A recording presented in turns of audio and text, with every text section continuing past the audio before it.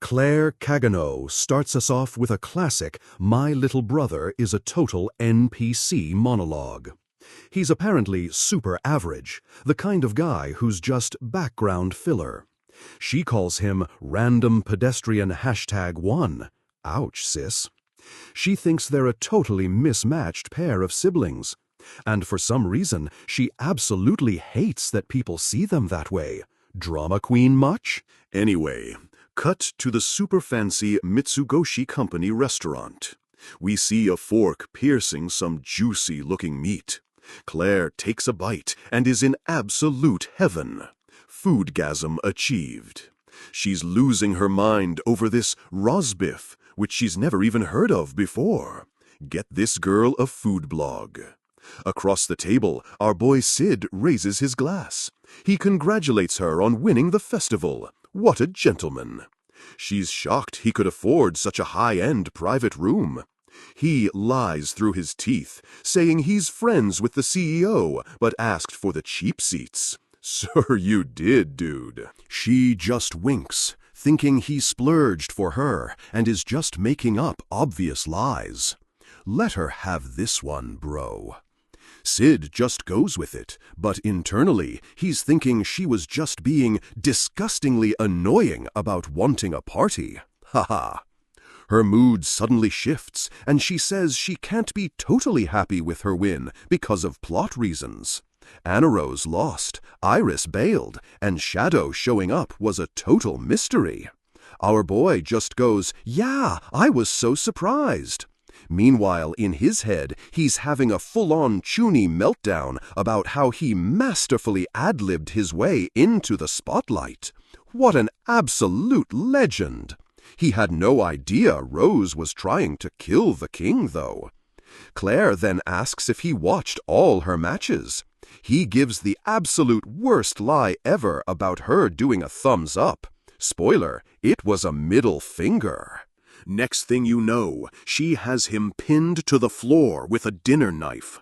This family has issues. She lectures him about his future, but he hits her with the classic, "I'll leave thinking about the future to future me." He then gives some edgy line about not talking about important things. So mysterious. She decides this means he has no plans, so he has to be free during the break. With her knife now glowing with magic, she announces their next quest. "I'm going to hunt down the progenitor vampire, the Blood Queen." Our boy's eyes go wide. Progenitor vampire? Blood Queen? That sounds way too fucking cool. Later that night, the city is lit by a full moon. Claire explains to Sid that they're joining a strike force to hunt vampires. She admits the group is a total mess without a leader. He asks if vampires weren't supposed to be extinct. Good question. Yes, she says, except for the lawless town. She describes this massive slum where the Blood Queen lives in a giant crimson tower. Sounds like a raid dungeon to me. Sid asks why he has to go, and she says it's for his resume. LOL, nepotism. If he gets some achievements, he could get a recommendation for the Knights. She tells him to just stay back and let her do the fighting. Famous last words.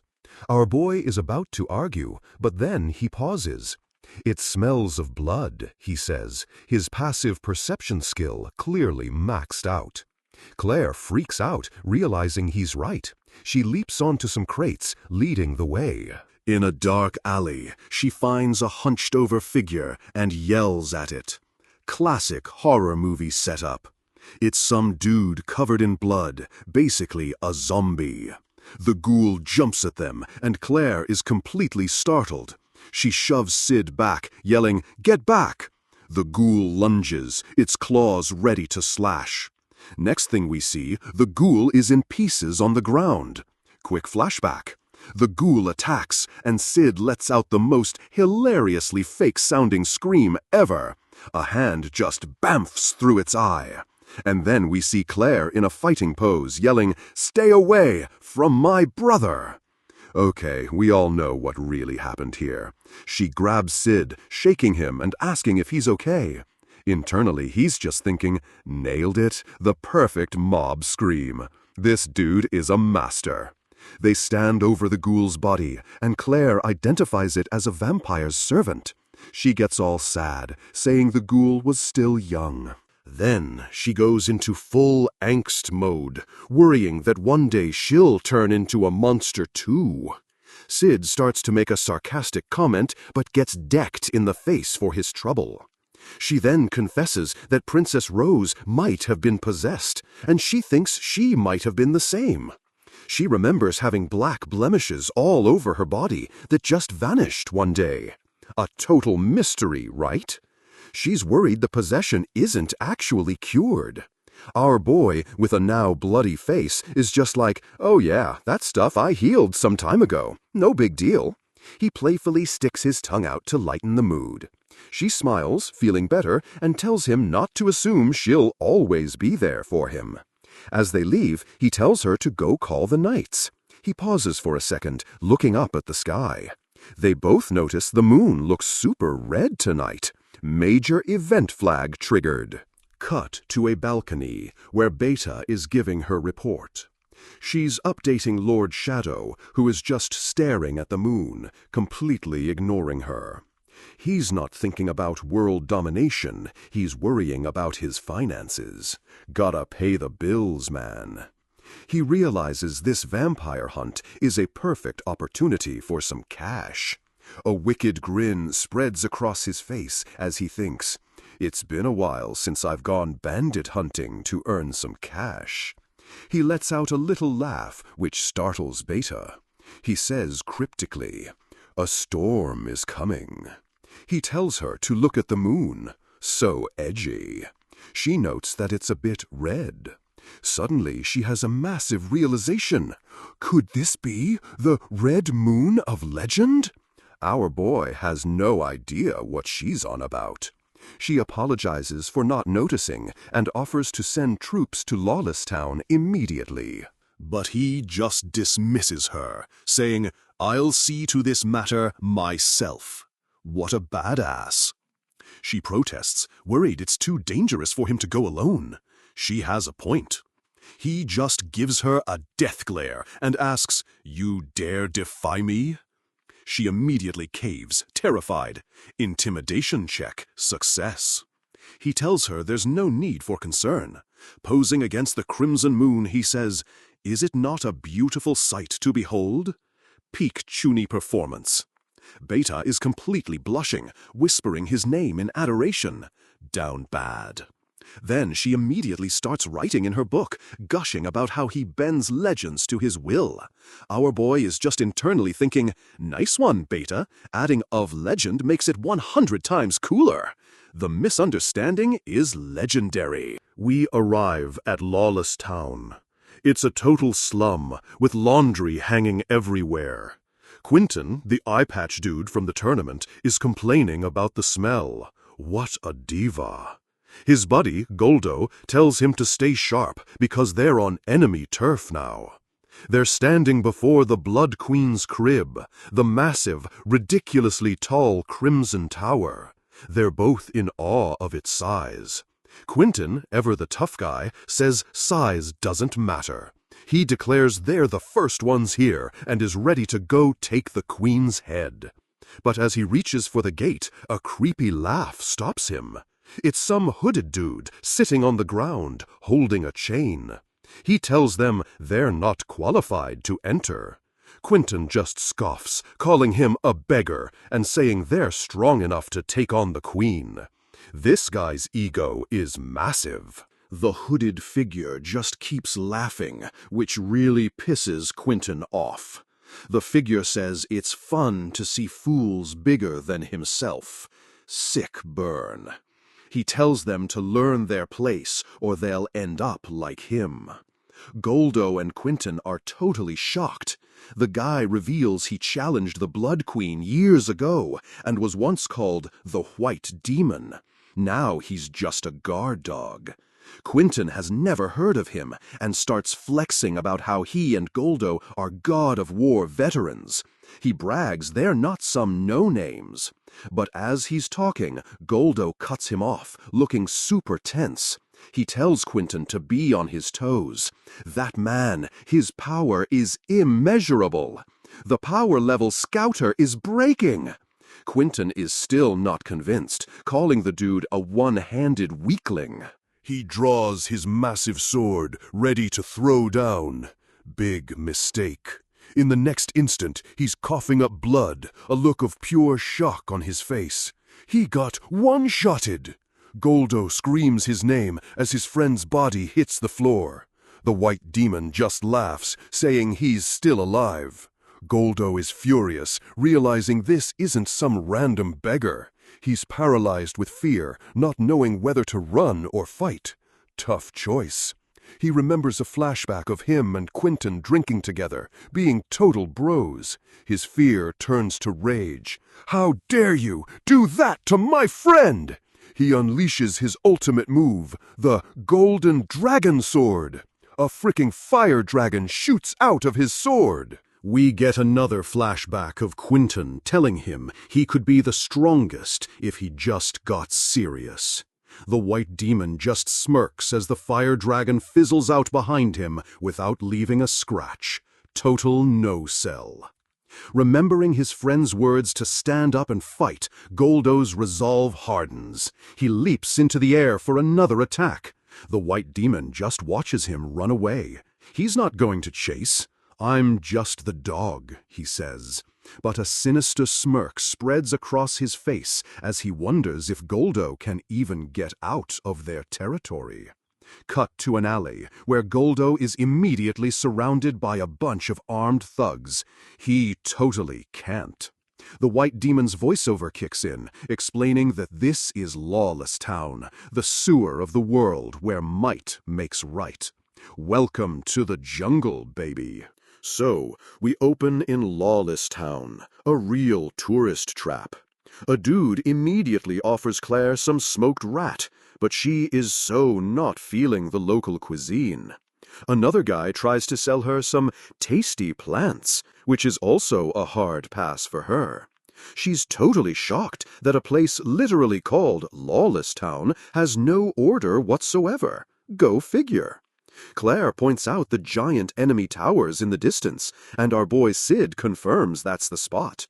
He explains the 3 towers are like different factions, and their target is the big red one. They're heading to a strategy meeting first, but he has to literally drag her through the streets. She tells him to stop pulling, but he's worried she'll get lost and kidnapped. Solid logic, honestly. She insists she's not a princess, but gets cut off by a dude selling some very lively pets. For the low price of 37 million zenny, you can get 2. What a steal! Sid grimly points out that the pets are just slaves. So yeah, this town sucks. We see the slaves, who look suspiciously familiar. It's the eye patch guy and the bandaged dude from the tournament. Sid stares at them for a second, a truly unreadable expression on his face. Calculating something, for sure. The slaves are literally crying, holding out a coin. This is just sad, man. Our boy just turns away thinking, they look familiar. Hope they get good owners. LOL. Ice cold. Later that night, the 2 chained-up dudes are still crying somewhere in town. Sid is just vibing under the red moon, thinking about how cool these weird phenomena are. His sister is at her boring meeting, so he decides to take a walk. Good call. Meetings are cringe. He walks past some random dude who is also on a mission. 2 ships in the night. They pass each other, and you know something just went down in that single moment. And get this, the guy pickpocketed Sid, so Sid pickpocketed him back, plus all his cash. Our boy is stoked. He just made 40k zenny. This dude can make bank just by walking. He's already planning how to use his new savings for more Eminence in shadow shenanigans. A true entrepreneur. Suddenly, his get-rich-quick scheme is interrupted by a loud scream from a nearby alley. A woman in a crowd starts freaking out, yelling that there's a ghoul on the loose. Sid's first thought is to just blend in with the mob and run away. Classic NPC move. But before he can, 3 thugs corner him, ready for some stress relief. Wrong guy, my dudes. But plot twist. They were after some other poor sap, who they proceed to absolutely demolish. They're yelling about losing bets and using the guy as a human sandbag. Total class acts. Our boy Sid just watches this beatdown with zero emotion, thinking, so this is Lawless Town. The narrator confirms this place is basically a blood-soaked nightmare. Welcome to the murder hobo capital. Sid decides that acting like a normal person would make him stand out more here. So naturally, he decides to play the role of a mysterious boy, laughing suspiciously at the carnage. While he's doing his whole foo-foo thing, the thugs realize their victim isn't moving anymore. They get bored and decide to just go get a drink. The attention span of a goldfish. As they turn to leave, the dead guy's eyes snap open, glowing and full of teeth. The freshly turned ghoul immediately lunges at one of the thugs and takes a huge bite out of his neck. The other 2 thugs are horrified as their buddy gets mauled, while Sid keeps up his creepy laughing act. The ghoul finishes its snack and turns its attention to our boy, who's still posing against the wall. It then charges straight at him, claws out and ready to shred him into little pieces. Sid just keeps posing, internally thinking, "Whoa, it's coming here. Yuck." He's so unbelievably chill. With a massive slash, the ghoul is suddenly cut down right before it can reach him. A badass redhead with a huge sword steps in, telling the young man to run away. She introduces herself as Mary, the oldest vampire hunter, and announces the red moon has risen. Event start! Sid, still deep in his role, asks who she is. Gotta stay in character, bro. She gives him her full title again, saying she's here to hunt the Queen of Blood. Meanwhile, more people in the streets start screaming about ghouls popping up all over the place. Some random spellsword tries to be a hero, telling everyone to evacuate and leave it to him. But Mary just blows past him, yelling, "Fall back, I'll handle this." Total scene stealer. Sid is absolutely loving this. A rampage? An ancient hunter? He is so hyped right now. He grins, realizing this is the start of a huge event, and he is ready to play. He draws his sword with a dramatic flourish, shouting that he's joining this bloody banquet. Let's go! Elsewhere in the chaos, citizens are running for their lives as the ghoul invasion begins in earnest. Claire is frantically running around, screaming for her brother, who has totally disappeared. She's surrounded by ghouls and pissed that he didn't stay put like she told him to. She grabs some random guy to ask if he's seen a black-haired boy, but he just yells back at her. So she just slaps the dude across the face and keeps searching. This family has anger issues. She's starting to panic, worried he actually got eaten by one of these monsters. Her worst fears are realized when she spots a ghoul eating a body with black hair. Without a second thought, she lunges forward and obliterates the ghoul in one clean strike. The ghoul's head hits the ground, and she's left standing over the bloody scene. She stares at the body, her eyes wide with horror as the realization sinks in. The black hair, it looks just like her brother's. Oh no, not the main character's brother. She completely breaks down, screaming that it's all a lie. Full-on panic mode activated. As she's sobbing over the body, a voice asks if she's looking for a black-haired boy. It's Mary, the vampire hunter, who says she might have seen the guy she's looking for. Claire's hope is instantly restored as she looks up at her potential savior. Plot hook acquired. She grabs Mary, desperately asking if she's really seen Sid somewhere in this mess. Mary says she saw two possibilities. One was a dude laughing creepily at the ghouls. Claire immediately shoots that down, saying her brother would never laugh in such a gross way. If only she knew.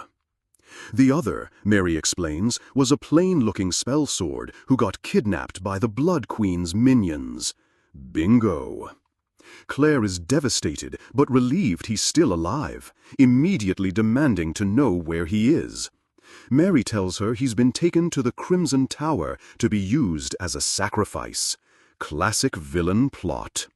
Claire wipes away her tears, ready to do whatever it takes to save her brother. Side quest accepted. Cut to a dilapidated building, where Mary is lighting a lantern. She sizes up Claire's mission. Claire confirms she's here for the Blood Queen, but asks Mary if she knows what's going on. Mary agrees to explain, but first she gives a quick history lesson on vampires. Lore drop incoming. Apparently, vampires used to rule the night, treating humans like cattle. Total power fantasy stuff. But then, humans figured out their weaknesses, and the tables were completely turned. They got nerfed hard. If you destroy their hearts, they die. It's a critical hit to the weak spot. If they don't drink blood, they can't use their powers. Basically, a permanent debuff. And if they get hit by sunlight, they turn to ash. The ultimate environmental hazard. So the vampires, once feared, were basically wiped out and became the stuff of legends. But on a night with a red moon, 3 countries were suddenly destroyed in an instant. It was the work of the Blood Queen Elizabeth and her kin, the original raid bosses. Claire gasps, realizing that the red moon is the exact same event happening right now. She points to the sky, freaking out that they're trying to repeat the same disaster. Mary confirms her fears, saying the ghoul rampage is just the opening act for a full-on vampire rebellion. She explains that the red moon will last for 3 days, with no morning, and it buffs all vampires. Sid is the sacrifice needed to revive the queen. He's the key quest item. Claire is ready to throw down, but Mary reveals she has a secret tunnel leading to the tower. She lays it out. Her goal is to kill the queen, and Claire's is to save her brother. Their quests align. She holds out her hand, asking Claire to join her team for the raid. Claire clenches her fist, a determined smile on her face. Of course she's in. With the deal sealed, Claire immediately bolts, shouting that she's coming to save Sid. As she runs off, Mary quietly whispers a vow to her own queen, Elizabeth. Ooh, a little sus. Meanwhile, in another part of town, the chaos is at an all-time high. A crazy blonde woman is just stabbing some poor dude who lets out a final scream. A dark-haired woman named Marie is huddled against a wall, absolutely terrified by the slaughter happening. Her cat-eared friend runs in, yelling for her to snap out of it because they need to run. But Marie is completely frozen with fear, unable to even stand up from the ground. Suddenly, the blonde attacker is taken out with a massive blow, exploding in a shower of blood. A dark cloak flutters in front of Marie, and a mysterious figure emerges from the shadows. He introduces himself with the most epic line ever. "My name is Shadow, one who lurks in the shadows and hunts the shadows." He tells her to run if she doesn't want to die, because the rampage has begun. Marie grabs onto his cloak, trying to ask him what's going on, but he's already gone. In a flash of movement, he just vanishes, leaving her completely stunned and alone. She just sits there on the stairs, surrounded by bodies, wondering what just happened. Her friend runs back, asking if she's okay, and Marie confirms she's fine. The cat-eared girl asks if that was really Shadow, and Marie says yes. Her friend launches into all the rumors she's heard. Shadow is the boss of the villains who attacked the academy. She's convinced that if he's here, he must be the one causing all this chaos. She complains that even their red light district is a total mess now. The struggle is real. Other survivors are huddled together nearby, absolutely terrified by the carnage all around them. The street is littered with bodies and blood, a testament to the night's violence. But Marie looks into the distance and calmly says her friend is wrong. Shadow is protecting them. The proof? All the ghouls that were just there have been completely and utterly annihilated. He cleared the whole zone. Inside the Crimson Tower, we see a grand room with a single coffin in the center. Final boss room vibes. A dude in a suit reports to a hooded figure named Lord Crimson that the offerings are ready.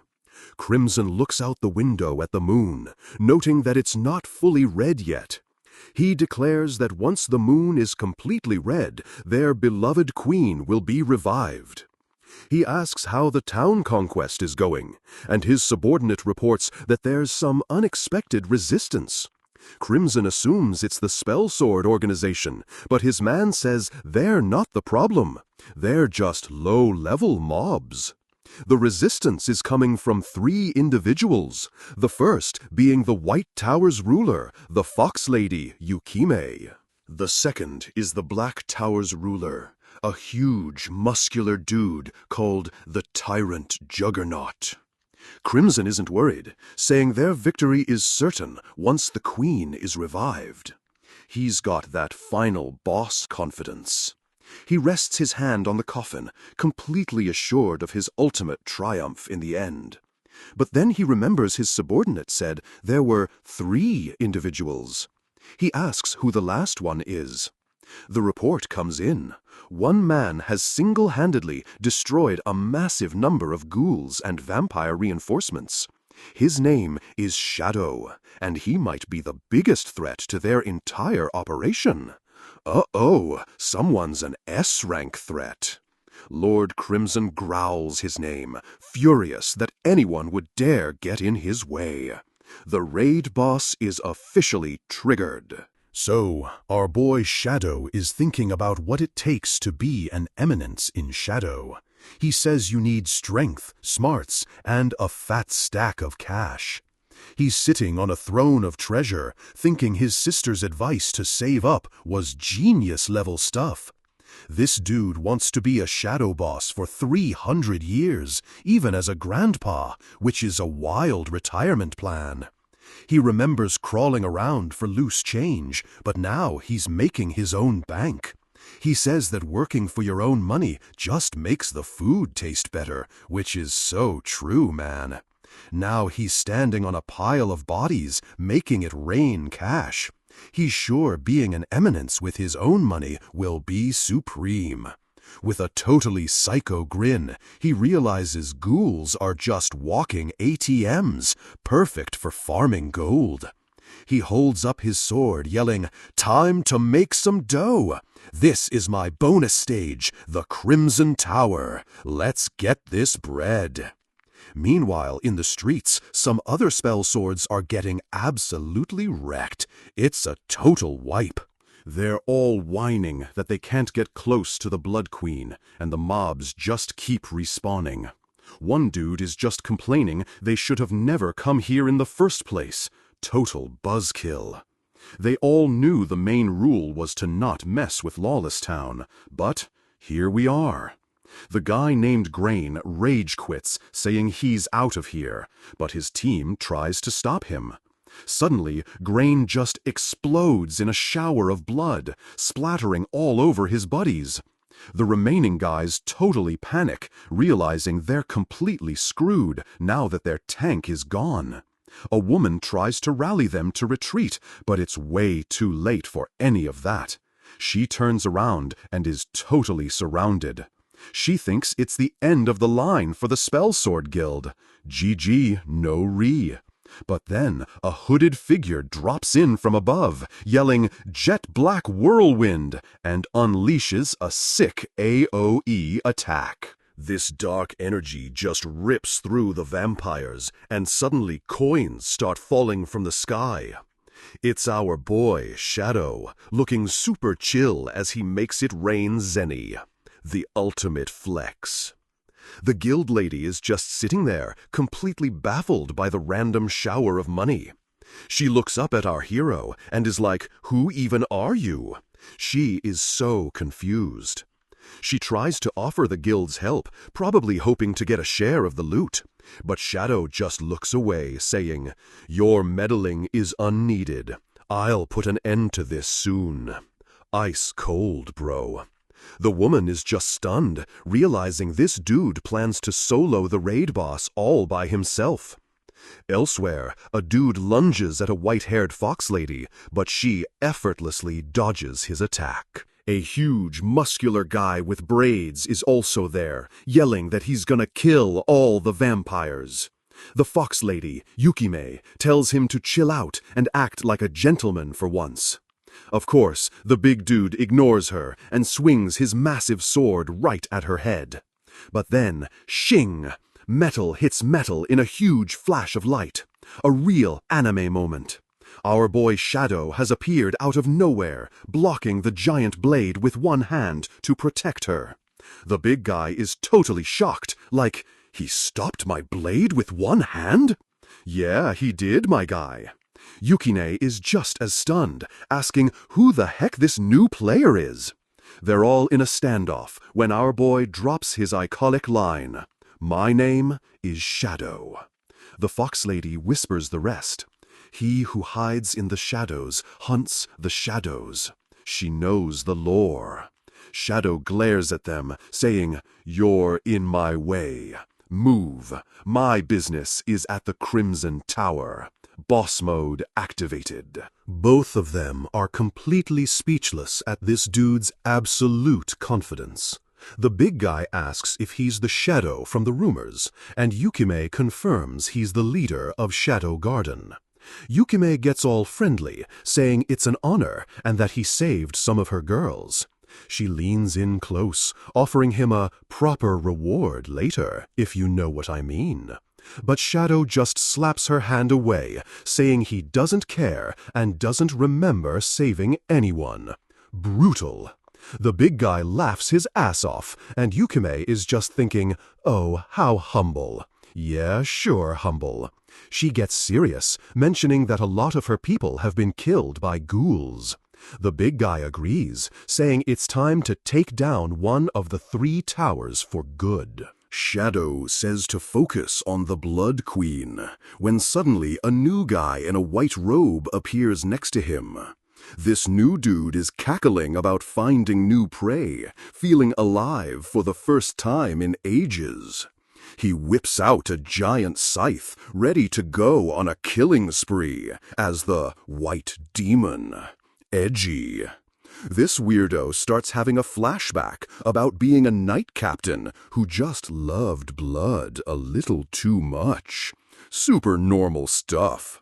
But then Juggernaut, the big dude, just smashes past him, clearing a path. The White Demon totally yelps as rocks rain down on him. What a total wimp. He's terrified, thinking he has no chance against Juggernaut the Tyrant. You think? He goes back to his flashback, but then decides he'll let one of them escape. How generous. But then Yukime just walks up and puts a hand on his shoulder, telling him to move. He freaks out again, realizing he'd get wrecked by her too. This guy is a total coward. So he turns to Shadow, thinking our boy looks like a total pushover. Big mistake, my dude. He tries to finish his cringe backstory one last time, but just then, whoosh! Shadow hits him from behind, and this black sludge just erupts from his back. Insta-killed. The white demon just lets out a weak little laugh, totally confused by what just happened.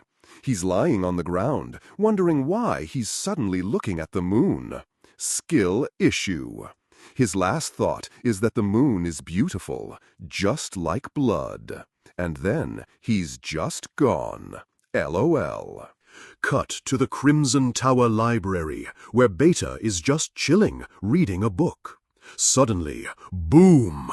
A huge explosion rocks the place, and Beta looks up, totally startled. Cracks spread across the wall, and smoke starts pouring into the room.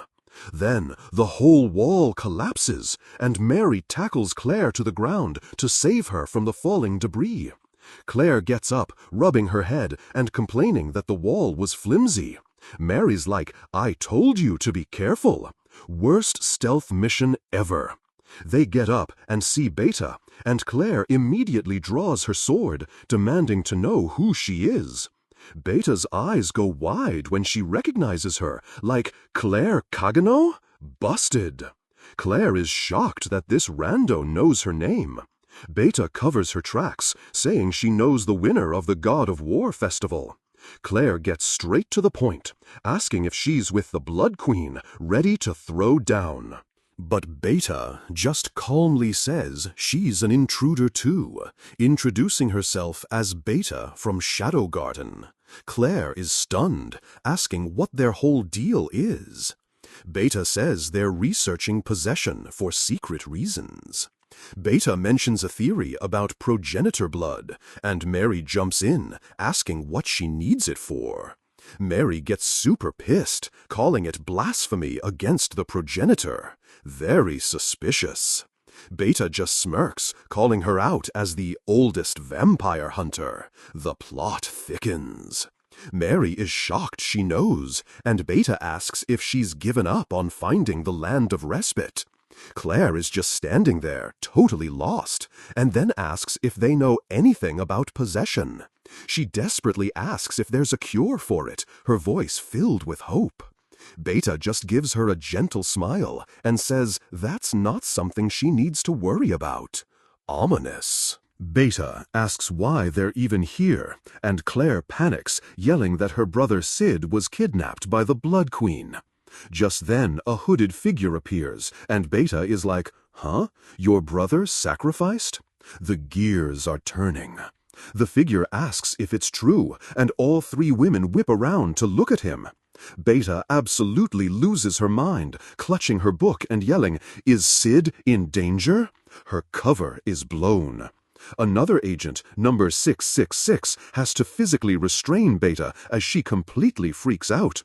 Mary is over it and tells Claire they have to go, but Claire is looking back, totally confused by the meltdown. Claire refocuses on the mission, while Beta is still being held back in the background. What a scene. Beta finally calms down, telling 666 that was a mistake, a total slip-up.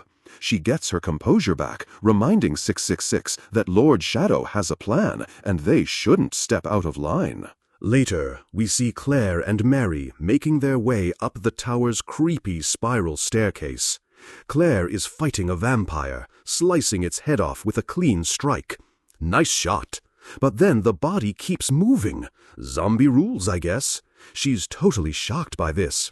Mary yells from behind, "Claire, pierce his heart," telling her to aim for the weak spot. Claire immediately pivots and stabs the monster through the chest, sending it flying backward. The vampire hits the wall and just disintegrates into dust. Quest mob defeated. As they climb, Mary notes the vampires are getting stronger, but says Claire is skilled enough to handle them. Claire sweats a little and says Mary is pretty good too. Awkward party banter. Mary gets serious, saying Claire knows way too much about vampires for a normal person. Mary smirks, saying, "Of course she does. She's a vampire hunter." But Claire doesn't seem to buy it. Claire calls her out, saying she sounded sympathetic to vampires back in the library. Drama alert! Mary just looks away, and Claire presses her, asking if she's hiding something. But Mary turns it right back on her, her face hidden in shadow. "And what about you?" Mary gets in her face, asking why she was so curious about a cure for possession. Before Claire can answer, Mary cuts her off, saying they should both stop prying. Truce, for now. Their tense moment is broken when they hear fighting up ahead through a cracked open door.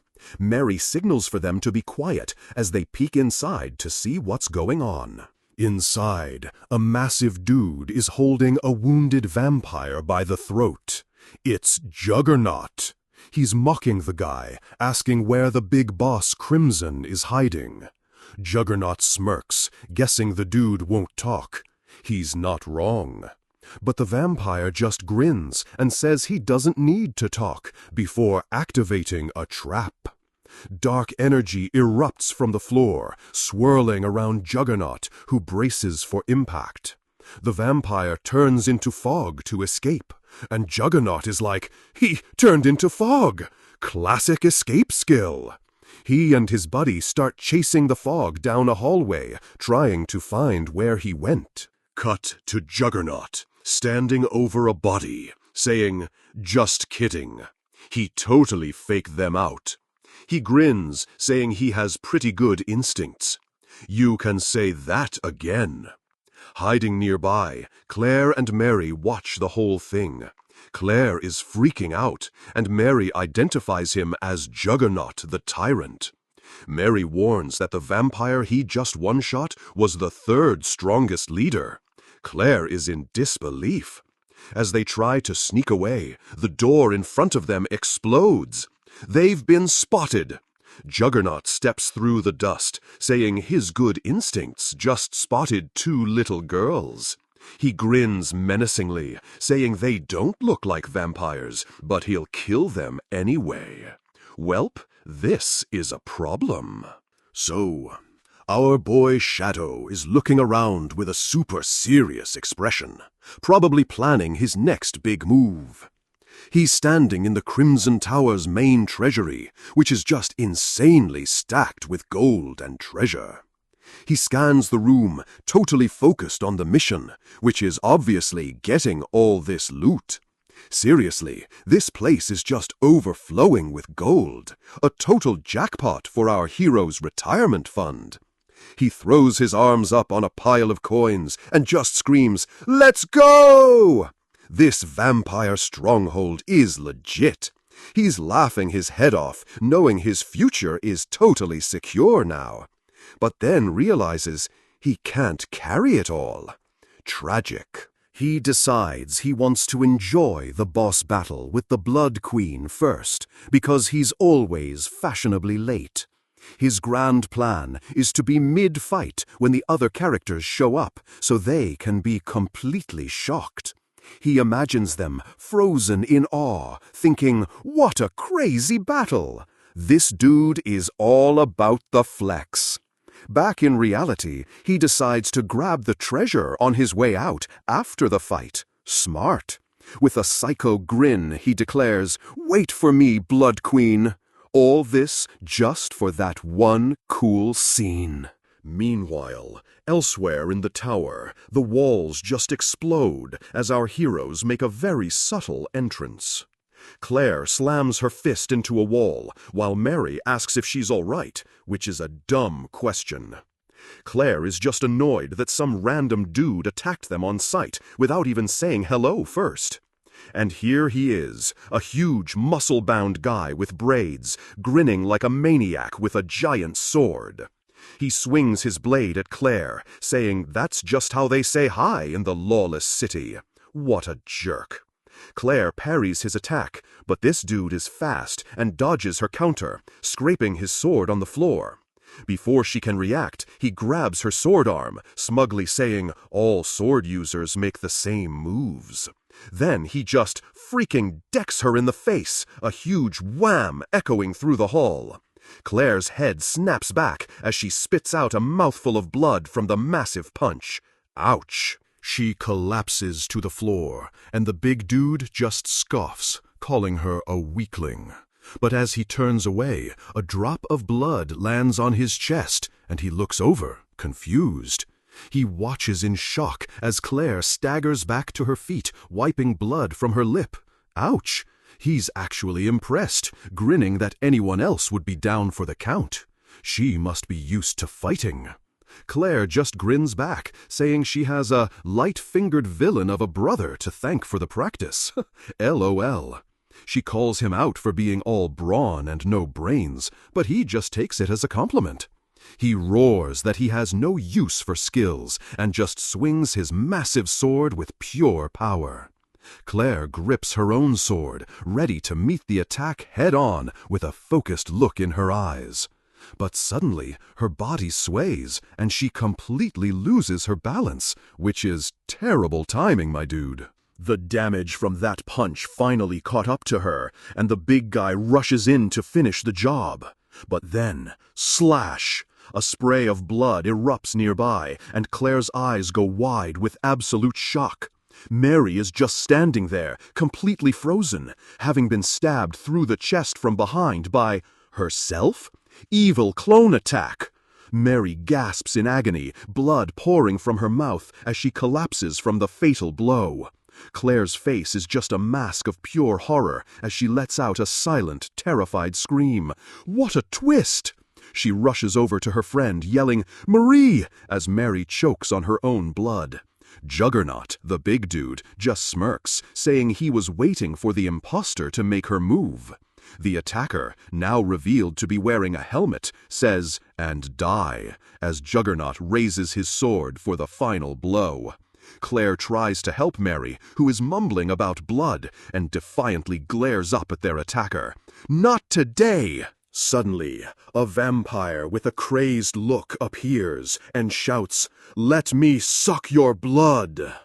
She grabs Claire by the head and just kisses her right on the mouth, forcing blood down her throat. Claire is completely stunned by this turn of events, her eyes wide with total confusion. Same, honestly. Dazed, Claire sways on her feet as the other woman, now revealed to be Mary, stands over her. Mary holds her sword, bringing a bloody hand to her mouth as she licks the blood from her lips. She has a wild look in her eyes, her vampire fangs now totally visible. Plot twist confirmed. Juggernaut just watches with a smirk, finally realizing what's going on with this whole situation. He dashes forward, yelling, "Interesting!" as he swings his sword down at the newly revealed vampire. Their swords clash in a massive explosion of sparks, shattering the stone floor and walls around them. Classic anime fight scene. Juggernaut grins as their blades lock again, admitting she's not bad for a newly powered-up hero. They trade a few more blows, but he's still stronger, yelling that he's better than her. Mary clutches her chest, realizing she's not used to this power-up, as Claire runs toward her, shouting her name.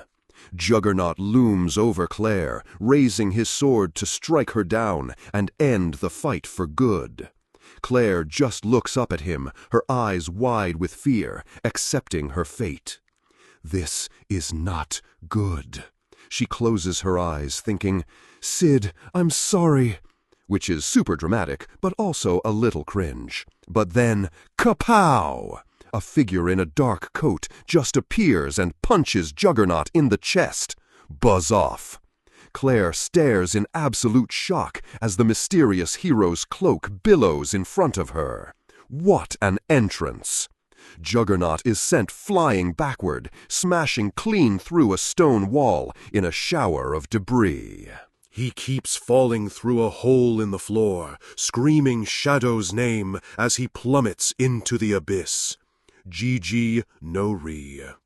Claire watches the silhouette of her rescuer walk away, asking if it's really him? Shadow? Our boy just glances to the side and drops some edgy lines about an awakening before taking off.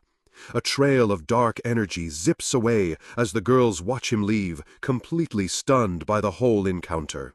Mary wonders if he saved them, but Claire says she feels like she's seen his back before. You think? Claire snaps out of it and asks Mary if she's okay, but Mary just turns away silently. Awkward. She picks up her sword, saying she'll explain as they walk because they have to hurry. Adjusting her hat, she finally admits it. As you see, I am a vampire. The lore drop begins. Mary starts her story saying she used to be the subordinate of the Blood Queen 1,000 years ago. In a flashback, we see a peaceful little village with stone houses and a big mountain in the background. The villagers are gathered around a giant monster head, thanking Lady Elizabeth for saving their children from it. Mary smiles warmly, saying their safety is all that matters and that she'll pass on their thanks. A bearded man closes his eyes in contentment, calling their country heaven on earth. Foreshadowing much? Later, the villagers talk about how their queen is different, taking in all races and not treating humans like livestock. Mary reassures them it's fine, even though abstaining from blood is painful for their kind. Lady Elizabeth, hidden under a parasol, says it allows them to meet like this, in the sunlight. She smiles, declaring her dream to make this land a haven where vampires and humans can live together happily. The villagers all cheer her name, totally overjoyed by her kindness and her vision for the future. They crowd around her, offering gifts of wine and vegetables, just completely devoted to their benevolent ruler. Mary just laughs, joking that they're still vampires and might bite if they get too startled. She looks on with a fond smile as Lady Elizabeth enjoys the moment, a picture of perfect harmony. Lady Elizabeth smiles peacefully, her eyes closed, basking in the love of her people. It's all so wholesome. Mary mirrors her expression, a content smile on her face, with just a hint of her fangs showing. But then the scene shifts, showing a man with shadowed eyes as the idyllic vision starts to crack. The man, Crimson, just stares ahead with a grim, determined expression, and you know he's about to ruin everything.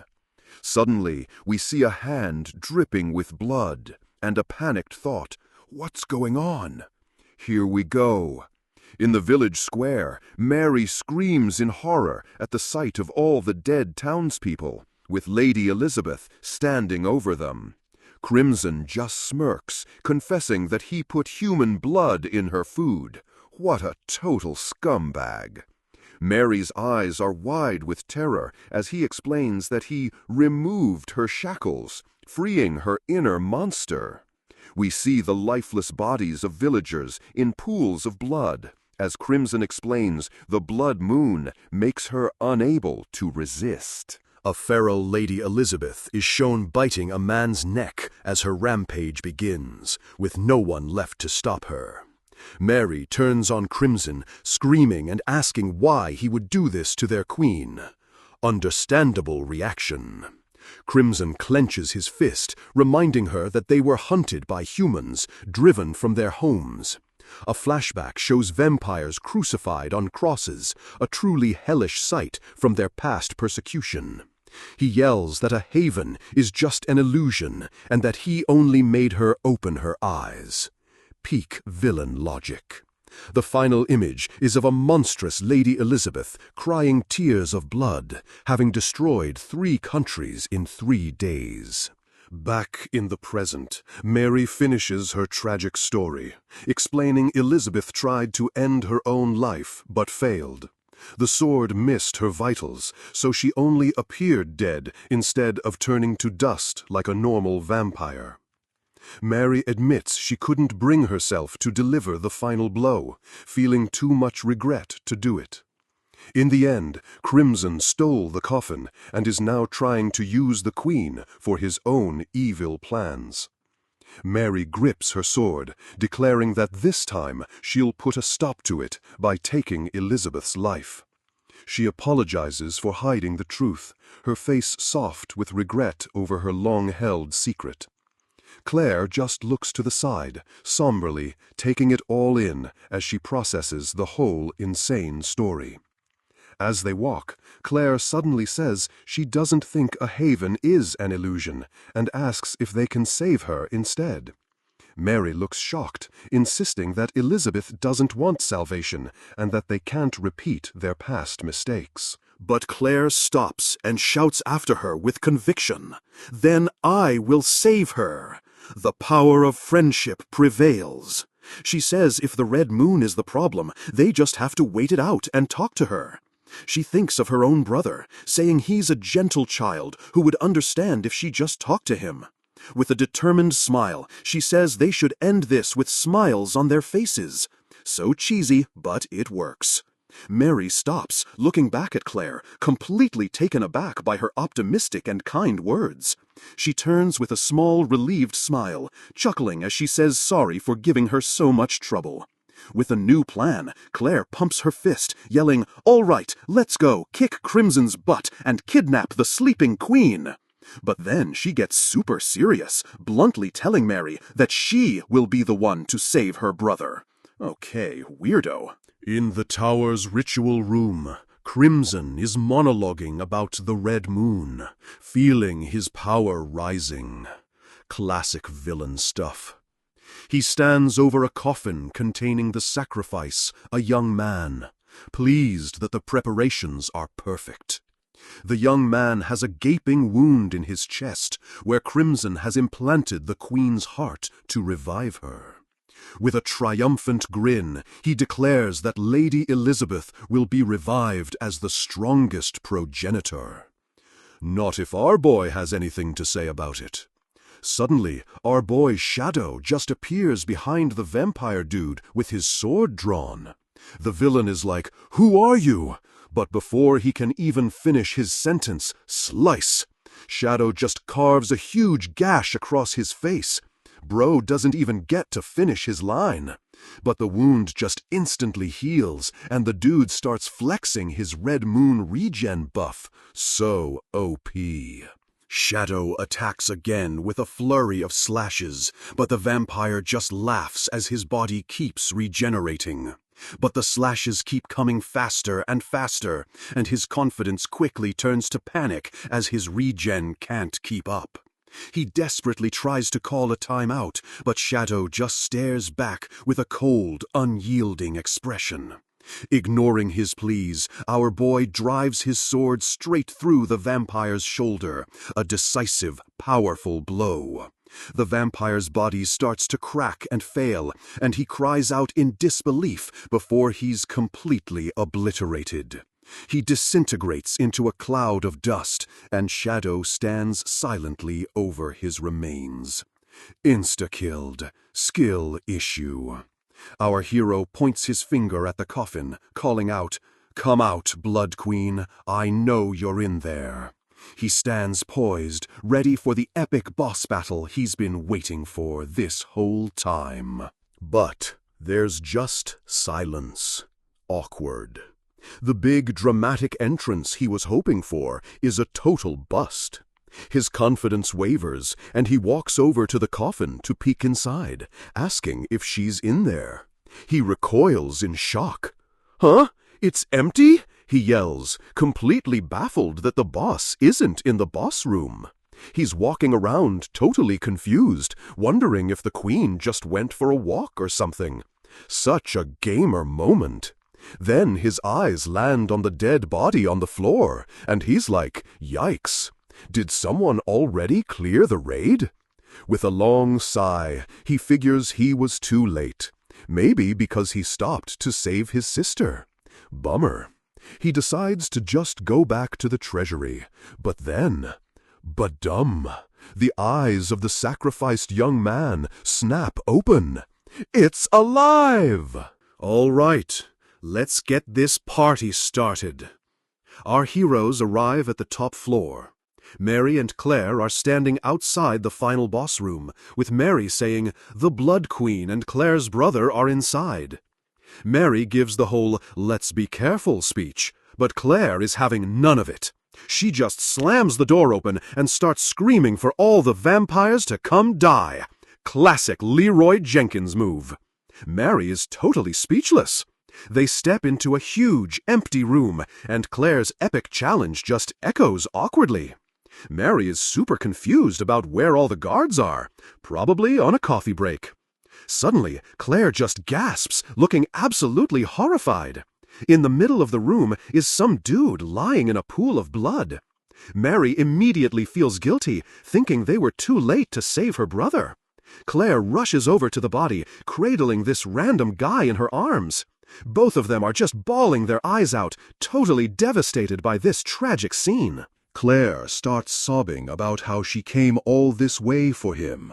She's whispering all this sweet stuff to the body, which, again, is a complete and total stranger. Mary tries to comfort her, but Claire just screams, "My brother can't be dead!" Then, in a moment of pure genius, she shoves the body away and goes, "Hold up!" She yells that it's not him because her brother is way cuter. Absolutely savage. The dude on the floor flinches while Claire just wonders where her actual brother is. As they're arguing, the body behind them starts to get up. It's a trap. Mary sees it and screams for her to watch out. Before Claire can even turn around, the dude shoves his hand straight through her chest. She just stands there in shock as blood pours from her mouth. Her heart gives one last beat before she collapses to the floor.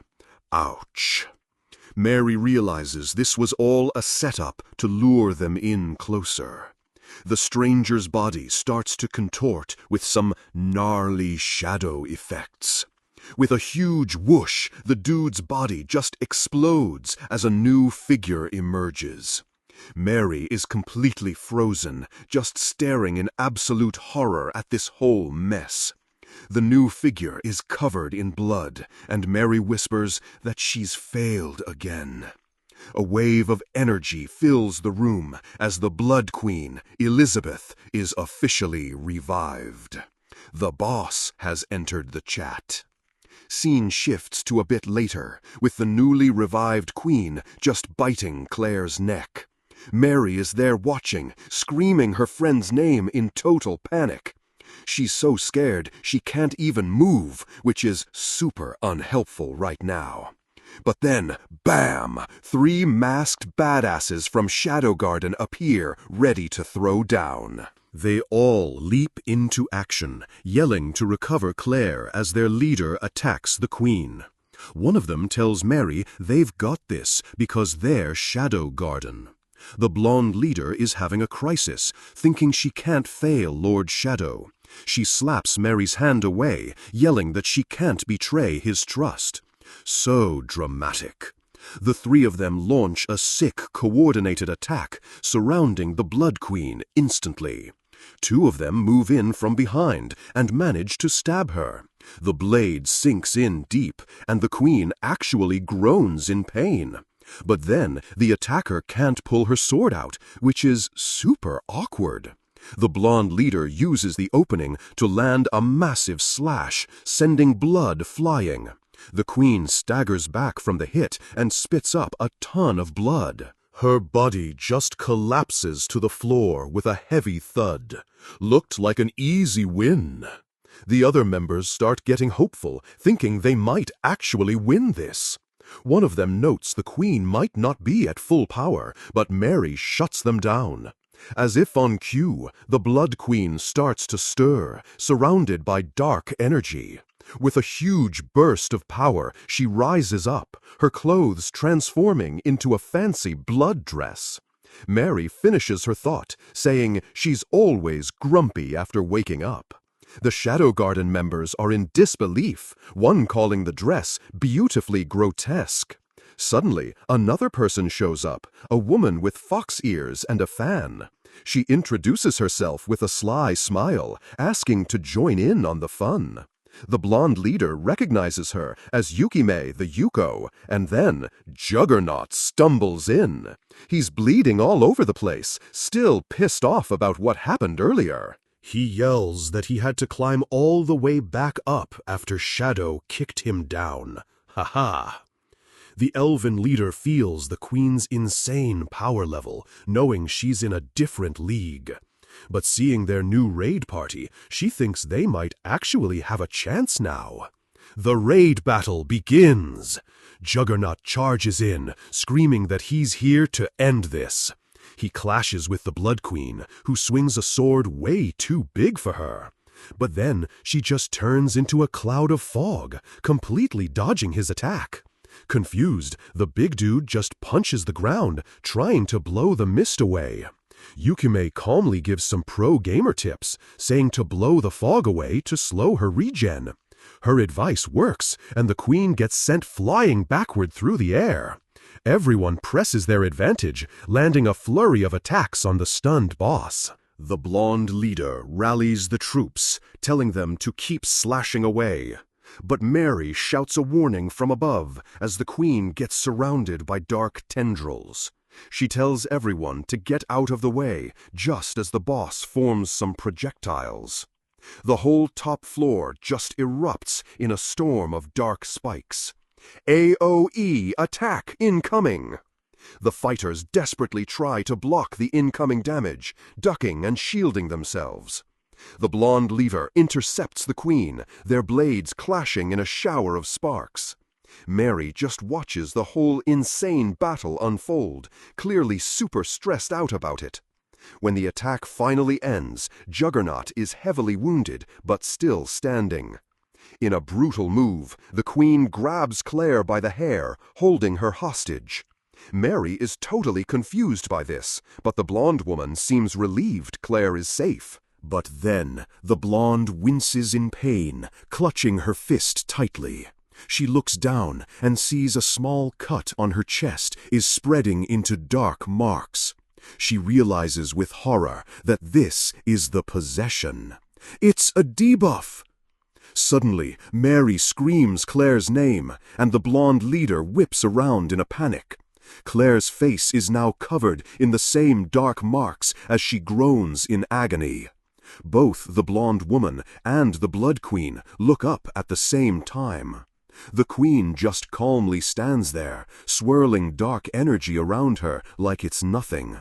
The blonde woman just gives a weak, tired smile, realizing this is too much for them. A single tear falls as she apologizes to Lord Shadow. This is a raid wipe. Claire lies on the ground, completely out of commission from her wounds and the possession. Cut to a white, dreamy mindscape. Two voices ask if Claire can hear them. We see Claire standing alone in her school uniform, looking completely lost. She looks up, confused about where she is and what's going on. Suddenly, a sharp pain makes her cry out as she clutches her hand. That debuff is nasty. A new voice tells her it's not exactly possession, since he already cured her of that. A mysterious woman in a dark dress appears, saying she knows who he is. Claire demands to know who she is, and the woman tells her to stay calm. She explains that two kinds of blood are fighting inside Claire's body. The woman reveals a glowing sigil on her palm that will teach Claire how to control it. As the woman works her magic, Claire notices the blemishes on her skin are fading. The mysterious lady says she'll be borrowing Claire's body for a bit to help out. Claire is shocked, demanding to know who she is and why she's helping. The woman finally introduces herself as Aurora and says she's here because Claire is Shadows. Ooh, a cliffhanger. Back in the real world, Mary is relieved when Claire finally wakes up. But Claire just gets to her feet and turns to walk away without a word. Mary calls after her, noticing her eyes have turned violet. Power up acquired! With a confident smirk, Claire hefts a sword, ready for round 2. The Witch of Calamity has arrived. All right, so Claire gets her major power up, and Mary is rightfully freaking out, asking who the hell she is now. The Blood Queen doesn't wait, charging up another one of those nasty AoE arrow attacks, while the blonde squadmate yells a warning. The queen lunges, but our newly buffed up girl is having none of it. She just holds out her hand, a sick magic circle appears, and she's like, it won't work. Her own hand starts to dissolve into particles, which is super metal, and she just smiles, saying, "That blood originates from me." The queen's blood arrows come flying, making all these cool zwish sounds. A whole storm of them streaks across the room. It's total chaos. But our girl just stands there, totally unfazed, with the floor all messed up from the attack she just effortlessly blocked. The squad is in shock, realizing she didn't just block the attack, she straight up overrode the queen's control of it. Then, in an epic Uno reverse moment, she sends the blood tendrils right back at the queen, impaling the hell out of her. The queen is bleeding from everywhere, looking absolutely furious. With a massive roar, she goes for a melee attack, probably thinking ranged attacks are useless now. Claire's just like, "Good idea," basically telling the boss she's an idiot for not trying that sooner. Then she casually summons a scythe made of the same blood magic and blocks the queen's giant swing with a loud clang.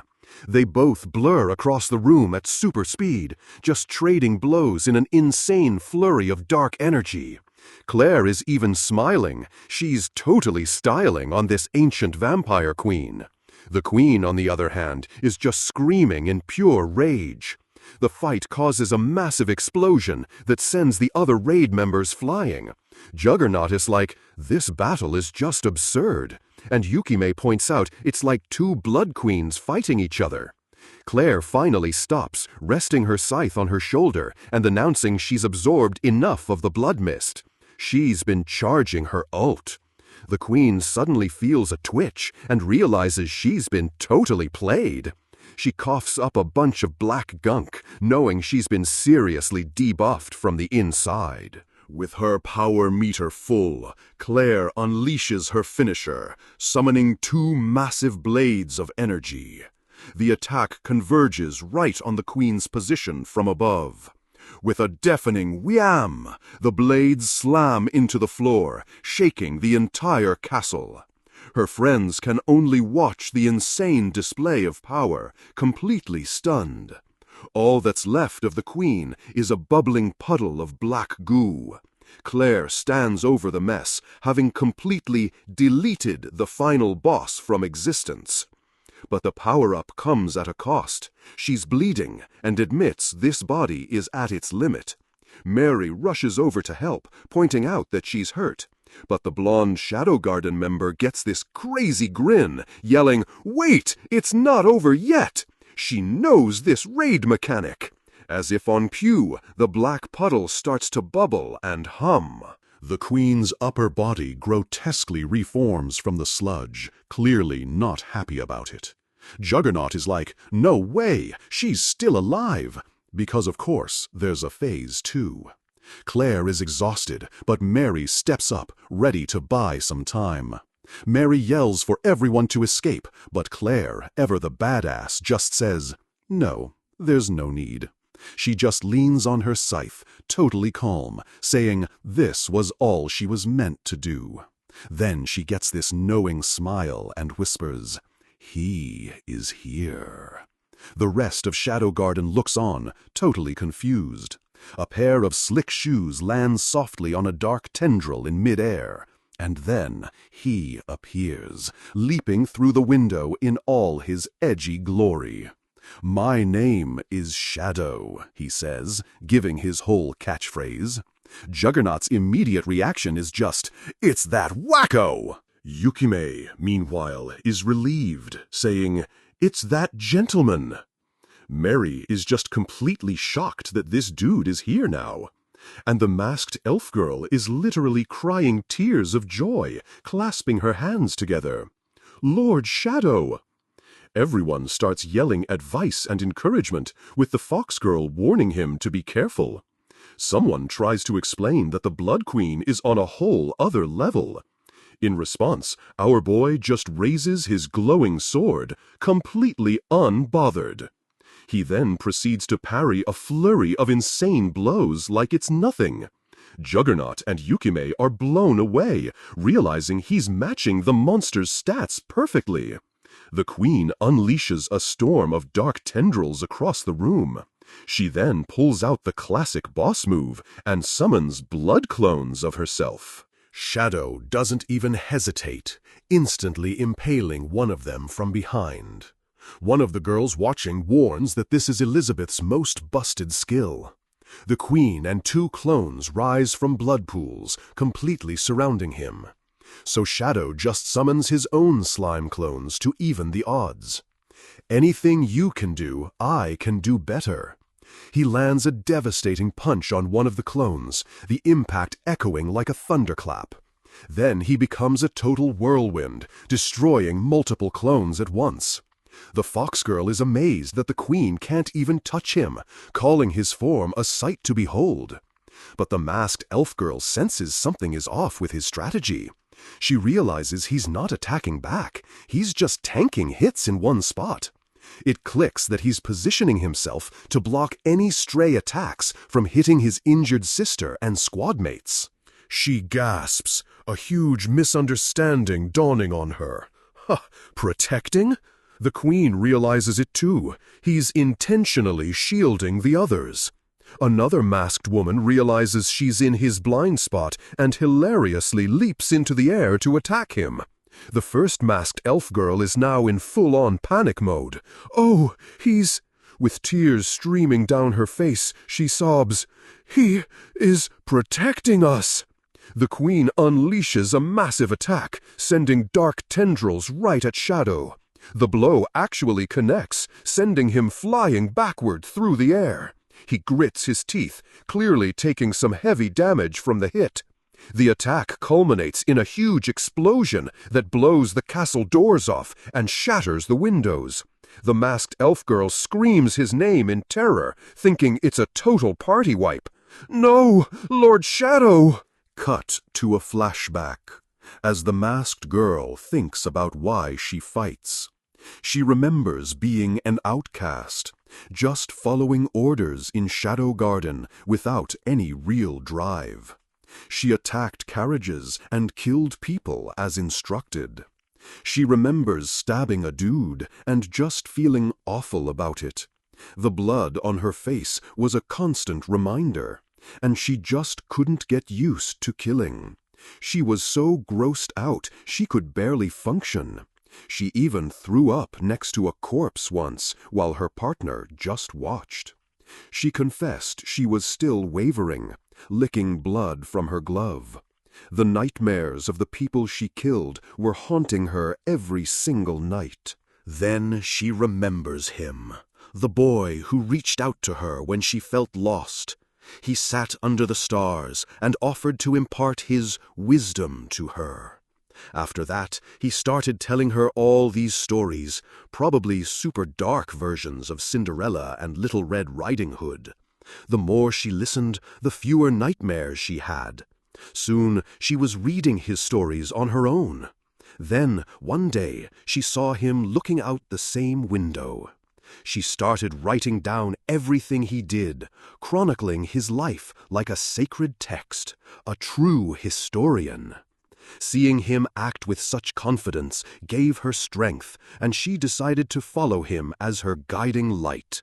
Back in the present, she stands over a fallen enemy, a fierce look in her eyes, ready to do anything for him. Back to the ruined castle, the blonde girl is kneeling and crying, apologizing for being weak.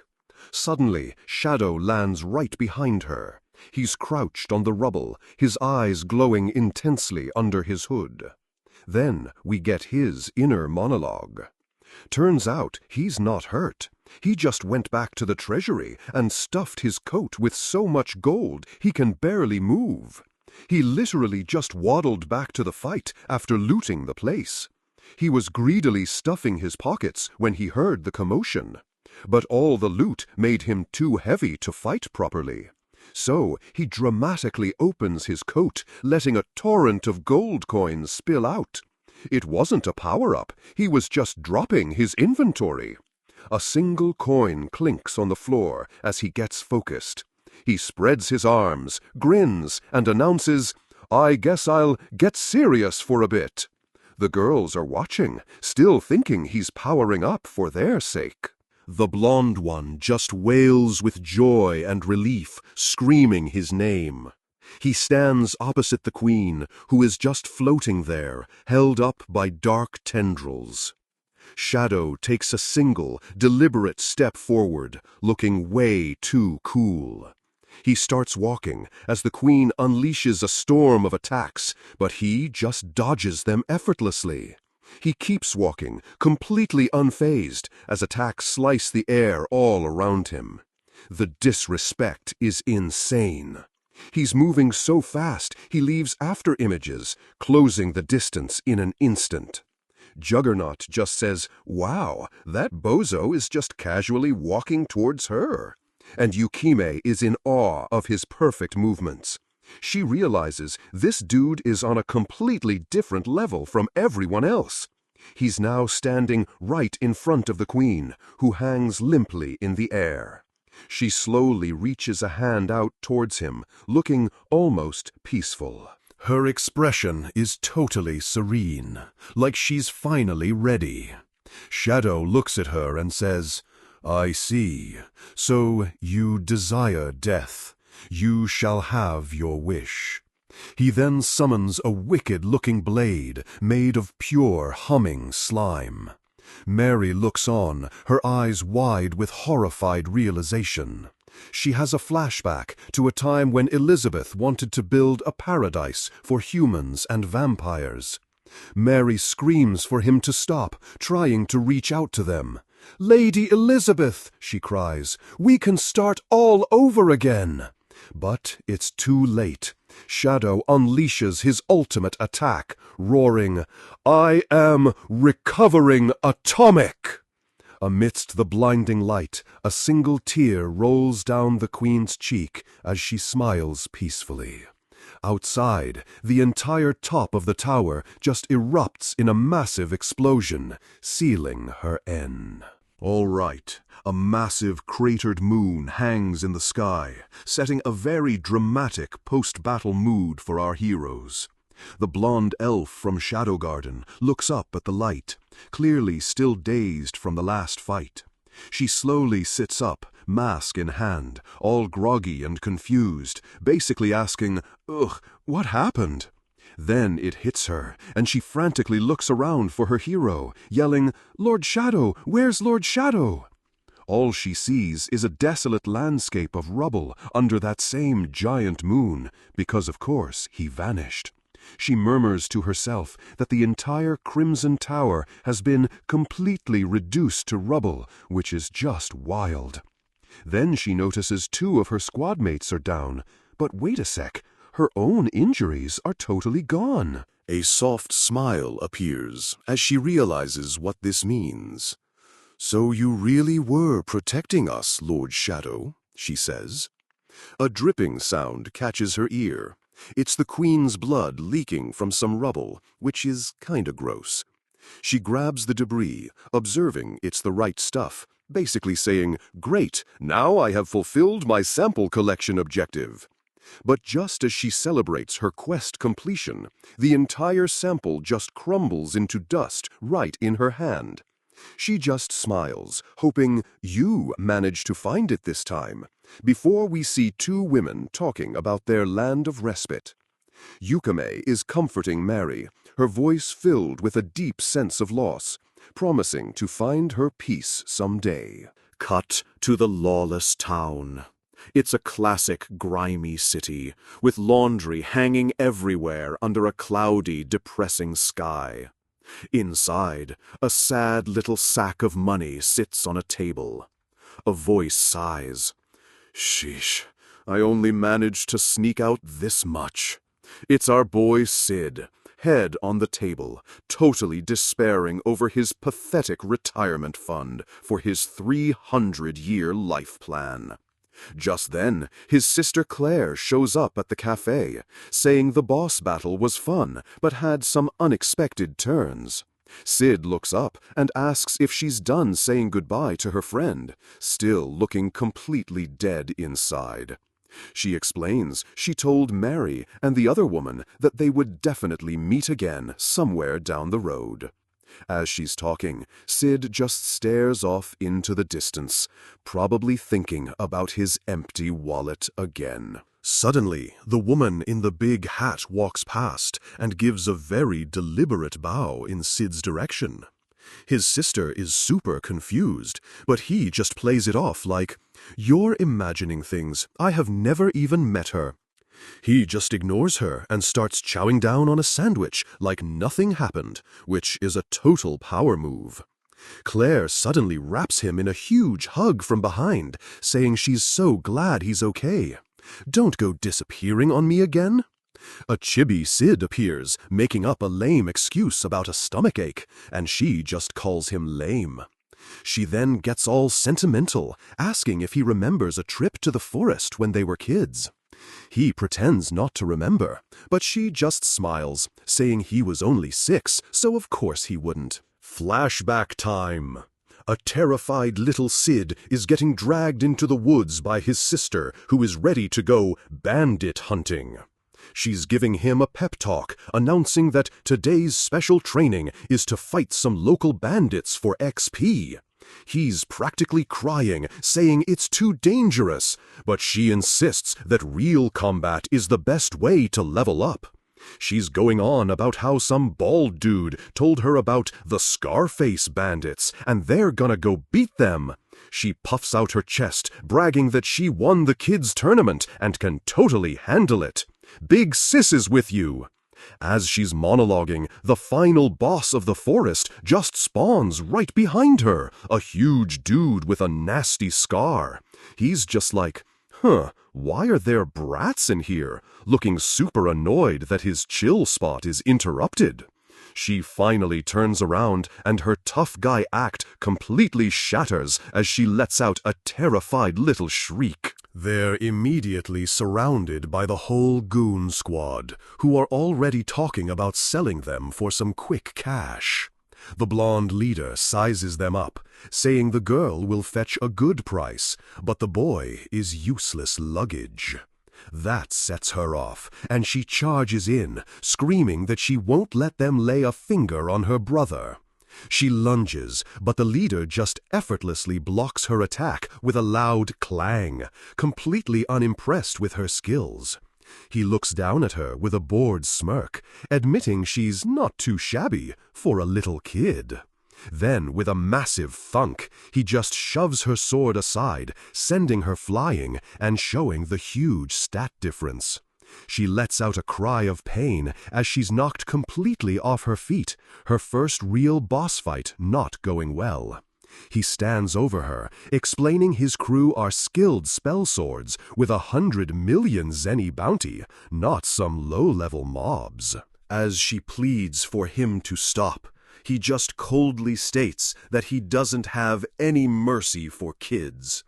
But then, our boy Sid stands over his fallen sister, sword in hand, yelling, "Don't bully my sister!"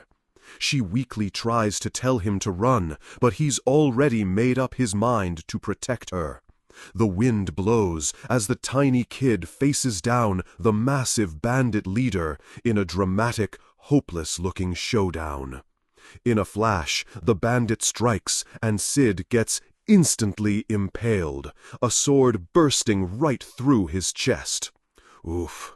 Through her blurry vision, Claire sees the bandit raising his sword for the finishing blow on her brother. "Sid!" Her world goes dark as she loses consciousness, her brother's name echoing in her mind as the screen fades to black.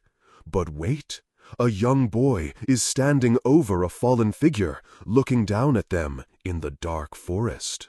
Sid is staring at the ground, totally confused, saying, "He was cut down, but he's standing up again? Ah, I see." Meanwhile, his sister is weeping, sobbing that Sid isn't the type of boy who would make a face like that.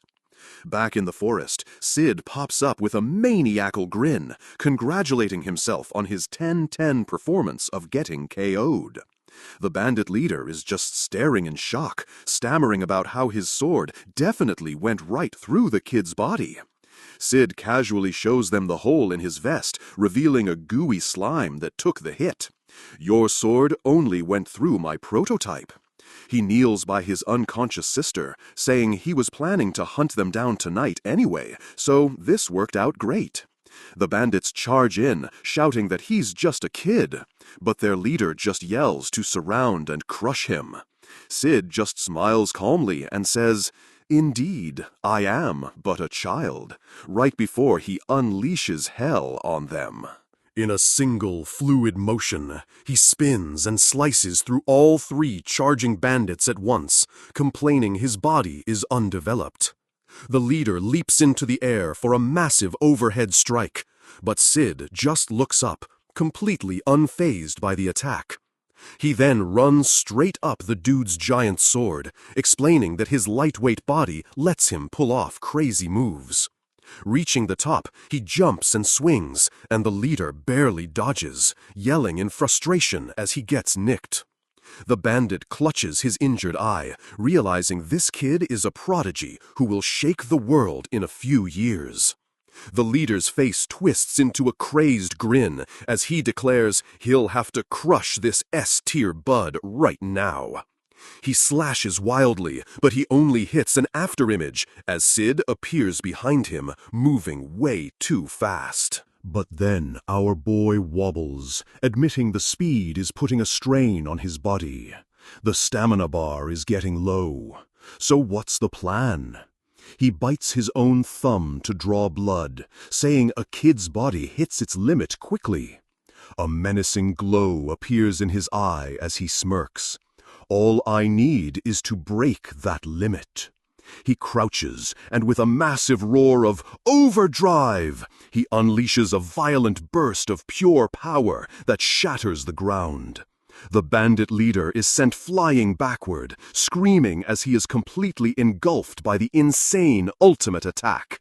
Total annihilation. With the fight over, Sid stands over his sister and critiques his own performance, giving it a measly 30 points. Wiping some blood from his chin, he thinks that a true Eminence in shadow wouldn't even break a sweat. Back in the present, Claire is reminiscing at the cafe, saying bounty hunters defeated the bandits and Sid was just crying. She thinks about how Shadow's fighting style in the tower reminded her of the Sid she saw in her weird dream. She muses that she's always had a feeling he's been saving her, and she hated when people called them mismatched. She just wanted everyone to know how amazing her little brother is, which is kinda sweet, but also totally misguided. Snapping out of it, she whacks Sid on the back of the head, saying the lawless town was too much for him.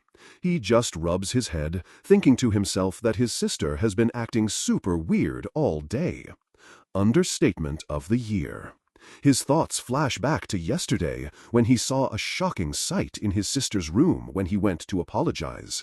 He saw her sitting alone, wrapping her hand in bandages over a cool-ass magic circle she apparently now has. She was muttering to herself about her right hand throbbing and a special power dwelling within her. Oh no, back in the present it all clicks. His sister has finally awakened to full-blown Chunibu syndrome, the complete package. She stops walking and gets super serious, telling him there's something important she needs to confess to him. She clasps her hands together and declares, "You see, I have some special power sleeping inside me." Sid recoils in pure panic, thinking, here we go, the legendary coming out moment. This is not a drill. He knows he can't just shut her down, or she'll get hurt and go down a dark path. So he puts on his best supportive face and says gently, "I know, I always knew you were special, sis." Her eyes widen with relief, and she's so happy he believes her. Critical hit! It was super effective! Now totally empowered, she raises her bandaged fist and vows to unveil the mystery behind her power and shadow. Sid just pumps his fists and cheers her on, telling her she'll be fine, and she thanks him. In his head, he's reflecting on her long, windy path to adulthood, thinking it's just a phase she has to face. They walk up a sunny hill as he concludes his thoughts with the ultimate diagnosis. After all, her right hand throbbed. The scene shifts to a fancy Japanese-style room, all lanterns and shoji screens, looking super slick and mysterious. Yukime, the fox lady, is smoking her pipe and looking over the city, saying she needs to thank Shadow. She orders her 2 animal-eared attendants, Natsu and Kana, to go find him and bring him to her. Surrounded by her fluffy tails, she smiles slyly, musing that if she teams up with Shadow, she might be able to hurt that swords demon. All right, so some ladies are having a chill campfire chat on a dirt road, which is totally not suspicious at all. Of course, some hooded goons are hiding in the trees, immediately spotting their target, a Mitsugoshi carriage. Classic ambush quest. Back at the camp, the women are just vibing before the leader of the goon squad gives the signal to attack. Suddenly, a bunch of assassins jump out of the woods, surrounding the women. The leader yells, "And leave nobody alive!" With a big swing, one of the assassins brutally cuts down a woman. Her friends react with totally convincing horror. Alpha, the long-haired one, puts on her best scared face, asking who these random mobs even are. Now, she's inside the carriage with a sword to her throat. The guy helpfully explains they're from garter trade. He says Mitsugoshi got too big for its britches and then fatally strikes her down. Mission complete. Or is it? Alpha is just lying there with a nasty wound on her neck, looking completely done for. Or so they think. Then she just speaks, totally calm. I see.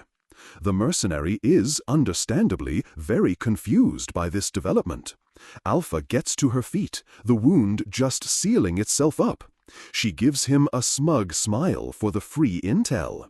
Before the dude can even process this, her hand turns into a slime blade and stabs him right through the face. Another attack just splashes harmlessly against her cheek. She's completely unfazed, calling the attack feeble. What a flex. Nu and Beta, now in their slick battlesuits, report that they've cleaned up the rest of the trash mobs. The trio stands together, confirming the great merchant union is behind this whole mess, just as they planned. Alpha wipes her cheek, saying they're officially in a turf war and need to be careful with their next moves. She declares they absolutely cannot let the link between Mitsugoshi and Shadow Garden get exposed. Cut to the lawless town's White Tower, which is decked out with some seriously fancy lanterns hanging from the ceiling. Yukime, the fox lady, hears a knock at the door while taking a puff from her ridiculously long pipe. She turns to see a cloaked figure in the shadows. With a knowing smile, she says, "So you've come, Shadow." In the huge lantern-lit room, Yukime offers our boy a seat, thanking him for saving her life before. She then leans in, gesturing to her big fluffy tails, basically offering him the premium fan service package as thanks. Shadow just stands there, completely deadpan, and tells her that won't be necessary. She seems a little disappointed. Ignoring her completely, he just tells her to get to the point because he knows this isn't a social call. She winks, clearly pleased with how direct he is, saying this will save them a lot of time. Getting right down to it, she confirms that she called him here today to talk some serious business. Yukime holds up a small container, explaining that Mitsugoshi and the Great Merchant Union are in a major turf war. She says Mitsugoshi has been expanding like crazy, so the Union is getting desperate and playing dirty to stop them. Basically, both sides are now sending assassins after each other, and it's gotten completely out of control. She finishes her summary, pretty sure he already knows all this. Our boy, of course, smoothly says, "I am indeed."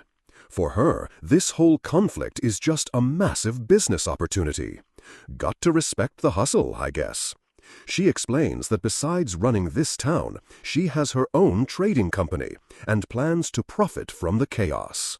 Her genius plan is to wait until both sides are totally exhausted, then swoop in and take over the entire market. With a grin, she asks our boy to team up with her to make it happen, which sounds like a sweet deal. Shadow's internal monologue is just pure gold. He thought she found out he stole her money, but it's just business. He realizes Alpha and the girls are in a serious jam. He figures they probably took his modern knowledge a bit too far. He gave them ideas for stuff like chocolate, and now they've accidentally built an empire that's about to be crushed. He thinks that if Yukime also joins the fight, he can't really cooperate with her. Or can he? Then his Chuny brain kicks in. What the fuck? Let's roll with it! A mysterious man pulling strings? He's so in. He picks up a spinning top on the table, deciding there's only one way to save his girls from this mess. With a decisive snap, he crushes the top. His grand plan? Tear down everything and rebuild. So dramatic.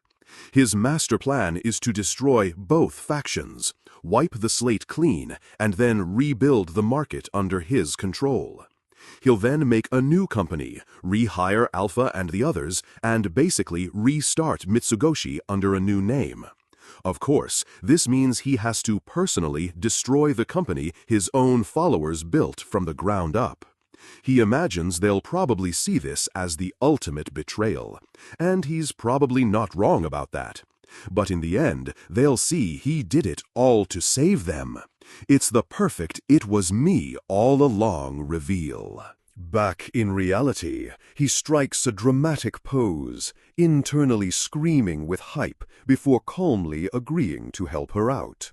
Yukime is relieved, but he holds up a hand, saying he has one condition. He'll be using a different persona. She's totally on board with this, asking what kind of disguise he'd like for his secret agent mission. The scene shifts to show a fancy bottle of wine chilling on ice, setting a very sophisticated mood. Yukime, with all her fluffy tails out, looks up as a figure steps into the ridiculously well-lit room. Her eyes go wide with admiration, and she's literally blushing at how awesome this new look is. Our boy makes his grand entrance in a sharp suit and a cool mask, looking like a total boss. He touches his mask and declares, "I have long since abandoned that name. You may refer to me as John Smith." Yukime playfully leans on him, asking if he likes the suit. He just says it's not half bad. Total power move. John Smith is now rocking a bandage over one eye, thinking to himself that a suit is perfect for shady deals. Apparently, suits didn't exist until Mitsugoshi started selling them based on his wisdom, which pissed off the old guard. He thinks that while his slime suit is way more OP, he can't let his girls recognize him this time around. He's going all in on this super elite agent persona, even changing his personal pronoun to sound extra cool. Yukime offers him a glass of her best wine, saying she's counting on him to get the job done. He accepts, then casually admits he can't actually tell the difference between good and bad wine. Our boy is so relatable. She leans in close, saying she's prepared a little gratuity for him as a sign of their mutual trust. She places 2 massive stacks of cash on the table, one from Mitsubishi Bank and the other from the Merchant Union. John Smith freezes, looking completely shocked. He repeats, "Mitsubishi Bank?" This was not part of the plan. He grabs the bills, his eyes wide with horror as he realizes he's been using this money all along. He notices the fine print on the bill reads Mitsubishi and has a complete meltdown. They actually made a bank! Then it hits him. He remembers that one time he drunkenly blabbered to them about a 2-hour documentary he saw. Flashback time. A younger Sid asks Gamma why she's having so much trouble handling all the coins from their business. Gamma explains that their customers are complaining about having to carry around massive bags of gold for their high-end goods. Sid, looking thoughtful, suddenly remembers that documentary and has a brilliant, half-baked idea he's about to share. He confidently tells her that there's a really simple solution to their heavy coin problem. With a smirk, he announces they should just make a bank and issue paper banknotes to solve everything. Easy peasy. Gamma, of course, has absolutely no idea what a bank or a banknote even is, looking at him with total confusion. He sighs dramatically, acting like it's common knowledge, and begins to tell her a story from a faraway land.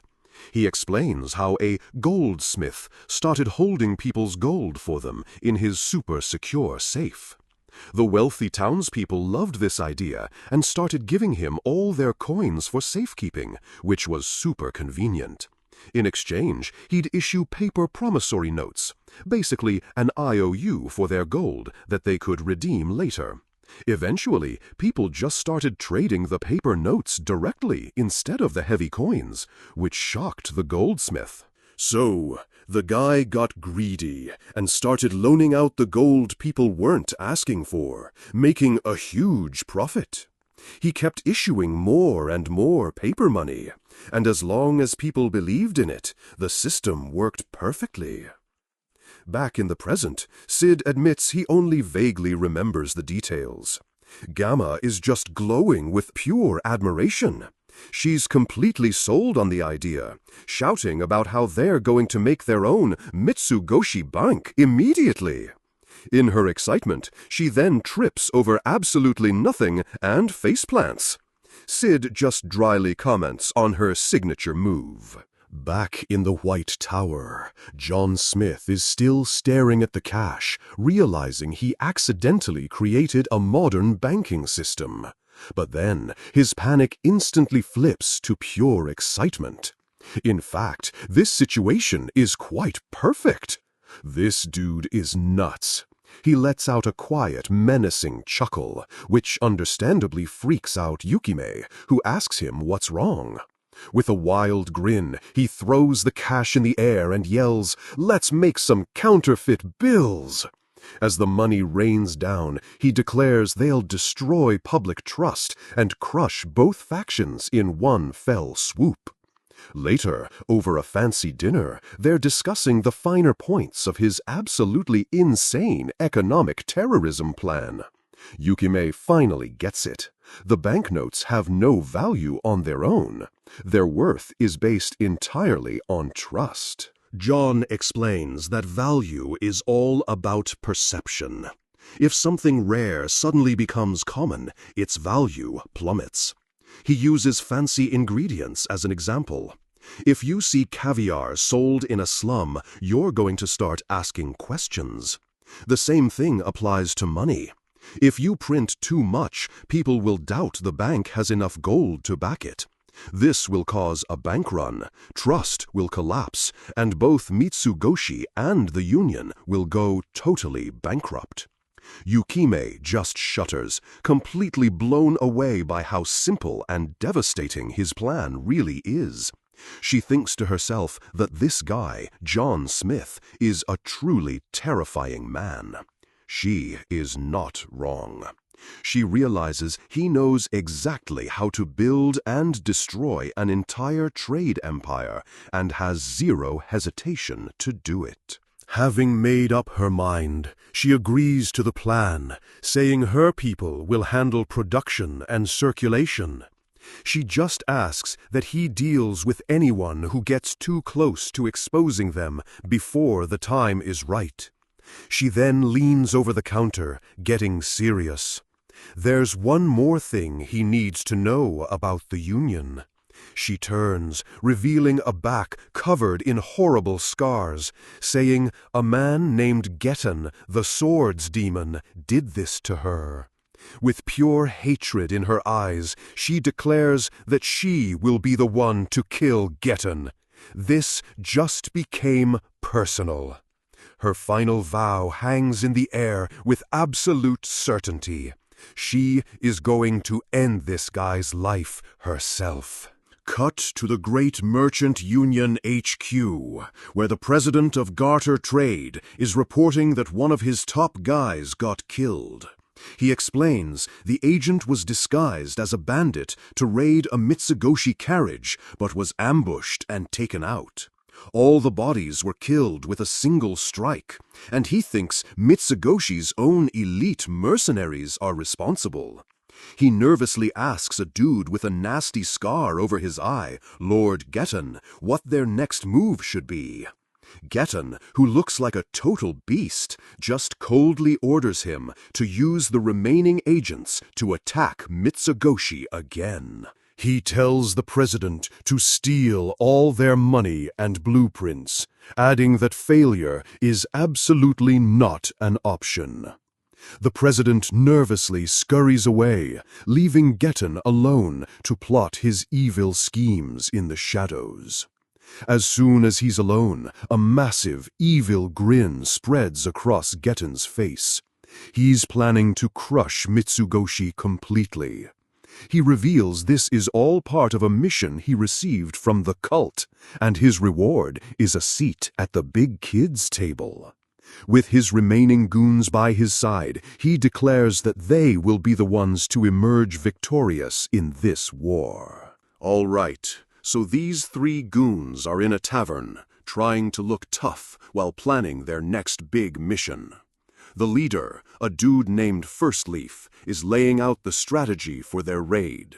Third Leaf, the one with the beast ears, is on sabotage duty and looks way too pumped about it. Meanwhile, Second Leaf gets the VIP kidnapping quest and smirks like he's already won the game.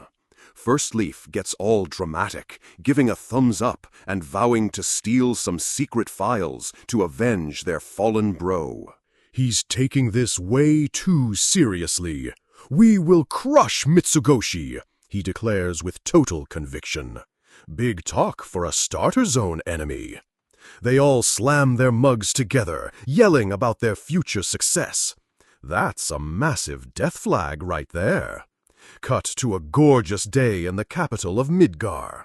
And of course, our boy Sid is chilling on a rooftop, monologuing like he's the final boss. He's all like, such a peaceful day. If only they knew I was about to commit massive economic terrorism. Ha ha ha. This dude is so extra.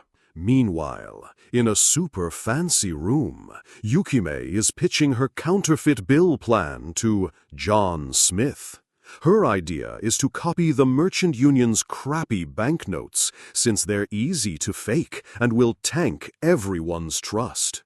She suggests using her secret villa in the forest as their production base. Sounds like a solid side quest. But John just stands there silently, staring at one of the banknotes with a blank expression. Suddenly, his face darkens, and he gets this super intense look, while a crack appears on his wine glass. Do you really think so? Yukime immediately jumps back, completely stunned by his sudden change in mood.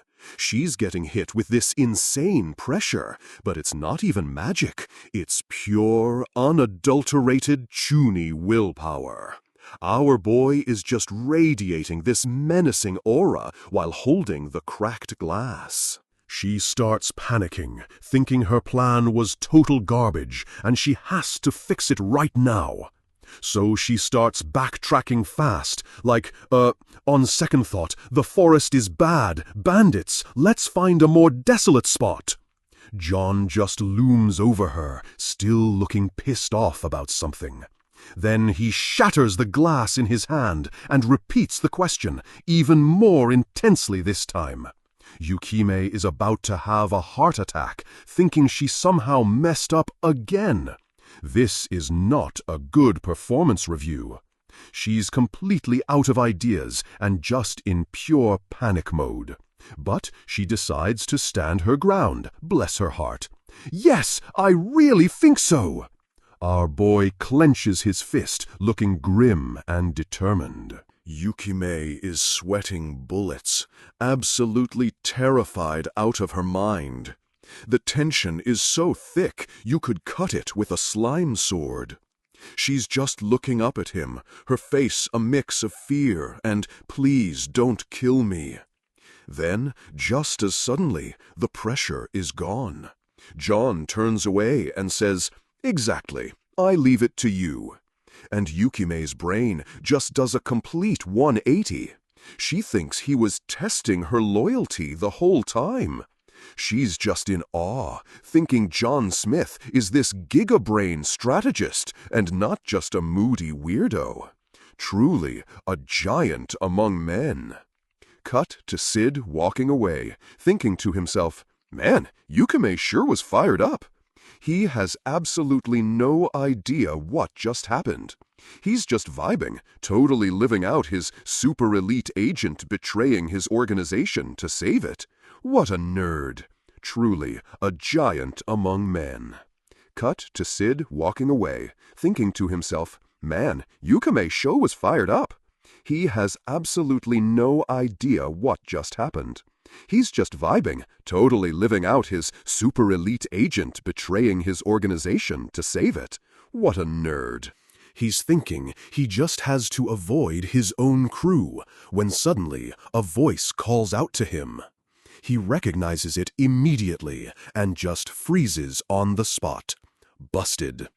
It's Delta, the wolf girl, and she is launching herself at him like a heat-seeking missile. She glomps him from behind in a massive flying hug. She's just so happy to see her boss man, rubbing her face all over his cheek. 10-10 good doggo energy. Sid is just like, "Dude, would you stop marking me? Why are you even here?" Delta's explanation is basically, "I woke up, ate meat, and came to the capital. Thanks for the patch notes, super helpful." Then she gets all excited, saying Alpha sent her and she's going bandit hunting tonight. She begs him to come with her, and he's just like, "Yeah, whatever. Bandit grinding is always a good time." Delta is so hyped, cheering about going on a walk with the boss. Sid just watches her, thinking she reminds him of his old golden retriever. He is not wrong. So, they head into the deep woods, with Delta running ahead like a total blur. At night, she's pointing the way, yelling that she smells prey over there. Sid's just chilling in the background, thinking how beastkin are totally OP for tracking quests. He also notes that while their physical stats are maxed out, their INT stat was definitely the dump stat. He's perched on a branch while screams of agony echo from the clearing below. The cleanup crew has arrived. He sighs to himself, thinking, "Did I even need to be here? Probably not, bro." Down below, Delta is standing over a pile of bodies, casually tossing a severed arm into the air. There's one dude left, and he's on the ground begging for his life. Suddenly he yells, "Wait, Sarah! You're Sarah, right?" He pulls back his hood, claiming to be her long-lost brother. Surprise family reunion in the middle of a massacre. Delta just sniffs the air, completely stone-faced. "You smell like Dad," she says, "but I don't remember you." Ouch, brutal. The brother explains he heard their dad went to hunt her down after she got possessed. Delta just deadpans. Delta is a master of hide and seek. Her brother is confused by the name change, but just rolls with it. He tries to get her to come back to the pack, saying she's clearly not possessed anymore. Delta just lets out a low growl, clearly not having any of it. Then she just punches him right in the face. Delta could have come back if she wanted. With a blade to his throat, the dude panics and tries a new tactic. He offers to introduce her to his new boss, Lord Getton. Sid overhears the name, and you can see the gears turning. But Delta just screams, "Shut up!" and stabs him clean through the chest. The guy goes down hard. Family reunion over. Sid pops in like, "Hey, don't just go killing your brother like that." Delta's response is basically, "He was weak, and also, I have more than 100 brothers." Sid's just like, "Ah, I see. Guess it's fine then." This is not fine. He's realizing he'll never understand these kill or be killed races. Then Delta gets a brilliant idea. "You should become the new leader of the pack." Sid immediately shuts that down. Meanwhile, at Mitsugoshi HQ, First Leaf is sneaking around a massive building, trying to find some secret documents. This place is a total maze. He peeks into a room and sees someone inside, quickly ducking back to hide. It's Gamma, the head of Mitsugoshi, and she's holding the exact files he needs. What are the odds? He thinks this is his lucky day, a perfect chance to take her out. So he leaps in, landing a solid chop right to her side. Mission complete! Or is it?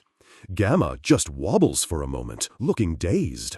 First Leaf is grinning, thinking he just one-shotted the boss. Then she just straightens up, totally fine, and is like, "Oh, not bad." This is not the reaction he was expecting. A dark magic starts swirling around her hand as she gets serious. She draws her sword with a smirk, introducing herself as the woman that will be taking your life. Boss battle initiated. First Leaf is just sweating, like, "What? She's still standing after my chop?" Gamma lunges forward, and her sword is just a blur. She's insanely fast. He's struggling to block, realizing she's no ordinary corporate executive. But as he's defending against her attacks, he notices something is off. He realizes she's just swinging her sword willy-nilly. It's the definition of all stats, no skill. Gamma lets out a focused cry, swinging her sword in a huge arc. It misses him by a solid 2 meters. Not even close, LMA. But the sheer force of the swing shatters a massive window behind him. First Leaf is just staring, terrified by her raw, uncontrolled power. This is pure BS. Gamma lowers her sword, acting like a master strategist. Judging from your moves, you're a practitioner of Lichten lore? First Leaf completely panics, thinking she's a genius who saw through his entire moveset. Gamma charges in again, yelling, "Now that I know your sword style, you won't dodge me this time." He braces himself for some next-level, calculated counterattack. And she proceeds to unleash the exact same random, flailing swings as before. He's just completely bewildered. Didn't she find out my sword style? Why is there zero growth? Gamma is now screaming, "Swish, swish," as she attacks. What even is this fight? She proudly declares her master's sacred teaching. Just load up lots of magic in your sword and smash! Our boy's wisdom, folks. First Leaf is just flailing his arms, trying to get away from this lunatic. He's thinking to himself, "This is bad. I'm gonna swish and die." Accurate assessment. Suddenly, Gamma's high-heeled shoe loses its footing. She trips with a dramatic yell, spinning uncontrollably and smashing her sword into the ground.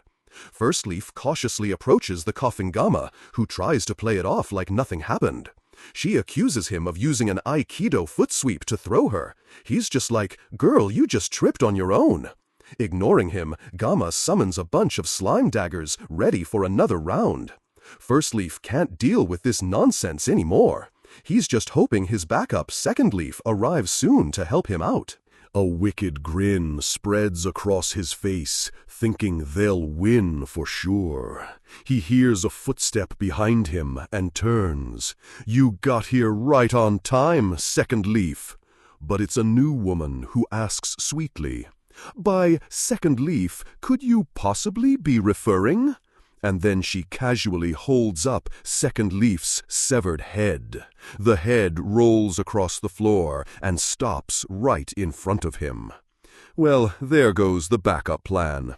The newcomer, New, calmly reports that their watchdog just cleaned up the rest of his crew too. First Leaf just starts shivering uncontrollably, completely broken. It's all over. Completely misreading the room, Gamma warns New, "Be careful, he's a world-class, incredibly skilled warrior." She keeps hyping him up, while New just gives her some grade A sarcasm. New leans down and taunts the broken dude to show them his splendid techniques. Goaded into one last, desperate act, First Leaf screams and charges forward. He's yelling about not losing to devils as Gamma steps up to meet him. Gamma takes a firm step forward to intercept, and immediately trips and falls directly into his path. First Leaf stumbles over her. His momentum carries him forward, and he accidentally falls onto his own sword, impaling himself through the eye. His body hits the ground with a heavy thud. Task failed successfully. New starts clapping, praising Gamma for her amazing move. Gamma, ever the professional, just smirks. Easy. She strikes a triumphant pose over the body, announcing her ultimate technique, the do-or-die death roll. She literally just named her own trip. So this Lord Gettin dude is absolutely losing his mind. He's like, "What did you say?" Because his elite Clover Squad got wiped. His poor subordinate is sweating bullets, confirming that literally no one came back. Gettin is not having it and tells the guy to go gather some actual intel already. The terrified lackey just stammers his agreement. Gettin is just seething with rage, big mad. He's thinking about how OP his clovers were and can't believe a merchant group took them down. Then he remembers, oh yeah, the cult thinks these guys are a threat. Maybe he should have listened? But whatever, he's got a genius plan ready to go. He's going to flood the market with counterfeit bills to cause total chaos. Economic terrorism, nice. He even brags about making the original bills look crappy on purpose so they'd be easy to fake. Galaxy brain move right there. He's just waiting to move some funds before he kicks things off.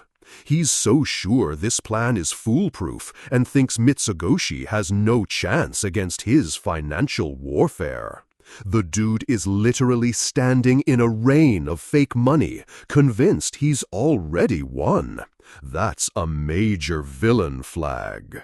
Cut to the kingdom of Midgar, where our boy Sid is stuck with his two potato-brained friends. They're bragging about getting sweet-talked by Mitsugoshi girls into buying fancy perfume and watches. One dude even borrowed cash for his. Total simps. They ask Sid if he bought anything, basically calling him broke. He's so above this. But for Sid, this is peak mob life performance. He's secretly orchestrating this whole economic collapse while acting like a total nobody. The ultimate troll. So he decides to drop some cryptic, chuny nonsense. Troubled winds are blowing. He strikes a dramatic pose, asking about a new paradigm shift. This guy is a menace. His friends are just like, dunno, maybe he's got a shit again? Sid is thinking they'll all remember his epic foreshadowing later. Sure, dude. Then Alexia just shows up and grabs him by the hair, calling him Pooch. Get owned. She drags him off to show him something. Sid, ever the drama queen, is like, who would want to see a brutally murdered, thinly sliced corpse? She is not amused. Cut to the training hall, where the two are sparring. It's a pretty good duel, swords clashing and all that. Afterward, Alexia admits his simple style makes him easy to beat. She just wanted to show off her swordsmanship. I guess. Then she gets a little blushy, reminding him he once said he liked her swordplay. Awkward romance flag? Sid actually gives her a real compliment, saying she's improved. But Alexia gets serious, talking about how she couldn't protect Rose and feels weak. She hates that she wasn't strong enough for Rose to rely on. So now she's determined to get stronger and keep moving forward. Character development arc initiated. Sid casually wonders if Rose is okay, and Alexia just envies how carefree he is. She says watching him is relaxing and hopes he never changes. If only she knew. Then she just walks off, leaving him there.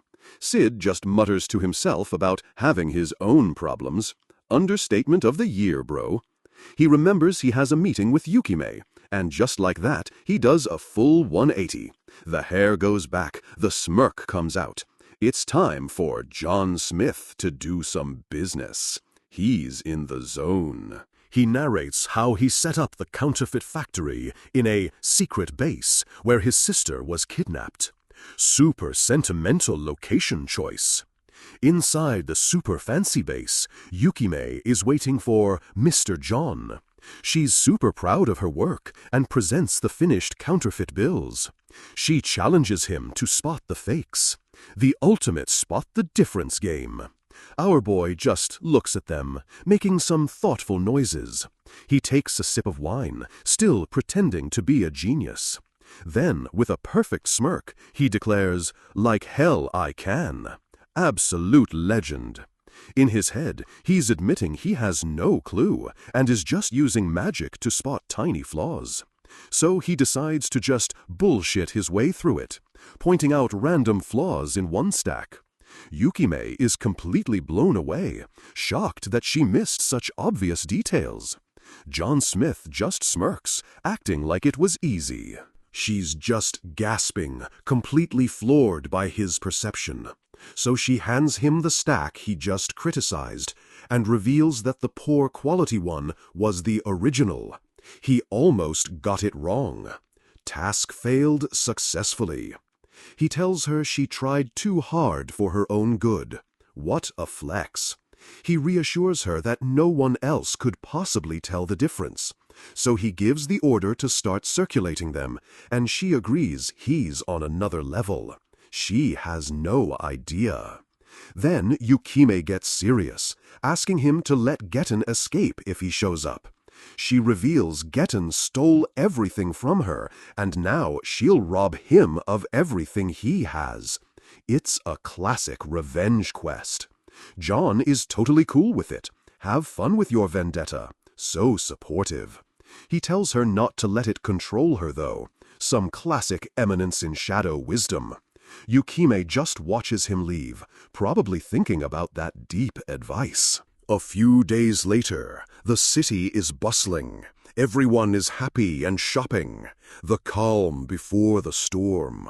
But inside Mitsugoshi HQ, Alpha senses something is off with the economy. Suddenly, Gamma bursts in to report an emergency. She yells that someone is circulating counterfeit bills. And, in true Gamma fashion, she immediately trips and destroys a wall. Alpha asks if it's just bandits, but Gamma says the fakes are too high quality. They've already found some possible distribution routes with suspicious carts. Alpha examines the bills, looking seriously concerned. She orders the numbers to track the carts immediately before public trust completely collapses. The mission is on. As night falls, Alpha wonders who could be smart enough to pull this off. Hint, it's her boss. Cut to a clock tower, where a lone figure is watching over the city. It's our boy Sid, smirking to himself. So, they've made their move. He sees his own girls on the street below and decides he can't let them find the factory just yet. Time to troll his own organization. So he leaps off the roof, saying he'll gently send them back home. This should be good.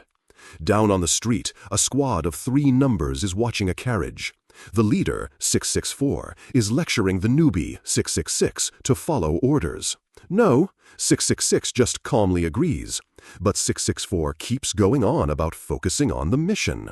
The third member, 665, just yawns, and the two start bickering. "You totally went yawn just now." Top-tier professional squad here. Suddenly, 666 yells at them to stop.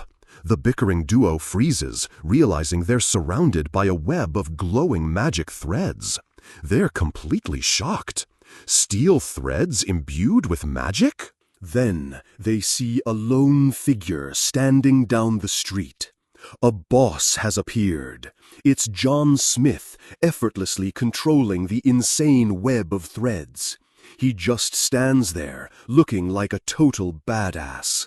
665 is mesmerized by how pretty it is, but 664 tells her to snap out of it. No. 664 grunts and charges straight in. She leaps at him, sword raised, demanding, "Who the hell are you?" He just calmly introduces himself as John Smith. So polite before a beatdown. Then he just says, "Begone," with a cold look. The threads instantly converge and completely block her attack. She's struggling against them, totally neutralized. No. 666 offers to help, but 664 warns her not to move or they'll get even more tangled up. Too late, she's already more wrapped up.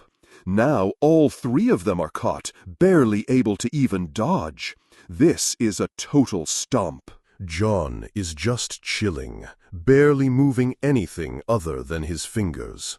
The girls realize this dude is insanely strong.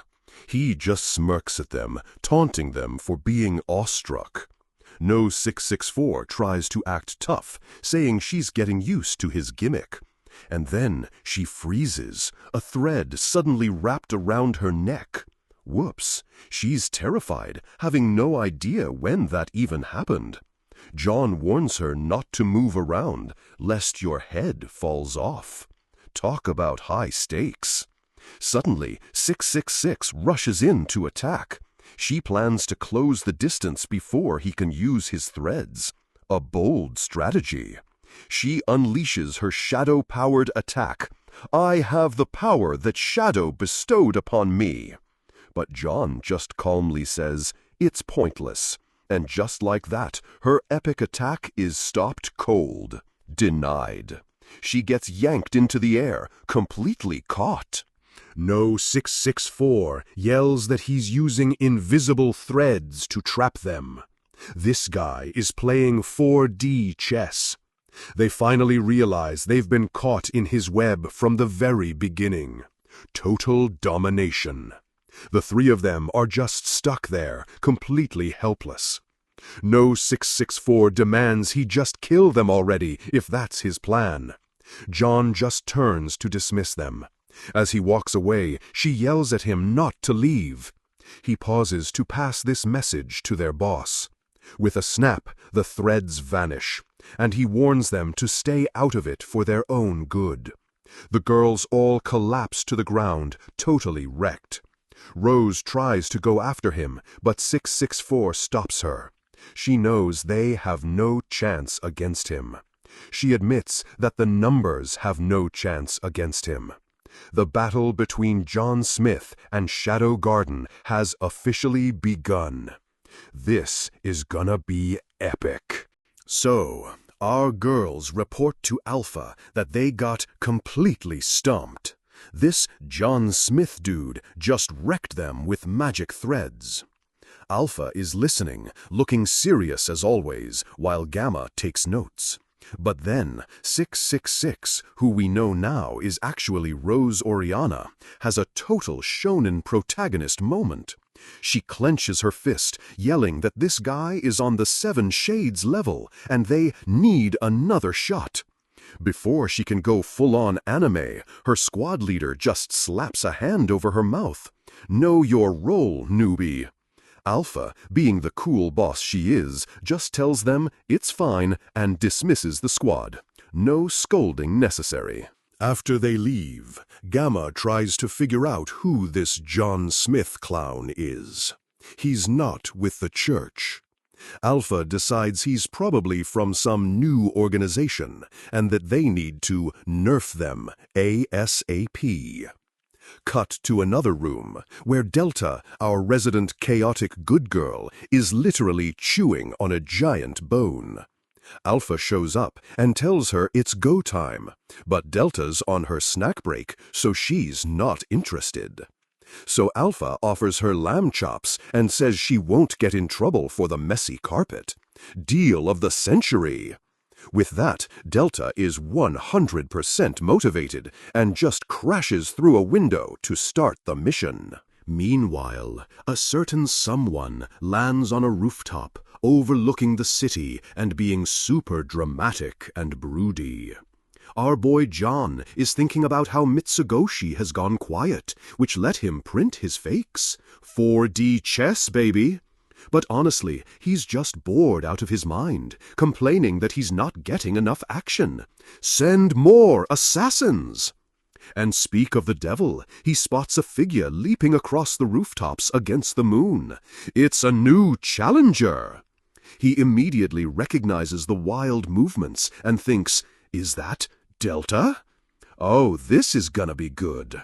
He figures they sent their brute force option, realizing her super smell would instantly rat him out. But he came prepared.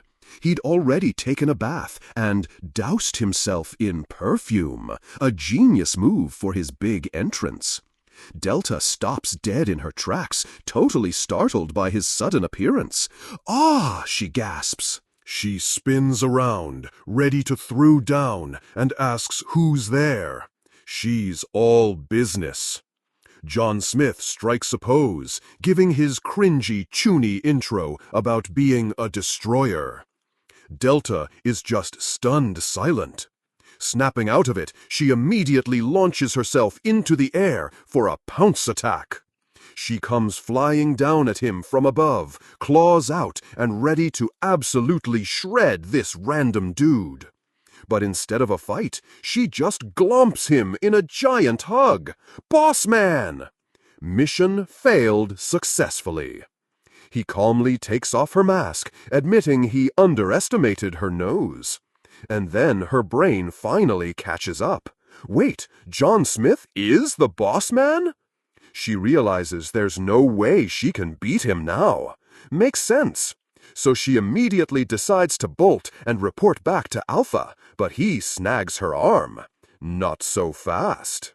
He leans in and explains he's on a super-secret clandestine operation, which basically means a super-secret secret mission. He tells her if she reports back, it won't be a secret anymore, so she has to keep quiet. She looks so confused. Delta is conflicted, worried about Alpha getting mad, and, more importantly, losing her lamb chops.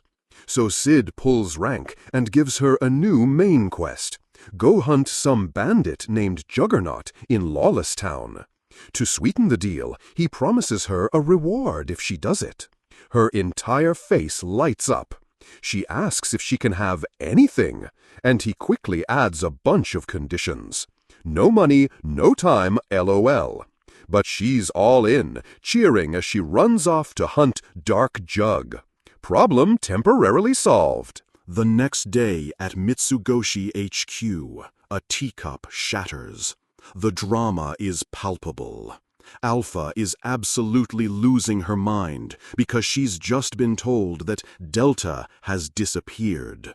She refuses to believe it, yelling that Delta must just be slacking off somewhere. But Gamma looks grim.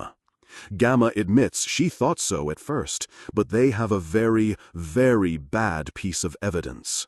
She presents a small board with a tuft of fur on it. Oh no, not the tail fluff. Alpha is horrified, realizing someone must have ripped it out of Delta's tail. Things just got serious. Gamma, voice trembling, says Delta would never abandon a mission from Alpha. She was a little idiot, but loyal. And then the waterworks start. Gamma just completely breaks down, crying over their brawny, brainless friend. She's convinced that if Delta isn't back by now, she must be gone. This is a massive misunderstanding. Alpha pulls herself together and orders a search for her remains, because of course she does. Her eyes narrow as she comes to a conclusion. John Smith is behind all of this. She's convinced he's the one distributing the fakes and not for chump change. This is a hostile takeover. Alpha launches into this grand theory about how he's been planning to destroy the entire credit system for a long time. He saw through the whole system's weakness, playing them all while he waited for the perfect moment to take everything. While Mitsugoshi was busy fighting the church, this dude was playing 5D chess the whole time. He's a mastermind. Alpha clenches her fist, finally understanding what kind of man she's up against. If only she knew. She immediately orders Gamma to send Beta to warn their master about John Smith and about Delta's fate. She looks down, her face shadowed with grief for her fallen subordinate. This is peak tragic anime backstory. Cut to Beta's report, where she's explaining economics to Sid. Prices are rising, inflation is spiking, all that boring stuff. Sid is just sitting there scribbling notes, pretending to understand a single word she's saying. He's in peak mob mode. Beta is internally shocked. Lord Shadow is taking notes? How rare! She thinks he's a genius. Then Sid pauses, thinking to himself, inflation rate? Seriously? I don't get it. Beta hears him and has a full-blown panic attack, thinking he's calling her an idiot for making a mistake. She immediately starts apologizing profusely, while Sid just nods along, planning to use his notes to flex on Yukime later. Beta then gets super somber, telling him she has sad news to report. Here we go again. She explains that Delta disappeared while chasing John Smith, her voice full of grief. A flashback shows her smiling with Delta, who she saw as a cute little sister. The feels are real, folks. Beta just breaks down crying, unable to accept that she's really gone. The drama is off the charts. Sid just looks over at her, completely confused by this whole performance. A question mark literally pops up. Then he puts on his best wise master face and calmly says, she just went to a better place. Beta's tears stop instantly. She gets it now. Delta is in heaven, smiling down on them. Task failed successfully again. Sid tells Beta he can't help with John Smith, and she agrees Mitsugoshi has to handle its own problems. As she leaves, he hands her a piece of paper with some scribbles on it. It's a secret message. Beta looks at it, completely baffled. It's some kind of cipher she's never seen before. It's just Japanese, LOL. Sid gives her a smirk, saying once she understands it, he'll reveal the ultimate truth. What an absolute menace! Over in some fancy room, a chandelier glitters, but the mood is anything but bright. Lord Getton is having a full-on meltdown, slamming his fist on a table. The fake bills are already circulating. He's holding stacks of them, demanding to know what's going on. His goon says someone else is crashing the economy.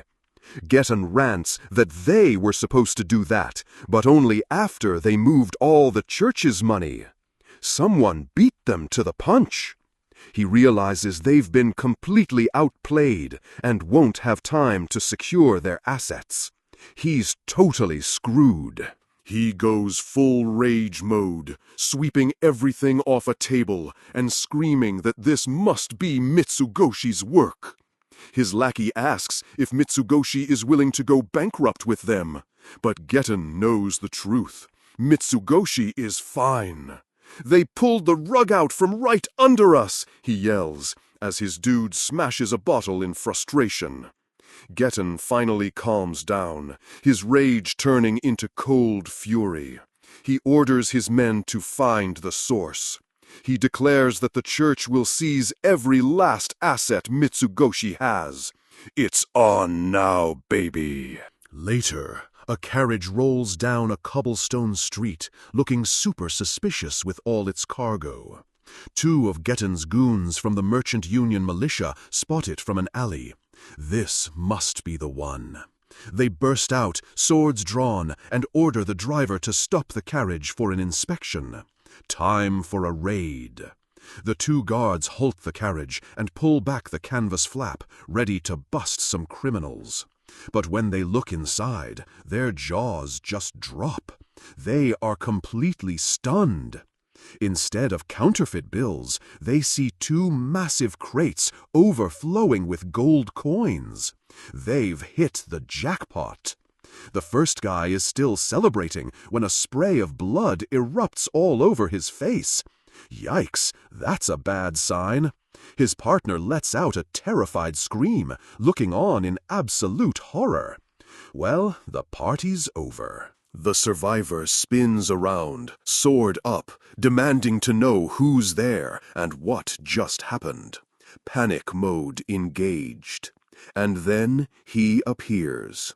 John Smith, looking clean in a black suit, calmly walks toward the guard. He says the guard saw something he shouldn't have, and introduces himself with his full, epic title. Blood splatters on the ground as John Smith stands there, silent and menacing. What a total badass. He then looks up to the rooftops and says, "Reveal yourself." He knows he's being watched. High above, Alpha stands on a balcony, masked and ready. She's impressed he sensed her. She admits he's not bad, since she was sure she was completely hidden. A worthy opponent, perhaps. She gracefully leaps down to the street to face him. Well met, John Smith. Then she raises her sword, her voice dripping with ice. And farewell. She lunges, her blade slicing through the air where he just was. A lightning-fast attack. Through her mask, her eye is laser-focused, watching for the hit. But he's already behind her, having moved with impossible speed. That was merely my after-image, he says calmly. He even has the nerve to compliment her, saying the reports on her skills were accurate. The ultimate power move. Alpha notes his insane magic compression, wondering where he learned his arts. She's analyzing his build. John Smith just stays silent, giving nothing away. The strong, silent type. Alpha smirks, readying her sword again. She has a lot of questions for him. "I'll make you sing after this," she declares, launching another attack. This is going to be a real boss fight. John just makes a subtle motion with his fingers, the classic "you've activated my trap" card. Suddenly, a web of glowing, deadly threads appears all around Alpha. It's his signature skill. But Alpha is ready, her sword a blur as she deflects every single thread. She's no scrub. She's already figured out his trick of hiding thinner threads within the obvious ones. She's a quick learner. With a confident smile, she declares she's seen through his entire gimmick. This is her counterattack. She bursts through the web and clashes with him directly, their weapons meeting in a massive explosion of power.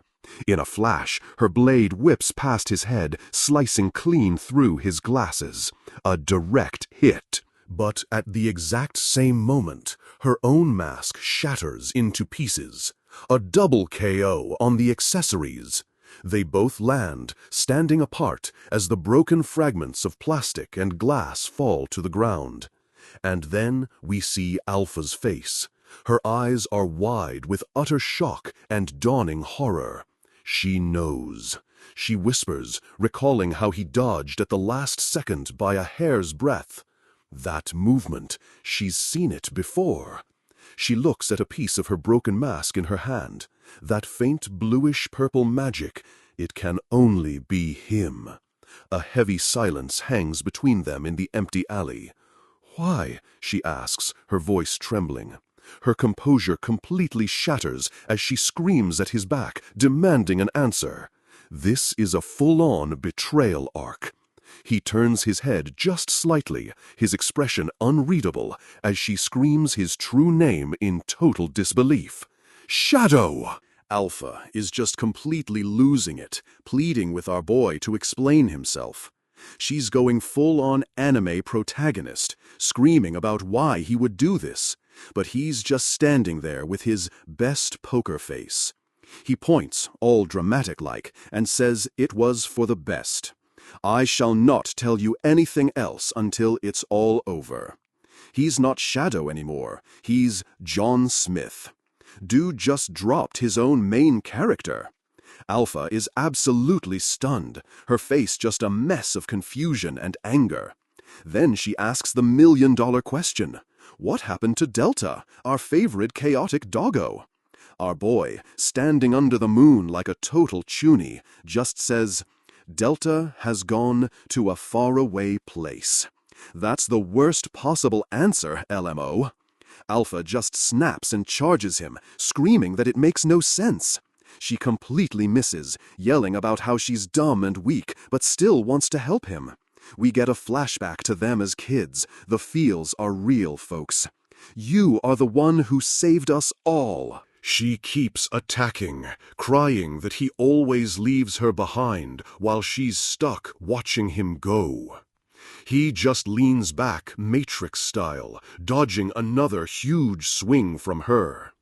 She just gives up, her sword missing completely, and admits, "I just can't reach you." It's peak drama time as she asks if he doesn't need her anymore. He hits her with another cryptic line about having things he must do. She looks so crushed, just whispering, "I see." But then, plot twist, her expression hardens. She's not going to be a hindrance forever. It's power-up time, baby! A dark aura just explodes around her as she gets ready. She vanishes, moving so fast that even our boy is surprised for a second. She reappears right behind him and swings, going for the kill shot. He just barely dodges, and she actually manages to cut a few strands of his hair. She landed a hit. He's done playing around now, unleashing his signature glowing magic threads. They instantly wrap around Alpha, trapping her completely in mid-air. With a flick of his wrist, he just yeets her into the ground, completely shattering it. But then, plot twist again. Blood sprays from his cheek.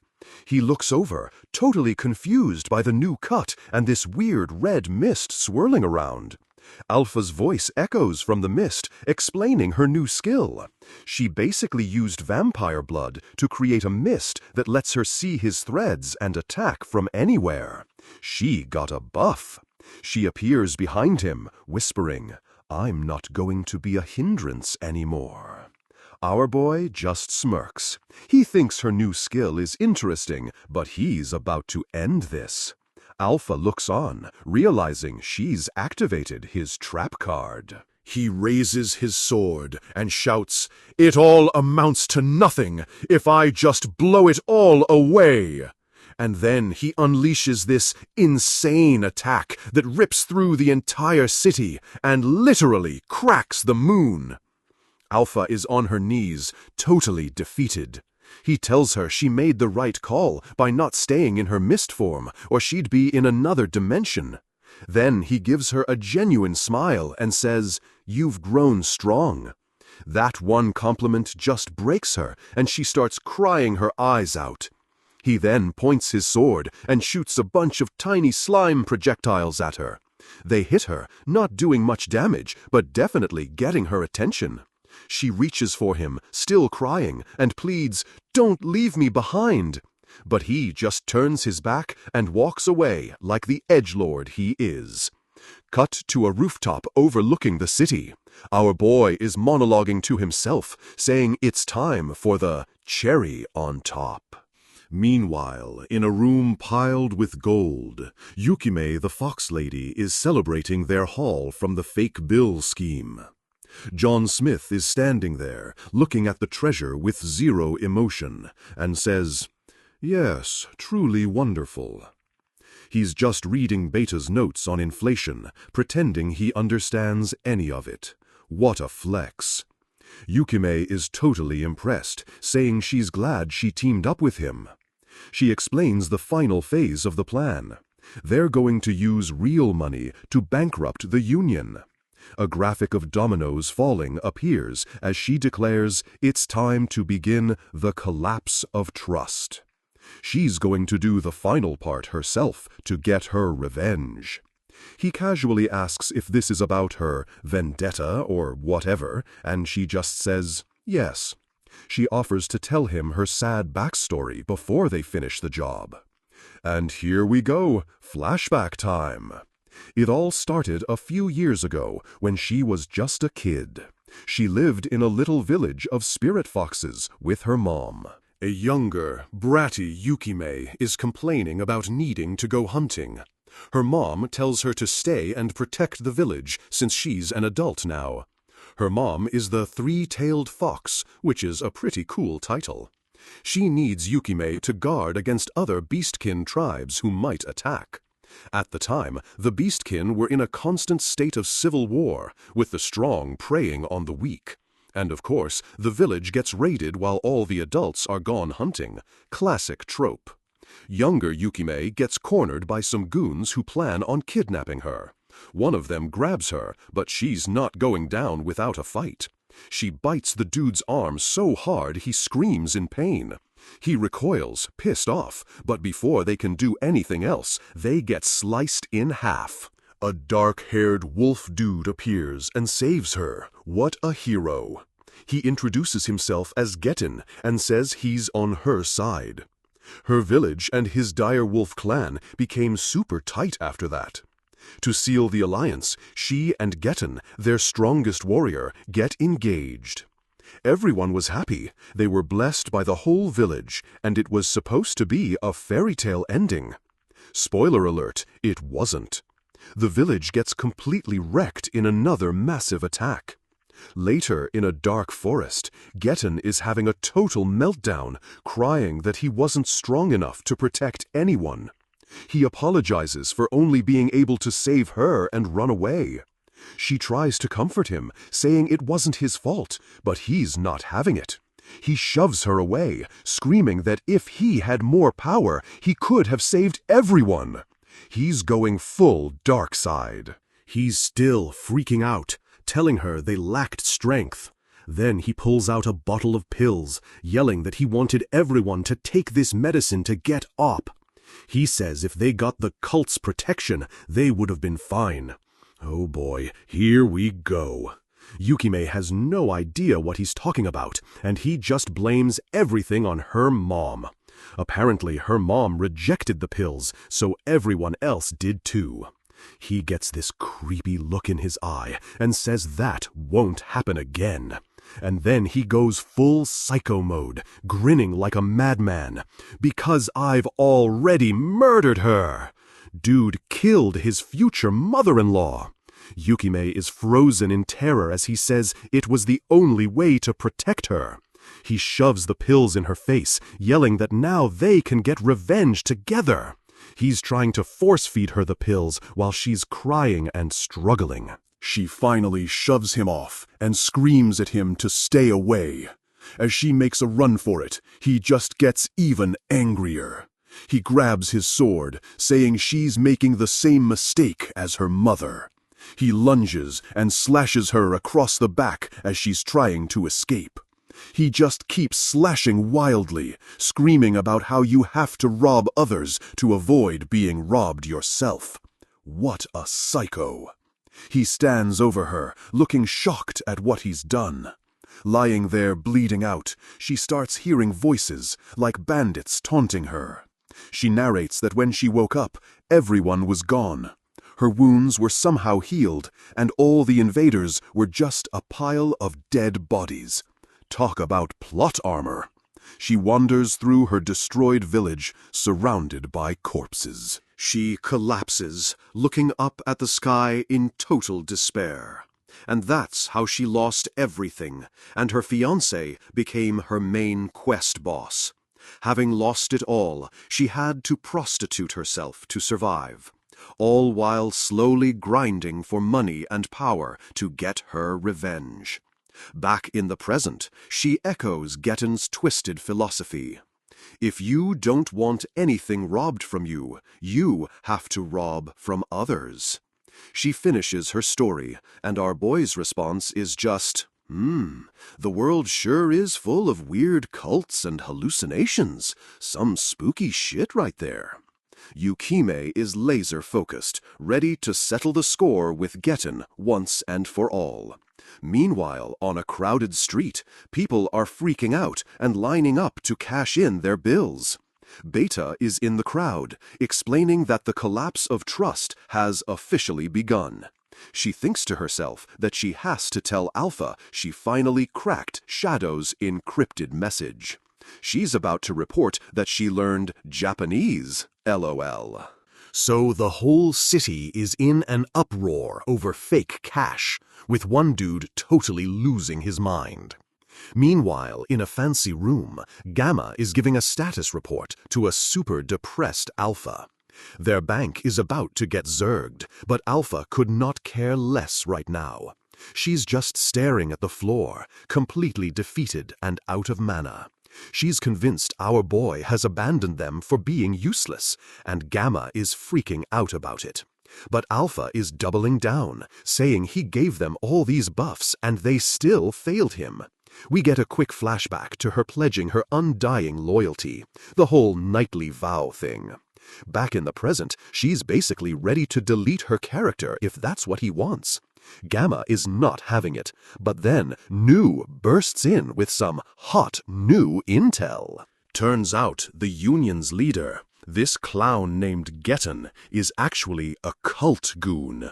And get this, he was planning his own fake money scheme, but hadn't launched it yet. Alpha's brain starts to buffer, realizing the fake bills in circulation had to have come from their master.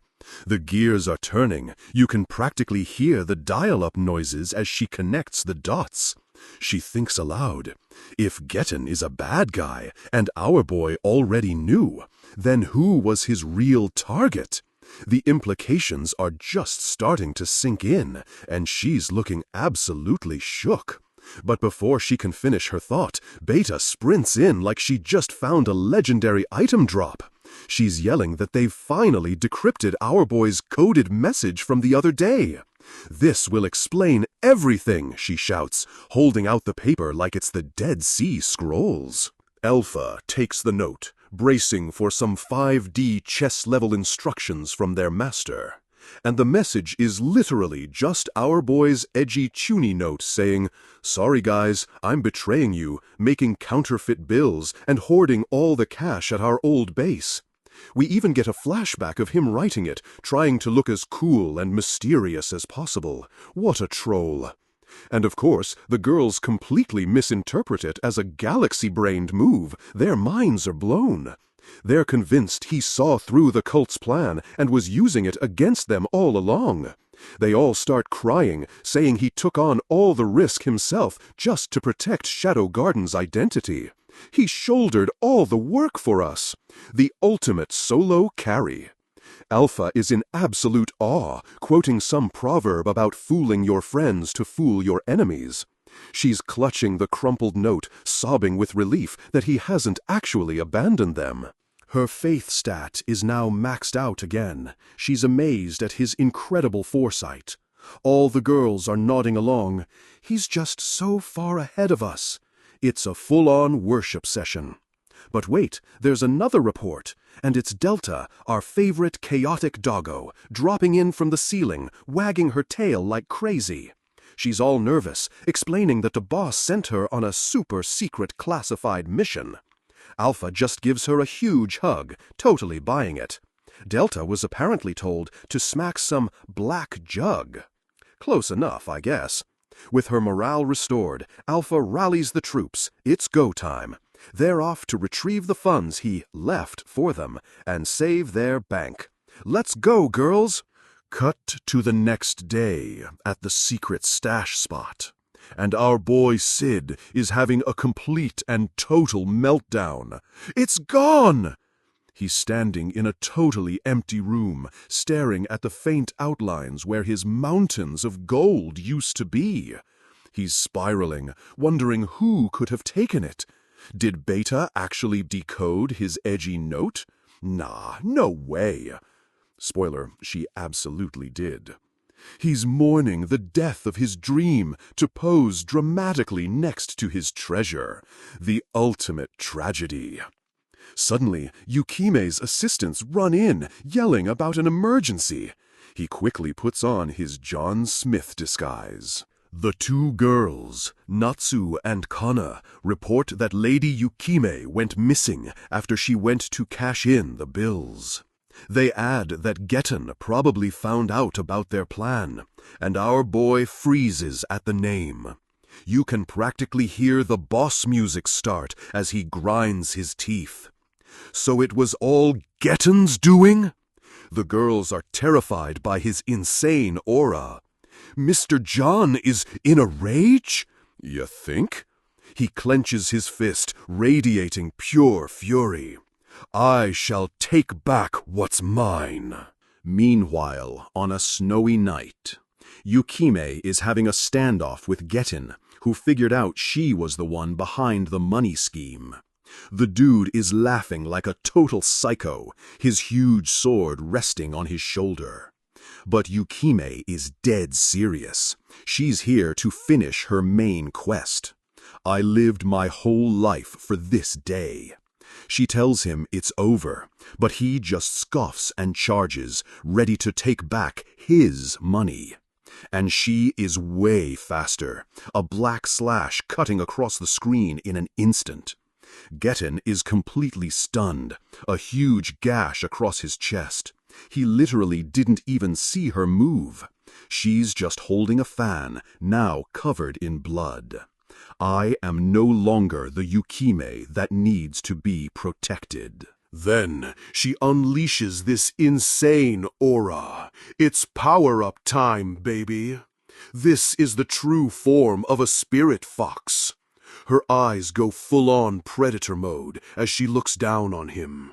You have absolutely no chance of defeating me. She lunges for the kill, but Getten panics and begs her to wait. Her fan stops just short of his throat. So close. Her giant energy foxtails are flexing behind her as he kneels there, totally beaten.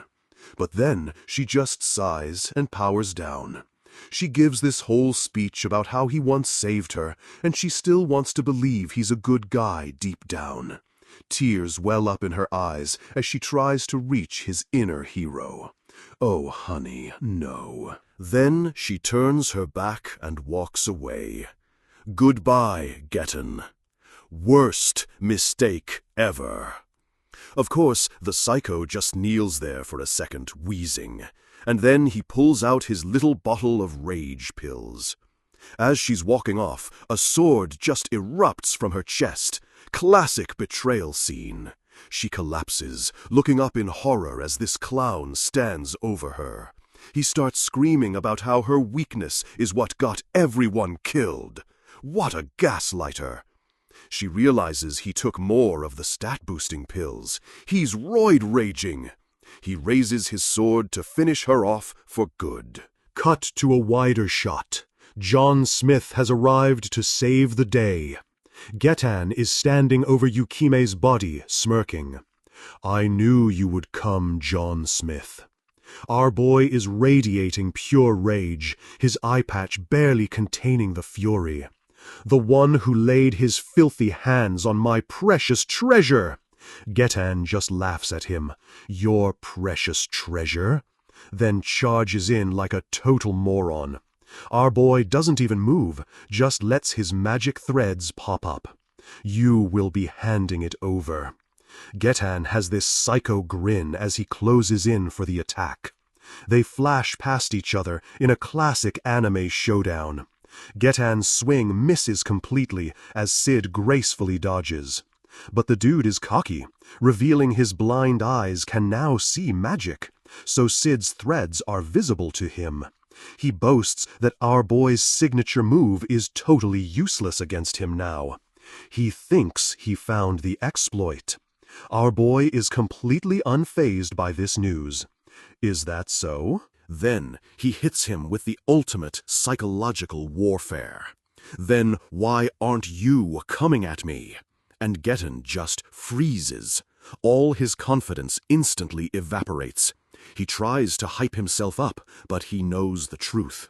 He's standing in a perfect death trap of threads. One wrong move, and he gets diced. On top of that, he can feel the insane killing intent radiating from our boy. He looks at Yukime, thinking, does he really care about her that much? Bro, he's mad about the money. Our boy just tells him to say the magic words. Probably, I'm sorry and here's all your money back. But Getan is too far gone. There's no going back for me. He pops the rest of his pills with a defiant scream, crying about how he'll take from others before they can take from him. And then he goes full-on monster mode, transforming into a giant wolf beast. It's his final form. The giant beast roars that the steel threads are like spider silk to him now. Our boy just goes, true, then flicks his fingers. Steel just isn't hard enough. Then he just walks up and punches the dude square in the face. The monster's jaw just shatters from the insane impact. Sid takes a step forward, looking dead serious. You want to play rough? I can play rough. He then unleashes a bonkers flurry of punches that just engulfs the beast in explosions of pure force. It's a straight-up anime beatdown. The monster is getting juggled in midair. Our boy leaps up, ready to start an insane aerial combo. More punches, kicks, and a symphony of beatdown sound effects. Total ownage. He finishes with a massive hammer fist right on the monster's head. The impact creates a huge explosion on the ground, just absolutely devastating. But this clown gets back up, steaming, and roars about his instant healing factor. What a busted ability. Sid's response? Do it again, but harder. He unleashes another insane combo. A single punch sends the monster flying through the air like a rag doll. Our boy is pissed. Now say it. You know what you need to say. The beast is on its knees, coughing up blood and totally wrecked. But he's still defiant. It's just too late. Wrong answer, dude. So Sid just punches straight through his skull. Game over. As he dies, Getan has a moment of clarity. He suddenly recognizes John Smith from a past event, back when he was still a hero. As he disintegrates, he wonders if things could have been different if he'd been that strong. His final thought is a memory of giving Yukime a flower. Too little, too late, bro. The scene opens on a quiet, snowy night with bare trees framing the shot. In a bloody patch of snow, Yukime lies totally knocked out. Nearby, Getan is on his back, bleeding out and completely exhausted. And our boy stands there, just silently clenching his bloody fist. Getan covers his face, realizing his rage pill buffs have worn off. Guess that's it for me. But then our boy stomps on his chest, demanding an answer. Now, say the word. Where'd you hide my coins, you thief?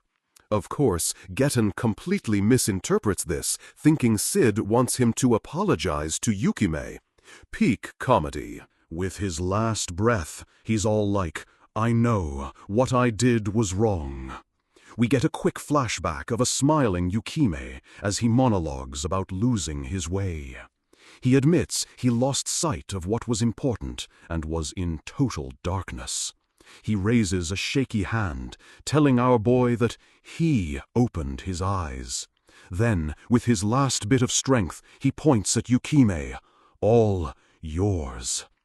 Our boy Sid looks over at the unconscious Yukime, completely misunderstanding the situation. He grabs Getten's hand with a serious smile, promising his last will is safe. And with that, Getten dies with a relieved look on his face. Mission failed successfully. Cut to a bedroom, where Yukime suddenly wakes up, totally fine but tied up. Her attendants are helping her get dressed, amazed that the wound is completely gone. She flashes back to John Smith's hand healing her, realizing this is the second time he saved her. It felt so warm, she says, like her frozen heart was finally melting. She walks with purpose down a stone hallway towards a huge set of doors. Yukime pushes the door open, looking for the promised treasure. But inside is a massive, completely empty room. What? It's empty?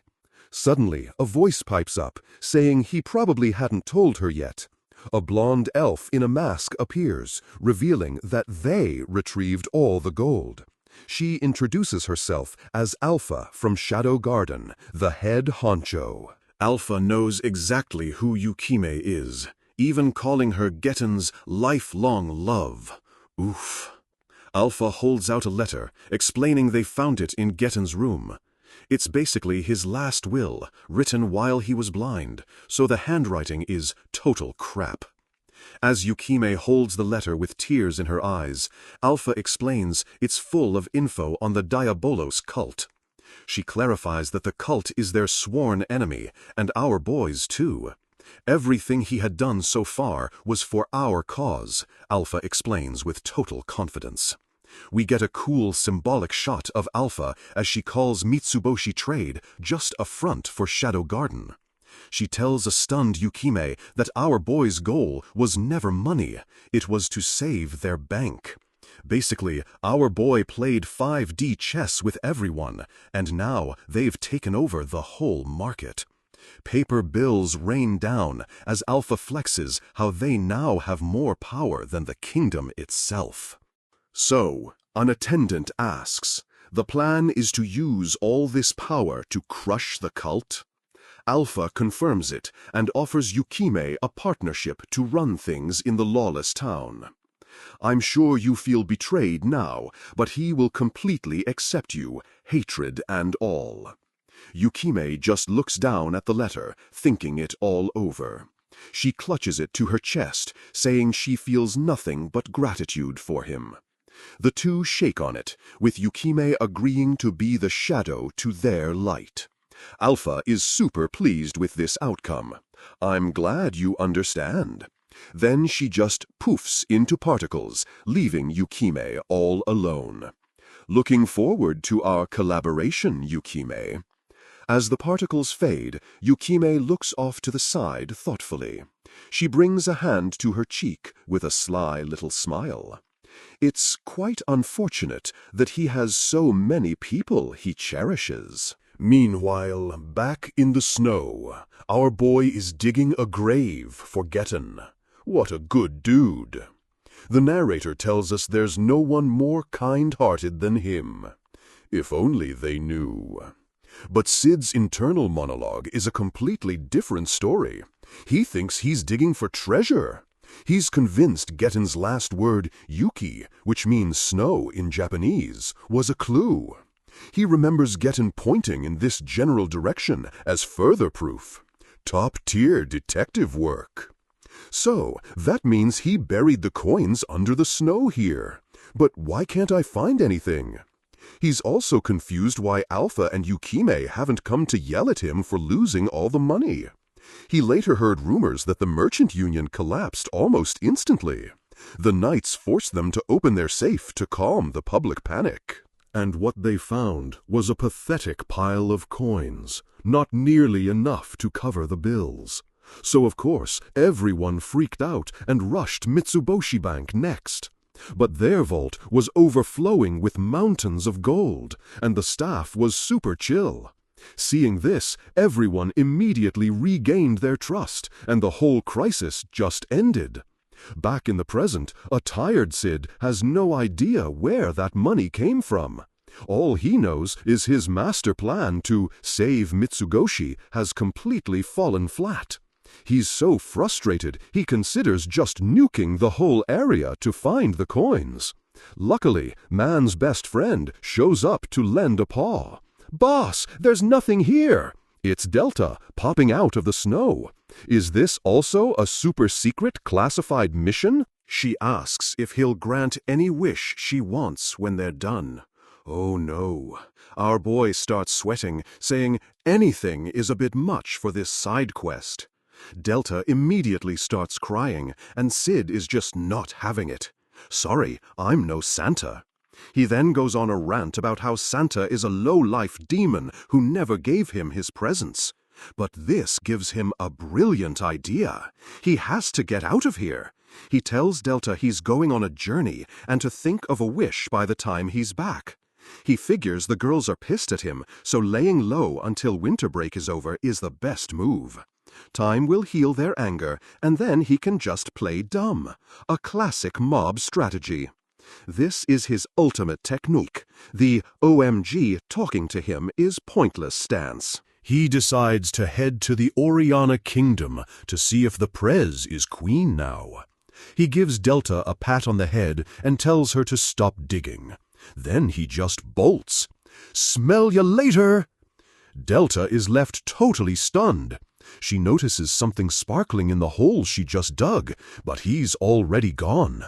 Our boy activates his serious dash to escape, running across rooftops while thinking about how Santa betrayed him. Back at base, Alpha and the girls are having a chill meeting. Alpha looks down with a soft smile. "We just can't thank him enough." The others agree that even though his methods were a bit extreme, he always saves the day. Alpha looks out the window, calling him a wish-granting demon clad in black. Cut to a flashback of a bloody Colosseum where Rose is being confronted by a wounded man. Then it flashes to her father, the king, also looking at her with hate. Rose jolts awake from the nightmare, panting and distressed. She clutches her head, realizing she had that awful dream again. A knock at the door startles her. Someone is telling her they're running late. We get a quick montage of her killing her dad and becoming a fugitive before joining Shadow Garden. Here, everyone ignores your past, which is perfect for her. In exchange, you have to abandon your old name and life. Black slime forms her new bodysuit as she accepts her new identity as 666. She thinks the slime suits are a revolutionary invention, super sturdy and great for magic. As she walks down a hall, she wonders who Shadow really is. If only she knew. Another member greets her, a cheerful girl with wavy blonde hair. She says they've been summoned by number 559, but a short-haired girl is annoyed they're late. The short-haired girl then softens, telling Rose she was being a bit loud. She offers to listen if Rose ever needs to talk about what she went through. Rose just forces a smile and says she's fine. She is not fine. She feels like she hasn't made any progress since joining Shadow Garden.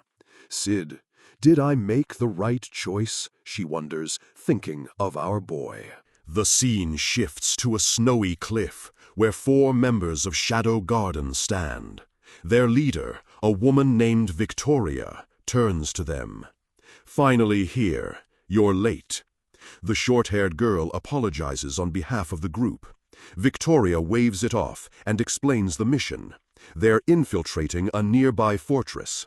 The Oriana Kingdom is basically in a civil war between 2 factions. This fortress recently fell into the hands of the bad guys, the Dome faction. And get this, they have intel that elite cult members are stationed there. First children, no less. There's definitely something important inside, and their job is to find out what it is. Victoria then turns to Rose, using her real name, which shocks the other 2 girls. She asks Rose if it's because she knows the area, since it used to be a royal resort. Victoria confirms that's part of it, but not the only reason. "I am the one who chose you," she declares with a serious look. She continues, explaining that Rose received her powers directly from Lord Shadow himself. The other girls are immediately jealous, totally fangirling over the news. Victoria explains that only the 7 Shades got their powers directly from him. She points at Rose, revealing she's another exception. The only other exceptions are you and me. She warns Rose that if she's a hindrance, she'll be abandoned on the mission. Victoria ends with a fanatical smile, declaring herself Lord Shadow's loyal servant. What a psycho. So, our boy kicks things off in a snowy town, setting the vibe for his next adventure. Inside a tavern, he's chilling at the bar when the bartender, Marie, strikes up a conversation. She mentions she's been to the capital and that it's a nice place, just making some friendly small talk. Sid, deep in his cool guy persona, slams his glass down and agrees, saying he's taken a liking to Lawless Town himself. He calls it his second hometown, then casually asks if anything wild has been going on there recently. You know, just asking. Marie tells him all about the ghoul outbreak on the Red Moon night, which sounds absolutely nuts. A quick flashback shows her screaming for her life, but she says a certain gentleman saved her. Now she runs this tavern, hoping that one day she can repay the guy who saved her life. She hopes he'll walk in as a customer, while our boy just sits there playing dumb. Not like I know who that person is, though. Sid adds that this kingdom isn't much better than the Lawless Town, which is putting it mildly. Before Marie can finish her sentence, the door gets kicked open by some local guards. Of course. These 2 clowns announce they're here to collect all the money she made today, claiming she's behind on payments. Marie is totally shocked, saying she just paid them, but they just laugh it off with some BS about a tax increase. The main goon threatens her with execution for treason if she doesn't pay up, all while Sid sips his apple juice. Our boy thinks about just playing the mob character and staying out of it, but then reconsiders. Nope. He decides he's not taking the day off from being the hero. This is his moment. He stands up as the guards grab Marie, thinking it's time to spread his wings a little bit. The narrator hypes him up, saying a brave young lad stood up against the tyrannical guards. And that brave lad is our boy, Sid. "Don't you dare lay your hands on Marie!" he yells. So dramatic. The guard just laughs at him, while Marie begs him not to provoke them for his own safety. But the guard is ready to throw down, and says they'll play with the cocky wuss. Sid gets this intense look in his eye, ready to unleash his ultimate hard-boiled mob foo. The narrator goes on about how he's awakened by the power of love to obliterate the bad guys. And then the guard just casually smashes a bottle over our boy's head. The bottle completely shatters. Sid gets instantly knocked out, and the guards just laugh their butts off. Nailed it. Our boy is so happy he finally got to live out this classic tavern brawl trope. Marie yells at the guards to take the money and just leave, which they do after a bit more gloating. Afterwards, she kneels next to Sid, who is now bleeding all over the floor, and says they need to treat his wounds. She looks so defeated, saying she's used to this kind of thing, but was sad her hero didn't show up this time. If only she knew. Cut to the gods outside, counting their easy cash and feeling pretty good about themselves. The shorter one feels a little bad, but the blonde dude just brushes it off, saying nobody will find out. He goes on a whole villain monologue about how the kingdom is basically under their boss's control now. Then he drops a bombshell. He heard everyone in town is going to be massacred anyway. Yikes! Apparently, some important ruins are nearby, and the cult plans on silencing the whole town to keep it a secret. Suddenly, he stops talking and sees a familiar black-haired kid standing in the alley. It's our boy. The guard gets super pissed and draws his sword, ready to finish him off for good this time. But Sid just smiles, completely unfazed. "So you're coming after my life? No questions asked? Sweet?" In literally a blink, Sid walks past the dude, who is now kneeling on the ground with a massive hole in his back. The guard's eyes go wide as he coughs up blood, totally speechless from the sudden attack. Sid turns back with a smile, holding the guy's still beating heart in his hand. Total fatality. The other guard freaks out, screaming that he just ripped his heart out with his bare hands. But his screaming is cut short as he starts coughing up blood, not even finishing his sentence. Sid now holds a heart in each hand, explaining that in his second hometown, justice was defined by strength. Then he gives them the most insane, blood-splattered grin. "I am justice," he declares. So edgy, I love it. Standing over the bodies, he casually mentions that plucking out hearts is the best way to get rid of bad guys. Then he looks up, still covered in blood, and decides the whole ruins thing sounds like a fun little side quest. He figures he'll pay for his apple juice and then go do some sightseeing. Priorities. Back at the tavern, Marie is cleaning up, still shaken from the whole ordeal.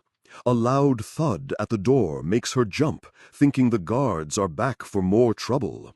But when she opens the door, she finds the bag of money they took sitting right on her doorstep. What? She runs outside, completely shocked, trying to figure out who could have possibly returned it to her. Standing in the empty street, she starts to put two and two together, and tears well up in her eyes. Overcome with emotion, she clutches the money bag, crying tears of pure relief and gratitude for her mystery savior. She calls out into the snowy night, hoping her hero can hear her, promising him a drink from her top shelf. Meanwhile, at some ancient ruins, a huge group of robed cultists are having a secret meeting under the snowy sky.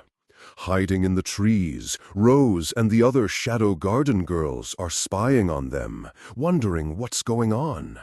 They figure out the ruins used to be a temple for warriors who fought Diabolos, but it's totally wrecked now.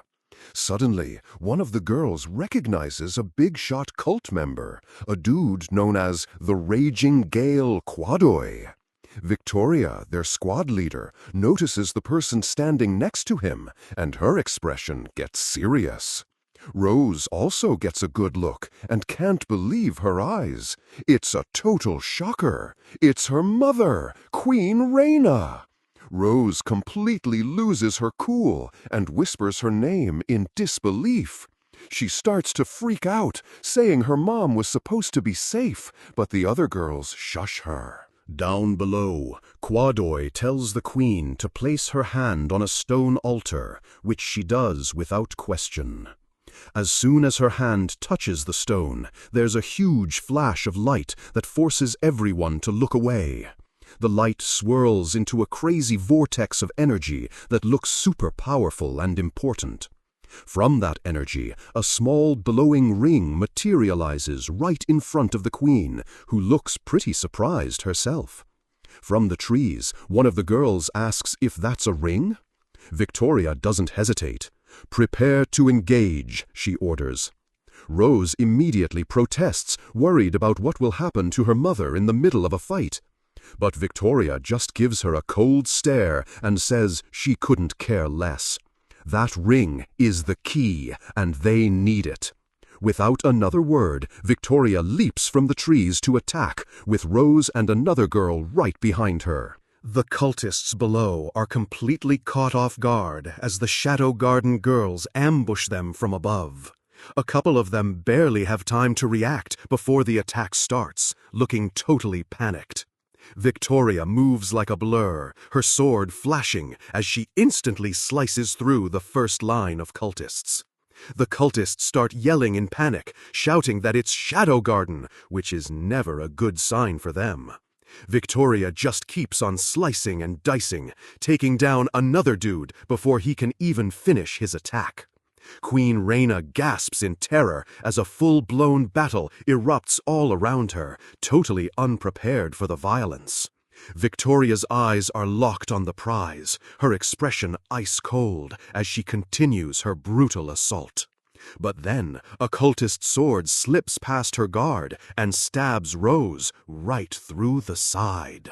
Woof! Major plot twist. Rose cries out in pain as the blade sinks deep into her side, a seriously nasty wound. The force of the blow sends her stumbling forward, and she ends up tackling her mother to the ground. Lying there, Rose asks her mom if she's okay. The queen just stares back, totally stunned to see her daughter here. Victoria whips around, absolutely furious that Rose is getting in the way of the mission. Rose, still on the ground, tries to argue back, asking what the real objective of the mission is. But before Victoria can respond, Quadoy and his goons surround Rose and her mom, trapping them. Quadoy looks at his fallen men and compliments Victoria's power, assuming she must be one of the 7 shades. Victoria just stands her ground and calmly says she's not one of them, but she will be. Quadoy seems impressed that a nameless foot soldier could do so much damage, which is pretty condescending. But now he has hostages, and one of his guys presses a sword against the queen's neck. One of the other girls yells at Victoria to retreat, but she just closes her eyes, completely calm. Then her eyes snap open, filled with a completely psychotic rage. She declares Rose a traitor and lunges forward, screaming that they'll all die. Quadoy just scoffs, saying Shadow Garden is even more savage than he thought, as Rose looks on in shock. He orders his men to take Rose and her mother to Lord Dome, since this was a fortunate turn of events for him. The other 2 Shadow Garden girls watch from a distance, totally unsure of what to do now that things have gone sideways. Finally, they decide they have no choice but to fight, and they charge into the horde of cultists. Victoria fights like an absolute demon, blocking swords from multiple enemies at once with a look of pure determination. During the chaos, one of the other girls gets stabbed in the shoulder, a brutal hit that makes her cry out. The third member keeps fighting on, parrying blows with a look of grim resolve on her face. The battle is insane, with swords clashing so hard they fly into the air above the trees. When the dust settles, the field is littered with bodies, and only Victoria and Quadoy are left standing. The ground is soaked in blood, a testament to just how brutal the fight really was. A close-up shot shows a sword blade just dripping with fresh blood, which is a pretty cool shot. Quadoy, who now has a fresh cut on his cheek, gives her a condescending smile, surprised she lasted this long. Victoria is wounded and breathing heavily, while her comrade lies unconscious behind her. Quado mocks her for it.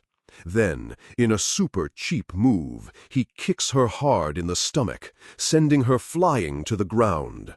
He looms over her, raising his sword with a cruel grin, saying her death won't be painless. He grinds his foot onto her back, pinning her down and asking where he should start torturing her. He lowers his sword right next to her eye, about to do some serious damage, as some magic sparks surround her. But Victoria just closes her eyes and smiles faintly. "Once again, you bring me salvation," she whispers. Quado is completely confused by this, wondering what on earth she's talking about. Famous last words. Before he can finish his sentence, his leg is sliced clean off in a flash of movement. His face twists in agony and disbelief as he clutches the stump, screaming his head off. Victoria gets back to her feet, ready to fight, as Quadoy panics, yelling that she shouldn't have any power left. But even with one leg, he's still defiant, screaming that he can finish her off. Dude, just give up! Victoria just looks down at him with a cold, dismissive expression and calls him foolish. As she says this, a mysterious figure in a black cloak materializes behind Quadoy, none other than Lord Shadow. Quadoy's eyes go wide with absolute terror as he senses the new arrival, completely frozen in fear. A close-up shows Victoria's face, tears of pure joy streaming down her cheeks as she lets out an ecstatic cry. She clasps her hands together like she's praying, so happy to see him again after all this time. Lord Shadow stands over the scene, his bloody hand outstretched, as Victoria whispers his name in total awe. Shadow looks at the carnage and then asks for a report on what happened here, all business. As Victoria looks up at him with total adoration, our boy's internal monologue kicks in. He barely remembers her. Victoria, still clasping her hands, reports that the cult has started moving and that she made a slight blunder. Shadow, of course, completely misunderstands. He thinks she committed a crime and is trying to cover it up. Then Victoria bows her head and says with a grave voice that there was a traitor among the ranks. At the word traitor, Shadow's expression darkens. He immediately thinks of Rose, getting pissed for all the wrong reasons. So, the Shadow Garden girls are in a heated debate. 664 is desperately trying to explain 666 didn't really betray us. But 559 is having none of that BS, yelling that Rose let her personal feelings get in the way of the mission. She points to our boy, who's just radiating this insane OP aura, and declares, Lord Shadow is seething with rage. Meanwhile, in Shadow's head, he's literally like, wait, who's 666? He can't possibly remember all these NPC names. He just rolls with it, thinking this 666 chick must have really screwed up. 559 takes his silence as proof. Suddenly, another girl bursts in yelling about an emergency, waving a newspaper. Total plot twist incoming. She holds it up, announcing the headline. Rose Oriana is getting married to Duke Dome, that absolute clown. 559 is pissed, and our boy's hood falls back, revealing he's genuinely shocked.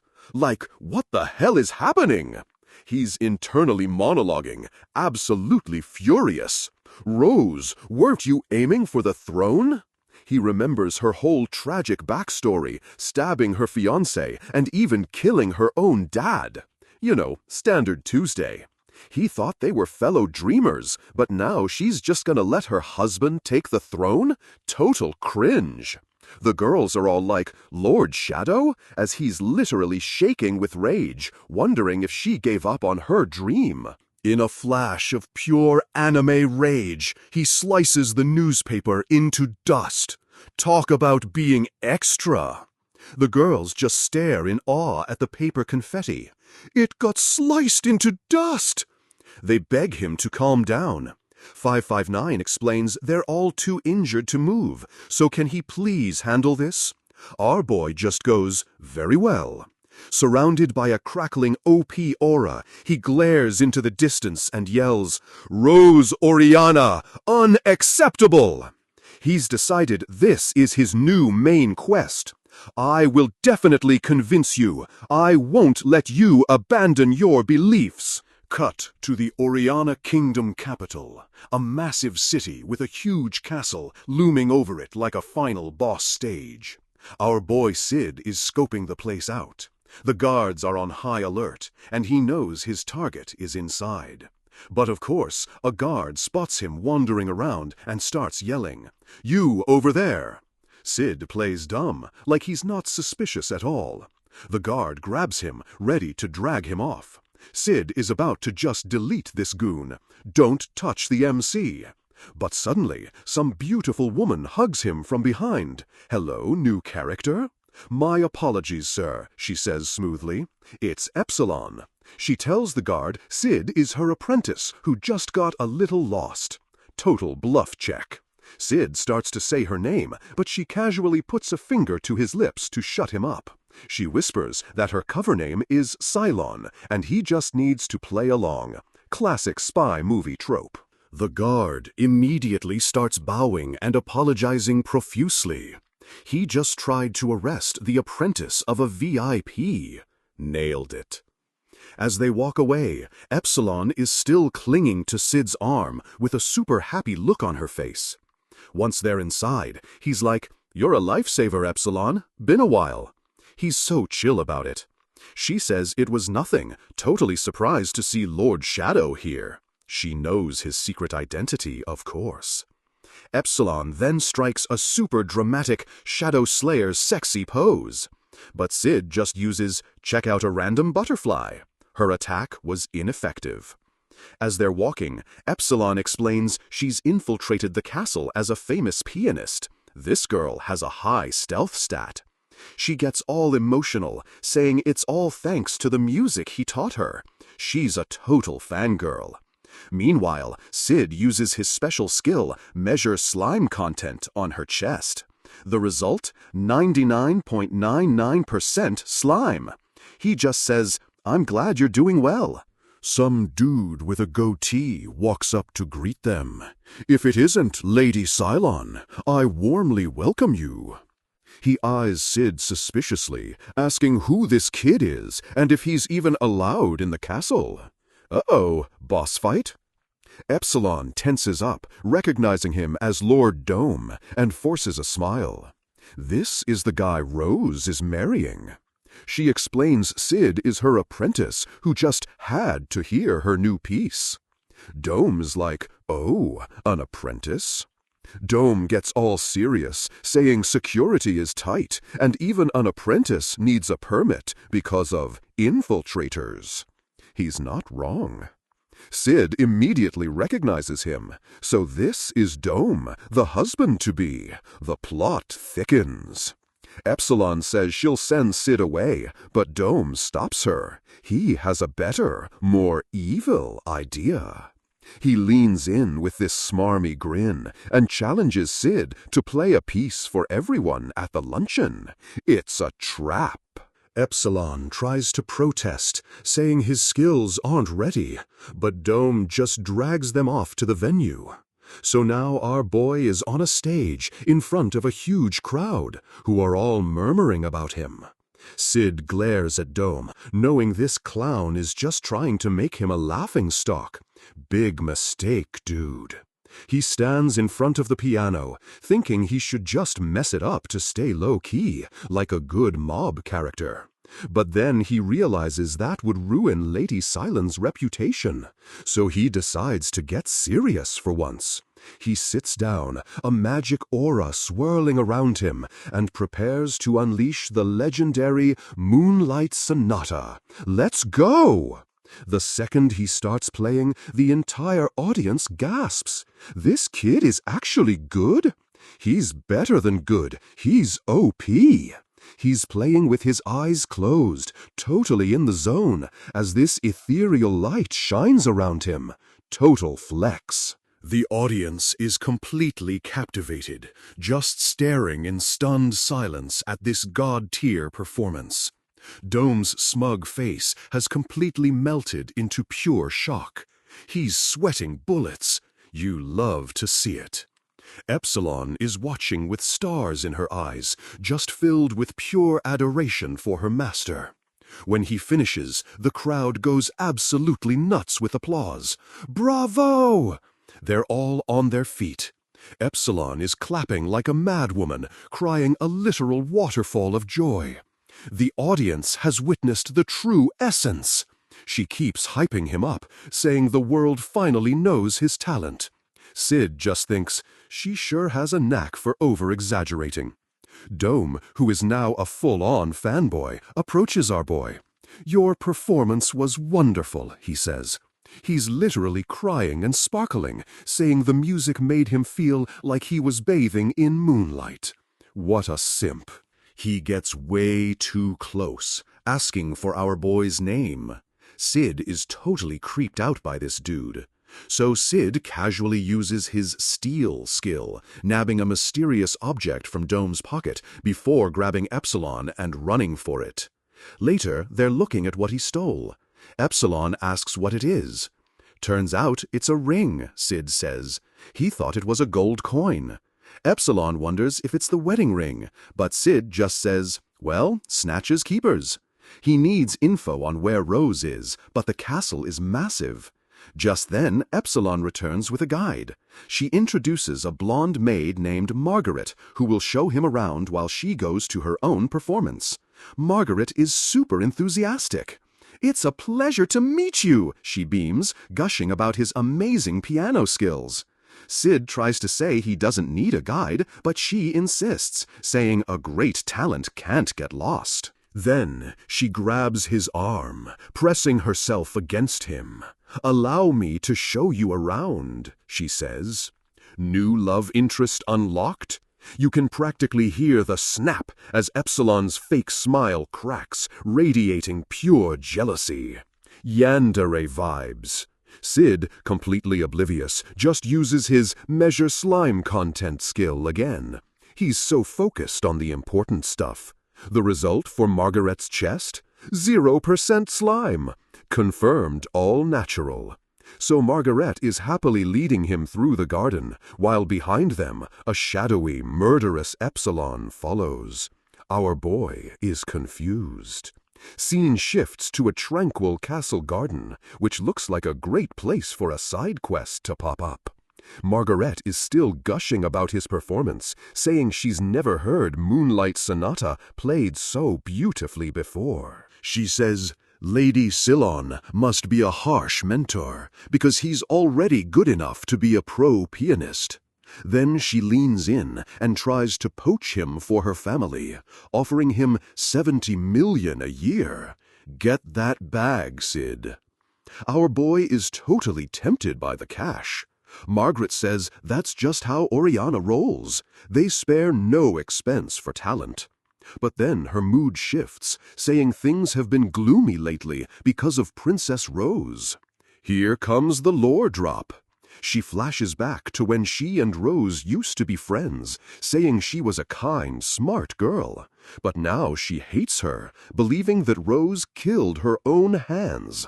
That's some heavy drama. She thinks Rose is just trying to make it all go away by marrying Duke Dome. Total betrayal arc. Margaret gets super serious, saying Rose betrayed all the citizens and nobody sees her as a princess anymore. Sid asks if she's seen Rose, since she must be somewhere in the castle. Good question. Get that quest info. Margaret puts a finger to her lips, saying her location is a secret. Oh, is it now? She leans in and whispers that Rose is in a room at the tallest tower. Totally not a trap. She gives him this sly look, hoping he'll take her job offer now that they share a secret. Sid looks at the tower, thinking he just needs to ditch Margaret now. Mission objective updated. Suddenly, some dude yells from off-screen, You there! New challenger approaches. It's this dorky guard with glasses, pointing his sword and yelling at Sid to stay away from his maid. Sid asks who this clown is, and Margaret groans that it's Kevin, a guard she really hates. Apparently, he's a total creep who's always staring at her from a distance. Classic stalker NPC. Sid uses this as the perfect excuse to leave. He tells her the dude is calling for him. He walks over to Kevin with a friendly wave, which just makes the guy even more pissed off. Kevin launches into this insane monologue about their inseparable love, claiming they communicate with glances. Bro is down bad. Anyway, cut to the next scene. Sid is running off after casually stepping on the defeated Kevin's head. Bye, Kevin. The scene shifts to this tall, epic-looking stone tower. This has got to be the place. We get a nice close-up of the balcony. It looks like the perfect spot for a dramatic reunion. Inside, Rose is having a major sad girl moment, thinking everyone at Shadow Garden hates her for disobeying orders. She's regretting everything, wondering where it all went wrong, because they used her mom as a hostage. She flashes back to her academy days, to a super chaotic and bloody scene where our boy Sid is just chilling. Overcome with emotion, she starts crying and whispers to herself, "I want to see Sid." Ask, and you shall receive. Just then, there's a rattling sound. She turns towards the balcony doors, totally surprised. She cautiously opens the door to check it out, thinking it was just the wind. Famous last words. Stepping out onto the balcony, she looks up and her eyes go wide with pure, absolute shock. Because there he is, our boy Sid, just chilling there with a slight smile. Long time no see. Standing on the moonlit balcony, he looks down at a completely stunned Rose and finishes his greeting. Rose. Mic drop. So, our boy shows up on the balcony, and Rose is just completely losing her mind. She's like, "Dude, what are you even doing here?" This is a high-level zone. Sid strikes a pose, looking dead serious. "Rose, I had to see you, no matter what." In his head, he's thinking this is all part of his master plan. This girl's quest for the throne is his quest too. Why? Because he needs a great hero of light to make his whole shadow ruler gig look even cooler. Wherever light shines, ever greater the shadows thrive. It's all about the aesthetic, bro. Having a main character to fight makes his whole Eminence in Shadow persona way more epic. Pure chuny logic. Of course, Rose completely misreads the room. She thinks they're having a telepathic romance moment. Total cringe. She's convinced he heard about the wedding and came all this way to stop it. Girl, he just wants a good story. Her brain immediately goes to a fantasy sequence of them running through a field of flowers together. Get a grip! She's imagining herself confessing that the marriage is a sham and that he's the one she truly wants. Snapping back to reality, she's literally crying over how romantic this all is in her head. Panicked, she tells him to get inside before the guards spot him and lock him up in the dungeon. He casually explains he snuck in as an apprentice, and she's just floored by this reveal. Lady Cylon? Her mind just explodes, thinking he became a celebrity's apprentice just to see her. What a simp, she thinks. Sid cuts right to the chase, demanding to know if her marriage to Dome is just some BS plot point. This just confirms her entire fantasy. He's here to stop the wedding. It's really happening. But then she remembers the stakes and starts crying, not wanting him to get caught in her mess. For his own good, she lies, yelling that she's marrying Dome and he needs to forget about her. Our boy is having none of that. Like hell, he shouts back, totally committed to his narrative. He will not give up. He launches into this epic shonen speech about her chasing her dream against all odds. Classic MC monologue. He says he knows she felt alone, but she kept going anyway. So inspirational, except it's all about him. I know, because I'm the same, he says, getting super into his own backstory. He then starts monologuing about his own dream that nobody ever supported.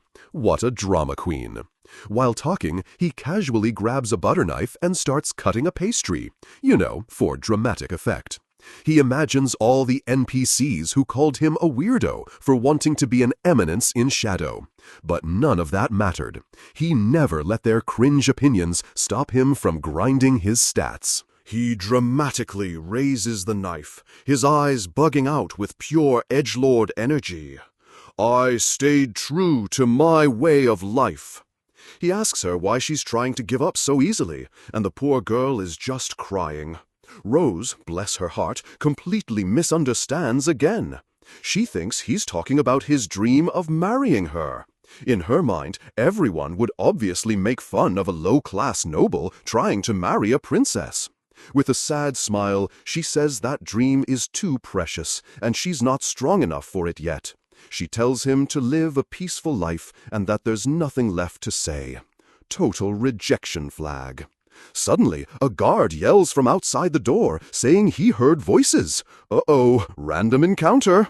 Rose panics and tells Sid to go, but he just stands there, totally resolute. I will not give up. They strike an epic back-to-back pose. Even if I turn the entire world against me, he says, completing his power fantasy. The door bursts open, and in walks Doom, the final boss of this conversation. Princess Rose, he yells.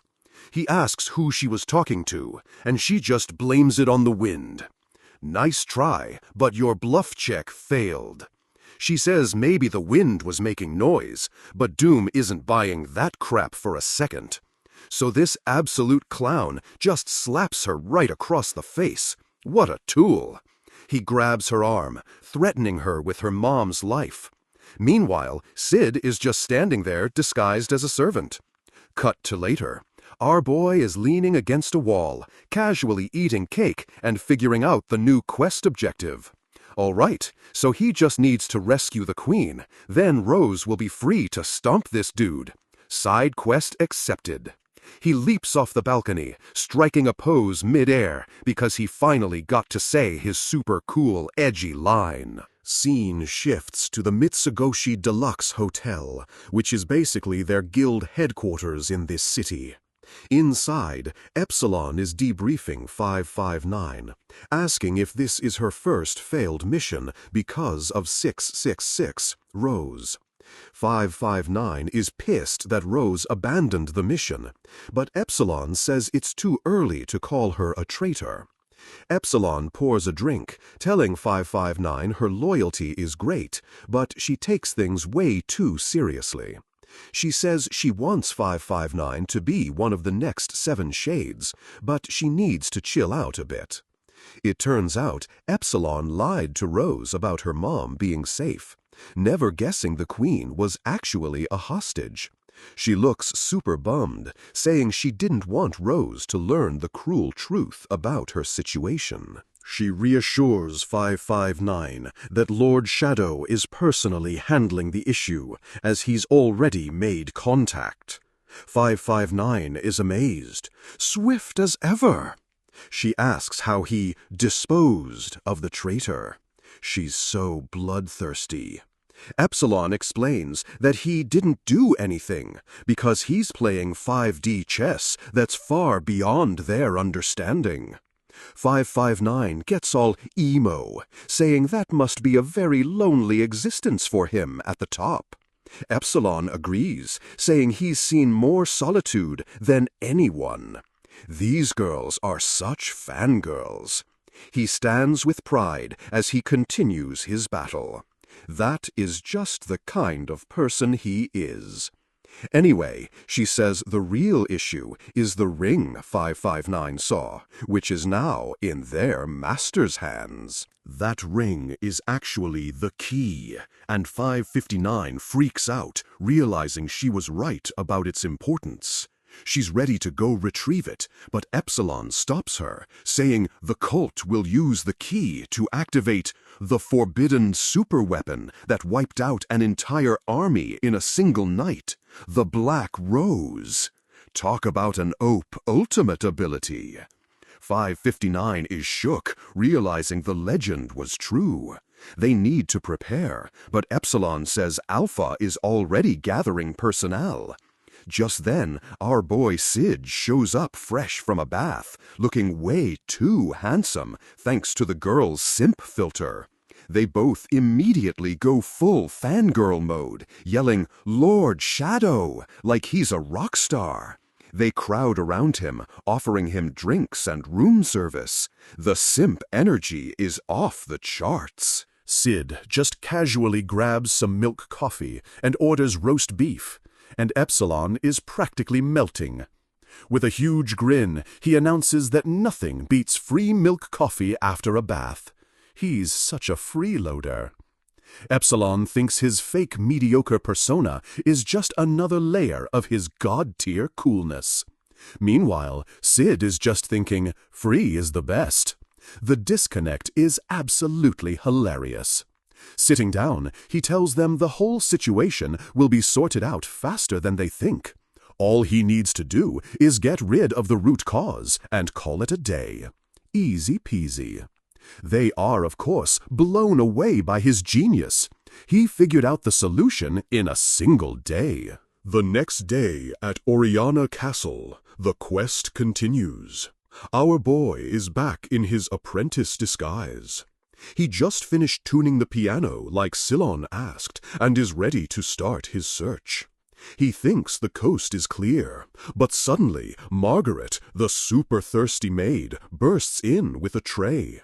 She cheerfully offers him tea while locking the door behind her. Yandere alert! Sid just deadpans. Did you just lock the door? She then asks about Kevin, the creepy guard from yesterday, wondering if he gave our boy any trouble. Sid barely remembers the dude, but Margaret sure does. She was ready to murder him. She calmly explains how she was planning to kill him if he hurt Sid's precious piano-playing fingers. With a terrifyingly cheerful smile, she announces she pinned the blame for a messy cake on Kevin instead. "See how nice I am?" she asks, trying to poach him for her family with a 70 million zenny offer. She starts chasing him down the hall, yelling that his talent is being wasted on Lady Salon. Sid is internally panicking because he can't outrun her. Just as she pulls out a rope, Epsilon appears. Boss battle! Margaret is totally shocked, wondering how she got in through the locked door. This is gonna be good. Epsilon just holds up a lockpick with a sweet smile, saying she was worried about her cute apprentice. The two of them start throwing savage, passive-aggressive insults at each other while smiling like psychopaths. Epsilon finally loses her patience and physically shoves Margaret out of the room. Catfight over. Epsilon wins. Before leaving, Margaret gives Sid a wink, promising she'll always be there for him. So persistent. With the coast clear, Epsilon sighs about how chaotic the country is, while Sid just notes it's full of bright people. She explains it's a nation of art lovers because they once witnessed something terrifying. With a dramatic flair, she says they all saw the Black Rose, and the mood gets super serious. Sid, being Sid, hears Black Rose and immediately gets interested because it sounds cool. He says he would definitely like to see it for himself, which is apparently the wrong thing to say. Epsilon is completely shocked, stammering and asking what he just said. She is not okay. "Are you seriously wishing to behold the Black Rose?" she asks. He's like, "Yeah, the color sounds cool." She starts mumbling to herself, trying to process his galaxy brain request. He literally just thinks it's a flower. Sid just looks out the window, and Epsilon quickly says they'll need the key to see it. She explains they believe Duke Dome is holding on to it, which makes our boy pause. A light bulb goes off in Sid's head as he remembers the ring he casually stole from Dome. Epsilon gasps, thinking he's revealing his master plan. Have you already found a solution? He just plays along. Convinced he's a genius, she kneels before him, vowing to follow his wishes no matter what. Before she leaves, he asks where he can find Queen Raina. She thinks for a moment before answering. The scene shifts to Rose's sitting room, where Margaret is serving her tea with a sharp clank. Rose thanks her, but Margaret is giving her the silent treatment. The tension is real. Rose tries to compliment her tea, saying how wonderful it tastes, just like old times. It's a nice gesture, but Margaret just turns away, refusing to even look at her. In a cold voice, she asks if she's needed for anything else before taking her leave. Rose stammers, trying to get her to stay, but it's no use. The friendship is broken. She just sadly whispers Margaret's name to the empty room, feeling totally alone. She flashes back to when they were happy kids, knowing she'll never see that cheerful smile again. Suddenly, a gust of wind blows her window open, and Rose jumps, totally startled. She runs over, shouting that she's sure she closed it, wondering if it's him again. But instead of Sid, a dark, cloaked figure appears in a flash of lightning. It's Shadow! With his glowing red eyes fixed on her, he says, "Come with me. I shall let you see the Queen." Rose's face lights up with hope as she realizes who it is. A long-awaited reunion is finally happening. Okay, let's get this show on the road. Our boy Shadow just yeets himself through the air, carrying Rose like a sack of potatoes. He lands perfectly, of course, because he's just that cool. And she looks totally stunned to be in his arms. They get to her mom's balcony, and Shadow's thinking, all right, the lights are on. The quest NPC is home. Perfect. He strikes a pose, turning his back to her like a true edgelord. "Never mind me. Go," he says, so mysterious. Rose is totally bugging out, thinking, wait, isn't he supposed to kill me for ditching my mission? What's his angle here? Meanwhile, Shadow's just smirking, convinced his master plan is going off without a hitch. It is not. In his head, he's picturing her and the Queen teaming up to absolutely stomp Dome while some epic anime opening plays. He's practically vibrating with excitement. "Come on, Rose, go save your mom so we can get to the boss fight already." So our girl Rose finally peeks through the window to check out the situation. Shadow leans in too, wondering what the holdup is. "Dude, are there guards? Just go in and gank 'em." But plot twist. Inside, the Queen is getting all cozy with Doom. "Isn't it time for our love to flourish?" she asks. That clown smirks, saying it'll be soon, once Oriana is his, and Rose is, well, you know, gone. All thanks to her help. The Queen just grins like a psychopath. "Don't mention it. My husband was a total idiot, easy to poison." What a witch! On the balcony, Rose's face just crumbles.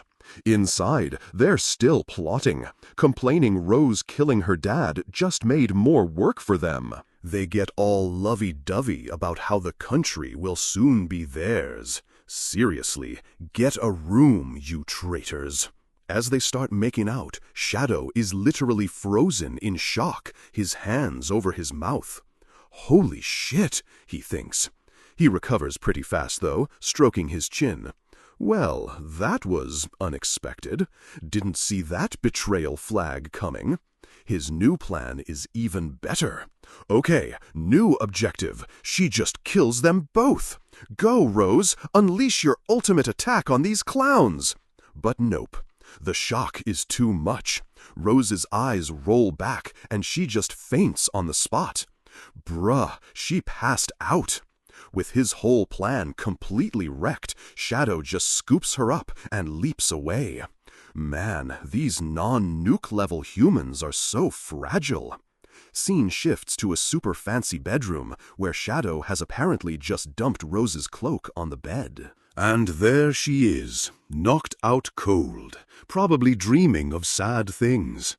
In her head, she's having a total emo meltdown, crying about how there's no reason to live and she failed everyone. She's convinced she let down Shadow Garden and just disappointed our boy after he saved her. So much drama. She just keeps flashing back to all her failures, feeling like she didn't protect anyone or anything. And now her own mom betrayed her? That's the final nail in the coffin. This is her punishment. She's basically given up. I just want this whole thing to end already, she thinks, completely broken. Her mind drifts back to simpler times, wishing she could just go back to sparring with a certain dark-haired boy. Suddenly, a beautiful piano melody starts playing. Wait, what? Rose sits up in bed, totally confused. Is someone playing the piano in my room? You think? She follows the sound of the music, recognizing the tune. Moonlight? Did Shadow come back? Nope, even better. There, in front of the window, sits a familiar boy playing a grand piano against a gorgeous starry sky. Her eyes fill with tears as she realizes who it is. Sid! Our boy is here to save the day. But she immediately thinks it's a hallucination. No, I pushed him away. He wouldn't come back for me. She's convinced her brain is just creating this illusion to stop her from going completely insane. Makes sense. Sid stops playing and turns to her. I really like this piece. The Moonlight Sonata really soothes my heart, he says, sounding super profound. He looks down at the keys with this serious expression. I offered up everything for the sake of the one thing I cherish. Then he looks up with a sad little smile. This guy is such an actor. But by no means was that an easy feat. He goes on this whole edgy monologue about how the world is way too bright, and you lose sight of what's important. Rose just looks up, totally captivated, as he explains that she's going through the same thing right now. He's so deep, bro. He stands up, telling her all the background noise in life just leads people astray. Preach, my dude. Instead of trying to see everything at once, he says, you just need to focus on the one thing that matters. In his mind, it's probably some SS rank skill, but he makes it sound super romantic. All about that aesthetic. He asks her, so, Rose, in this moonlit world, what is it that your eyes see? He's laying it on so thick. She looks up, her face a mix of hope and pain. Sid! She's completely overcome with emotion, clutching her chest. Do you even need to ask? The one thing I cherish most in this world is... Wait for it. She runs towards him, ready for a big romantic moment. But poof! He's gone. The room is completely empty. She just stands there, crying, realizing he was never there at all. Or was he? She looks down, totally dejected. Oh, right. So it really was a dream. What a downer. But then she spots something sparkling on the piano bench. Ooh, shiny loot. She reaches down to grab it. Wait, there's something on the table? Yes, the main quest item. She holds it up, and it's a beautiful, elegant ring. Her eyes go wide with shock. No way! Is this a wedding ring? Her brain just short-circuits. She's standing there, holding the ring, her mind completely blown. It's an expensive antique. It wasn't a dream. Crying tears of pure joy, she clasps her hands together. He came to help me understand the meaning of true love. Girl, he just stole that. She slips it on her finger, thinking, this whole time he was gazing at his most precious treasure, at me. The misunderstanding is legendary. With her motivation totally restored, her hair literally curls with power. Thanks, Sid. Now it's my turn. I won't hesitate anymore. Cut to an ornate building as snow falls gently. This must be the Guild HQ. Inside, at the Mitsugoshi Deluxe Hotel's open-air bath, things are a lot less dramatic. Our boy Sid is just chilling in the water, looking annoyed. Aw, nuts, I dropped the ring somewhere. He was totally gonna sell it for cash. Whatevs, he thinks, shrugging it off. Easy come, easy go. He looks up at the moon, feeling pretty good about himself. Today was a busy day, but at least I managed to convince Rose. He thinks she got his actual message, lol. Suddenly, Epsilon just appears in the bath with him. So, milord, is it to your liking? Fan service alert! She offers to wash his back, and Sid's brain just explodes. What? Impossible, he thinks, his eyes wide. He's not shocked because she's there. He's shocked because her slime body modifications are absolutely perfect. He's literally in awe of her craftsmanship. Her control of magic is wonderful. As a fellow seeker of the arts, I have nothing but praise. She, of course, thinks he's checking her out and starts blushing like crazy. It's embarrassing when you stare like that. Sid just deadpans. Magnificent. There's nothing more to say. He's talking about the slime, obviously. She giggles, thinking he's staring at her chest when he's really just admiring her slime tech. The disconnect is hilarious. Her mood turns serious as she starts to give a report about unforeseen circumstances, but he just cuts her off. But it matters not, he says, looking like he knows everything. He knows nothing. He declares that the final battle will be at the wedding ceremony. On that day, the lion shall awaken. So chuny. Epsilon is super impressed. The deciding battle is the wedding ceremony, duly noted. She's taking this so seriously.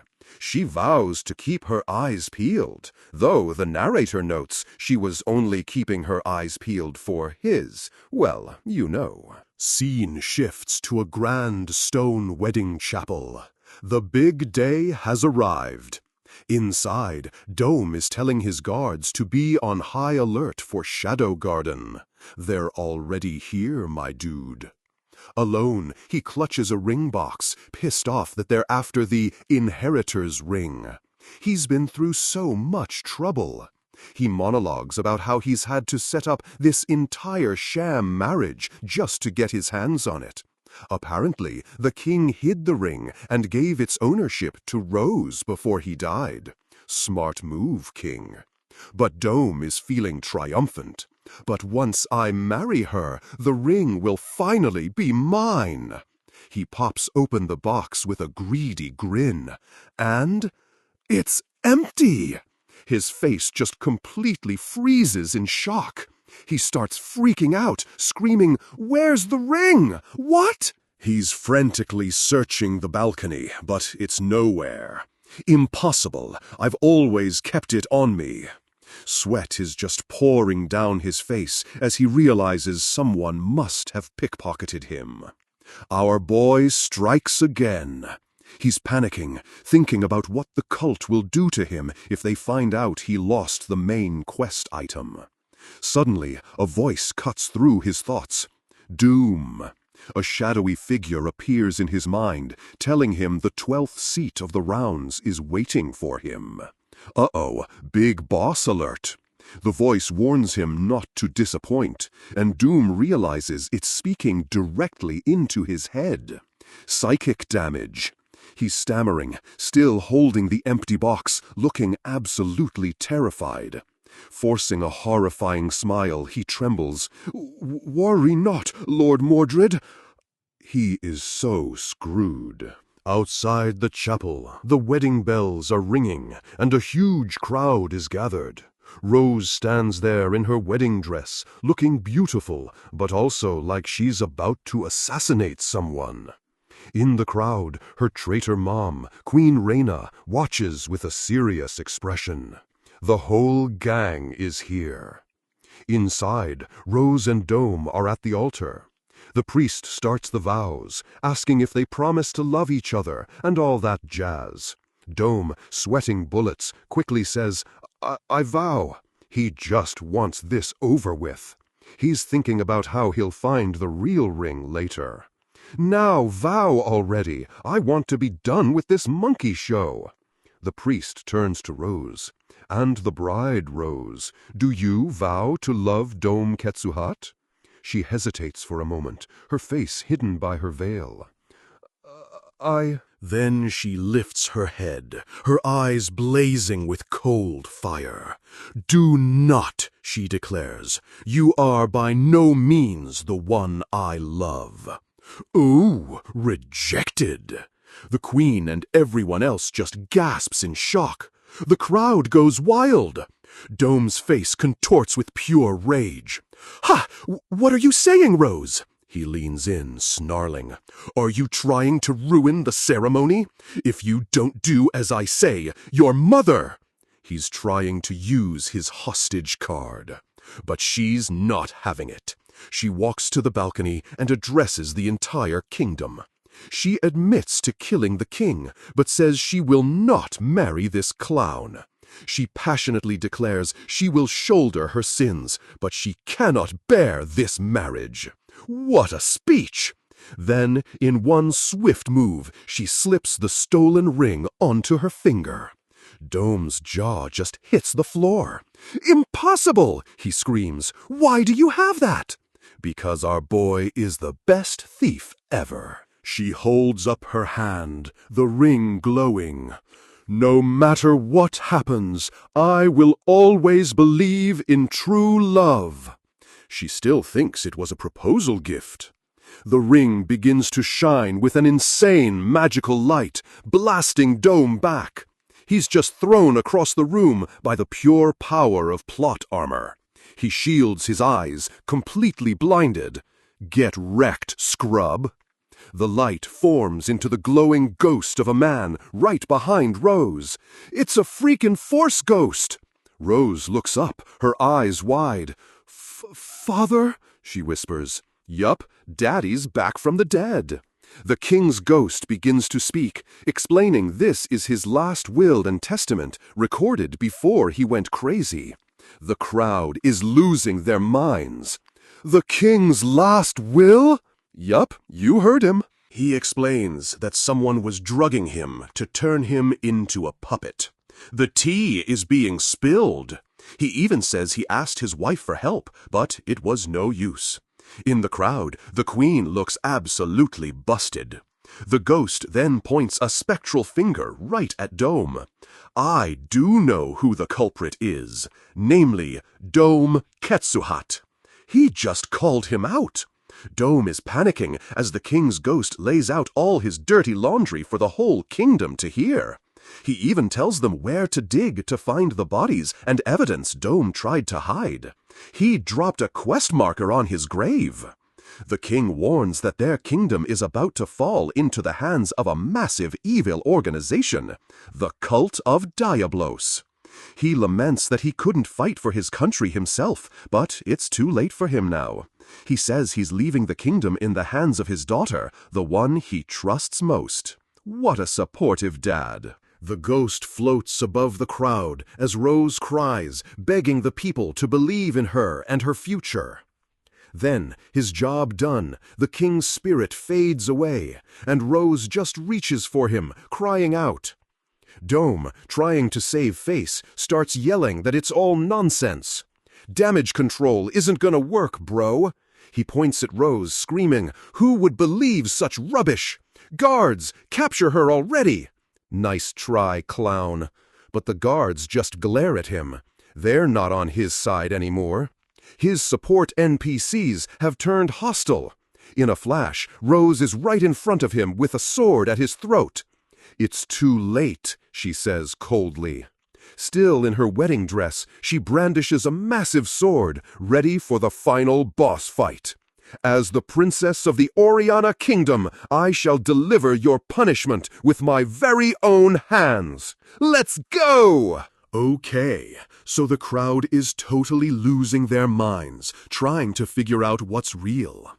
Rose's friend, Margaret, suddenly gets it. "No way," she thinks, realizing the whole thing was a setup. The pieces are all clicking into place for her, which is just heartbreaking. She realizes our girl didn't kill her dad to be evil. She did it to free him from that clown's control. Back on the steps, Rose is done playing games. "Let's end this, Duke Dome," she says, all business now. Dome, of course, starts freaking out, screaming about how important he is. What a loser. He grabs some random guard's sword, which is super rude, by the way. Then he just charges at her, yelling that she's the one who's gonna get wrecked. Bold words, my dude. Their swords clash, and you can already tell he's completely outmatched. Get ready to get owned. Dome is literally shocked. What? We're evenly matched? He sputters, completely losing his cool. Rose just gives him this ice-cold glare and hits him with a simple, devastating wrong. She shoves him back so hard his sword literally shatters. Total power move. Then she just leaps into the air like a freaking anime hero, ready to deliver the final blow. Bam! She stabs him right through the chest, and blood just goes everywhere. It is gnarly. He's just staring down at the sword sticking out of him, totally stunned. With a flick of her wrist, she yanks her sword out, clean and efficient. She looks down at him and basically says his sword skills are total garbage. She points her blade at his throat, offering to spare him if he confesses. She's giving him one last chance. But of course, this idiot just glares back, still defiant. "Stupid girl," he sneers. He stumbles to his feet, still whining about how close he was to his goal. He starts screaming about how he was about to get promoted to the Knights of the Rounds. Bro, nobody cares. So Rose just ends his monologue with a quick slice to the neck. Problem solved. Even she seems a little shocked by what she just did, staring at her own hands. In the crowd, Margaret and the traitor queen look on in absolute horror. Well, what did you expect? Dome's body just slumps over and tumbles down the stairs like a sack of potatoes. The queen, Reyna, starts freaking out, pointing a shaky finger at her daughter. "No! Rose, how could you?" she wails, trying to make it all about her. Rose looks so hurt, trying to explain that it wasn't her fault. But the queen just keeps screaming, "If it wasn't you, then who did it?" And then, right on cue, a shadow tentacle just impales her mid-sentence. Talk about instant karma. Rose can only watch in horror as her mom gets taken out. This day just keeps getting worse. A new guy just steps out of the shadows, casually pushing the queen's body aside. This dude, Lord Mordred, strolls in like he owns the place, complaining about his incompetent minions. Then he just kills his own soldiers without even blinking, saying all witnesses have to be erased. Rose is completely stunned by his speed. "Who are you?" she demands, looking totally freaked out. He just steps on a dead body, super casual-like. This guy has zero chill. He smirks and introduces himself as Mordred. So edgy. Rose immediately recognizes the name from her time with Shadow Garden. He's the 9th seat of the rounds. Yup, it's Lord Mordred, the transcendent spellsword. We've got a raid boss, people. Mordred smirks to himself, monologuing that he's got the key to some gate now. Classic villain stuff. Meanwhile, Rose senses something is super wrong with the sky. The whole crowd looks up and sees these weird dark clouds gathering overhead. This can't be good. Mordred keeps talking, saying he sent it into a frenzy so there'd be no witnesses.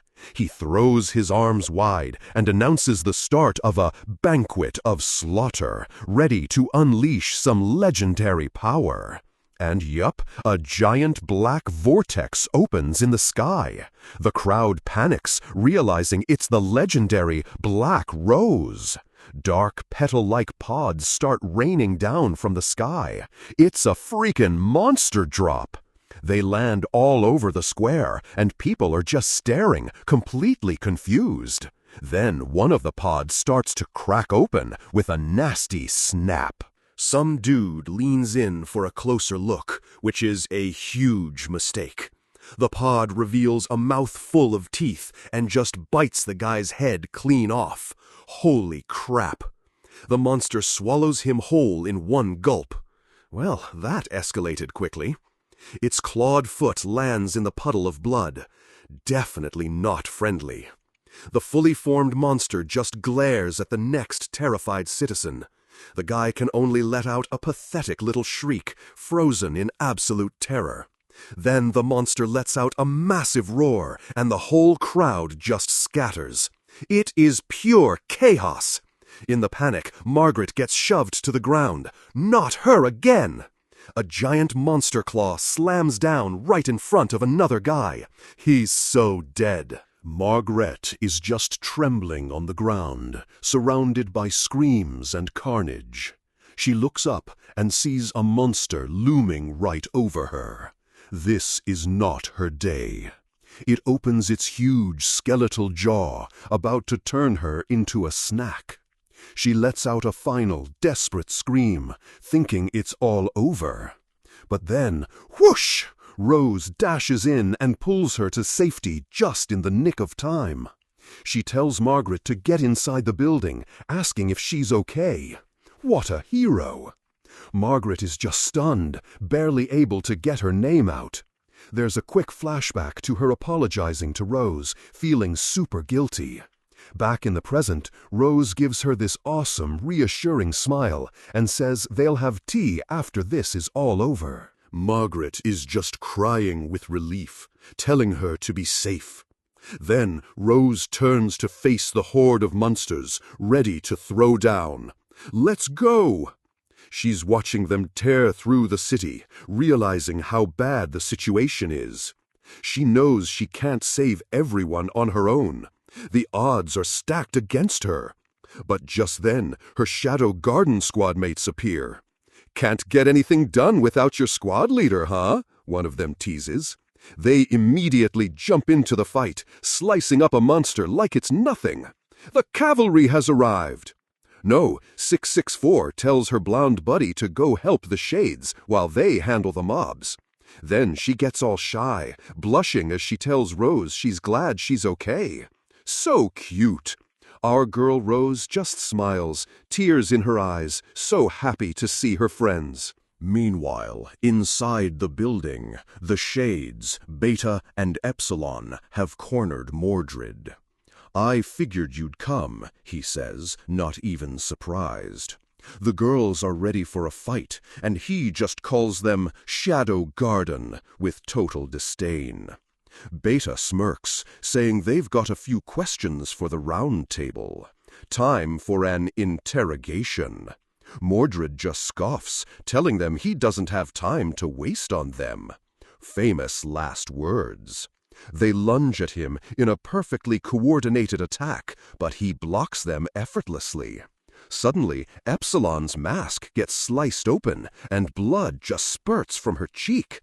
What a cheap shot! She's furious that he scarred her face, while Beta notes how close that was.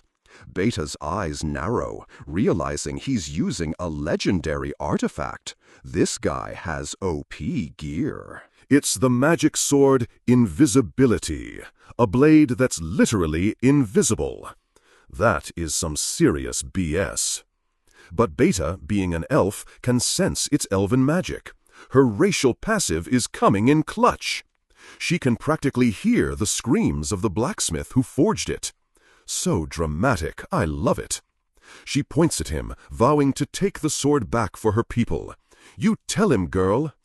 Mordred just calls them a pair of mooks. Okay, this guy needs to be taught a lesson. He powers up, dark energy crackling around him as he floats into the air. He's entering his second phase. He laughs, revealing that he summoned a powerful demon. He's not fighting alone, the coward. A massive, armored demon king materializes behind him. "Ragnarok!" he screams, introducing his new pet. The thing is absolutely gigantic, looming over the entire building. The girls are completely stunned. Mordred grins like a maniac, ordering his monster to crush them all. Ragnarok opens its mouth and lets out a deafening roar. This is a full-on raid boss. But before it can even move, a brilliant slash of purple energy cuts through the air and hits it dead on. The Demon King screeches in pain as it gets blasted. Someone just stole his thunder. Mordred's face is a picture of pure, unfiltered shock. He did not see that coming. A swirl of dark energy descends, and the girls look up to see who crashed the party. A hooded figure lands between them in a perfect three-point superhero landing. And we all know who it is. Beta and Epsilon immediately go full-on fangirl mode. "Lord Shadow!" they cry, completely starstruck. Dark projectiles shoot out of the ground, trapping Mordred. Our boy is making an entrance. Mordred glares at him, finally meeting the legend himself. "So, you're Shadow," he says. He actually applauds him for managing to land a hit on Ragnarok, even cutting off its arm. But then he laughs, pointing out that the arm is already regenerating, and now the demon is super pissed off. Shadow just looks up, his eyes glowing, and repeats Mordred's own insult back at him. Lot of bark for a mook. The sheer pressure from our boy's power makes Mordred literally shiver in fear. He knows he's screwed. With a powerful leap, Shadow launches himself into the air, ready for the main event. He starts rooftop hopping across the city, leading the giant demon on a chase. What a flex! Epsilon realizes he's luring the boss away so they can handle their own fight. With the big guy gone, Beta draws her sword, and the girls turn their full attention back to Mordred. He just calls them fools, which is a massive mistake. Beta gives him this incredible, dangerous smirk. Oh, it is on now. The scene splits, showing Shadow facing Ragnarok and the girls facing Mordred, as Beta declares, "Why don't we make it clear just who the true fool is here?" So, our boy's Shadow is recapping his day, which started at a coronation and ended in a monster-filled mess. He squares up with the giant demon Ragnarok and basically asks if he's also trying to steal the throne. The monster roars, and Shadow just zips through a spray of shattered rocks like it's nothing. What a speed build! He closes the distance in a flash, his coat looking super cool and dramatic as he runs. After kicking the boss all the way out of the capital, he notes the collateral damage was pretty nuts. But wait, he senses another attack coming. Incoming! He slams a fist right into the creature, causing this massive bright explosion at the point of impact. Then he just lands gracefully, not a hair out of place. 10-10, superhero landing. The monster is not happy about that and starts glowing with rage. It's not very effective. It roars again, and Shadow casually touches his hair, noticing a few strands got burnt. The absolute audacity! He gets all theatrical, asking how it dare injure him. He just wanted to say that. The caption is gold. The monster lunges, and Shadow just smirks, trash-talking its predictable AI. He even calls it dumber than Delta. Oof! He decides it's time to wrap this up with a cool-looking finisher for the highlight reel. Let it be engraved into your flesh. Here comes the ultimate move. He unleashes Nocturnal Birdcage, this insane web of light that just completely traps the raid boss. GG, no re. Meanwhile, back in the royal courtyard, the rest of the squad is busy. Beta launches an attack on Lord Mordred, but the clown actually manages to catch her, putting a sword to her neck and talking smack. Big mistake. Epsilon just calmly asks, "Have you, though?" She grins, her hand glowing with power. You aren't the only one who can play with invisible swords here. Oh, it's on. Mordred is completely shocked by the invisible magic attack. Get wrecked, fool. He staggers back, bleeding and freaking out that she hit him with a ranged magic attack. The dude has a full-on nerd meltdown, thinking about how her level of magic control should be impossible. Welcome to Shadow Garden, my guy. Just then, Rose Oriana shows up to help, her dress stained with blood, but looking totally determined. She glares at Mordred, saying she can't let him escape. The cavalry is here. Mordred scoffs at the 3v1, still banking on his big monster buddy returning. About that, Beta suggests they just have a little intel exchange while they wait, stalling for the win. She demands he tell them everything he knows about the Black Rose and the cult. Mordred clutches his wound, actually considering it, and he agrees. Calling their fight boorish, the drama queen decides to talk instead. Villain monologue time. So he explains the Black Rose is a gate to demon realms. We're doing multiverse stuff now, people. The girls are understandably shook. Apparently, there are tons of other universes out there, like a frozen world of glaciers and a blazing world of fire. Sounds like some new zones just dropped. There's even a dark world packed with powerful monsters. Future raid content for sure. Sometimes these worlds collide, and boom, you get a Black Rose. Okay, that kinda makes sense.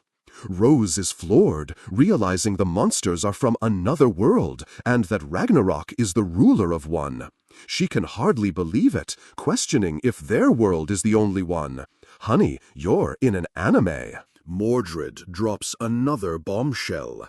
Magic itself might not be native to their world. Plot twist. He even suggests that humans might be aliens too. My mind is blown. Beta asks the million-dollar question. What about Diabolos? Mordred gets all serious. He says Diabolos was born in their world, but its original life form wasn't. So Diabolos is an alien parasite? Dope. The girls are completely lost, trying to process this massive lore dump. Rose then asks her own question. She wants to know if the cult was behind the tragedy that almost wiped out her kingdom years ago. Was it all their fault? Beta steps in, explaining the first Black Rose was just a coincidence, a random natural disaster. But the cult totally took advantage of the chaos. Of course they did. They'd been researching the phenomenon for ages, so they offered to manage it for the kingdom. In exchange, they demanded a terrible price from the royals. They wanted the blood of the royal family. Super creepy and on brand for a cult. Mordred smirks, confirming everything. He tells Rose she was supposed to be a sacrifice, an experimental subject for the cult at birth. But her dad refused and tried to fight back, only to end up as their puppet. What a tragic hero. Beta adds that the cult was also stealing tax money and running a propaganda campaign to defang the kingdom. The king sent Rose away to keep her safe while he plotted to fix things. He was a good dad. Your father was a great man. Right in the feels. Rose, filled with righteous fury, grips her sword. I will never forgive the cult. She vows to see her father's will through. I shall rebuild Oriana with my own hands. You go, queen. Get that crown. Mordred just laughs from a balcony, still confident his big monster is coming back to burn the country down. He monologues about how unstable the gate is, which is why he needs to wrap things up.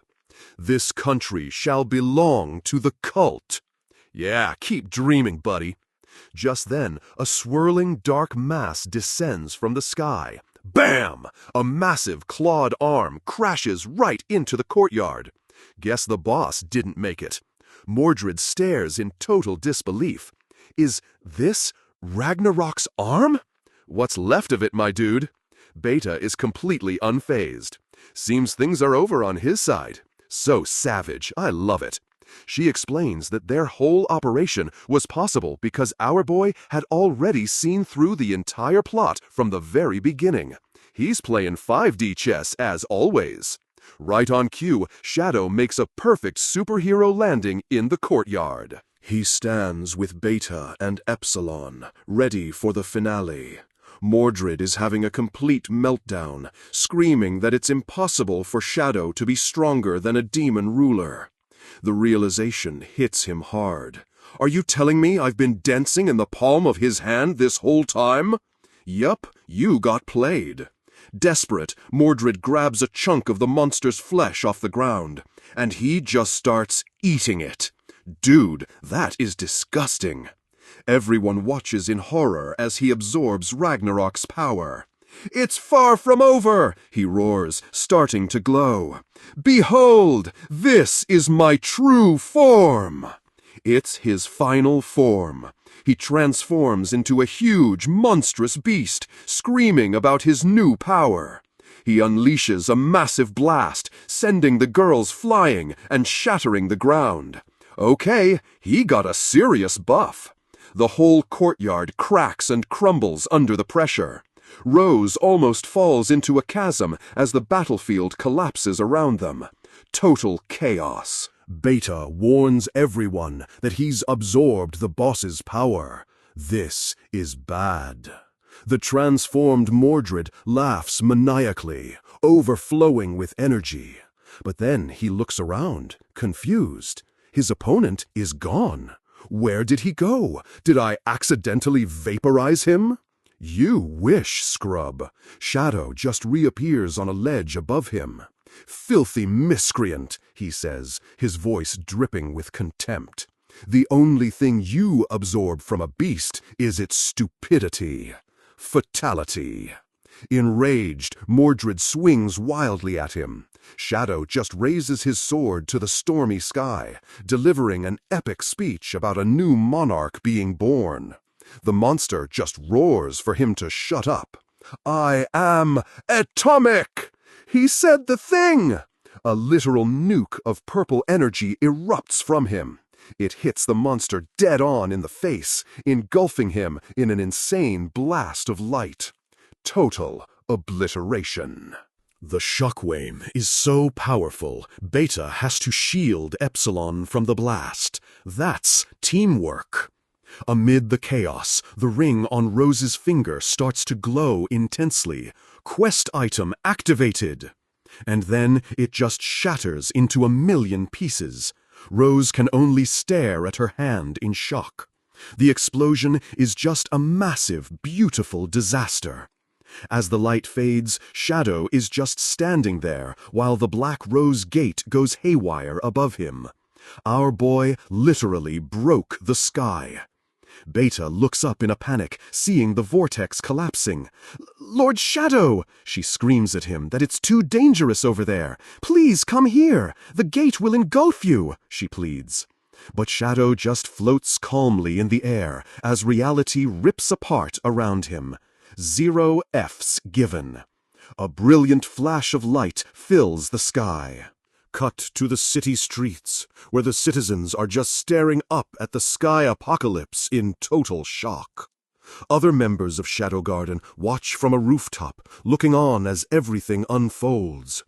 Even that silver-haired girl is peeking from an alley, her face filled with concern. Back in the rubble, Rose asks weakly, "It's over?" Epsilon stares at the sky, her eyes wide with disbelief. "No," she replies. She scans the devastated landscape frantically. Where on earth did Lord Shadow and Beta disappear to? Cliffhanger, they got isekai'd.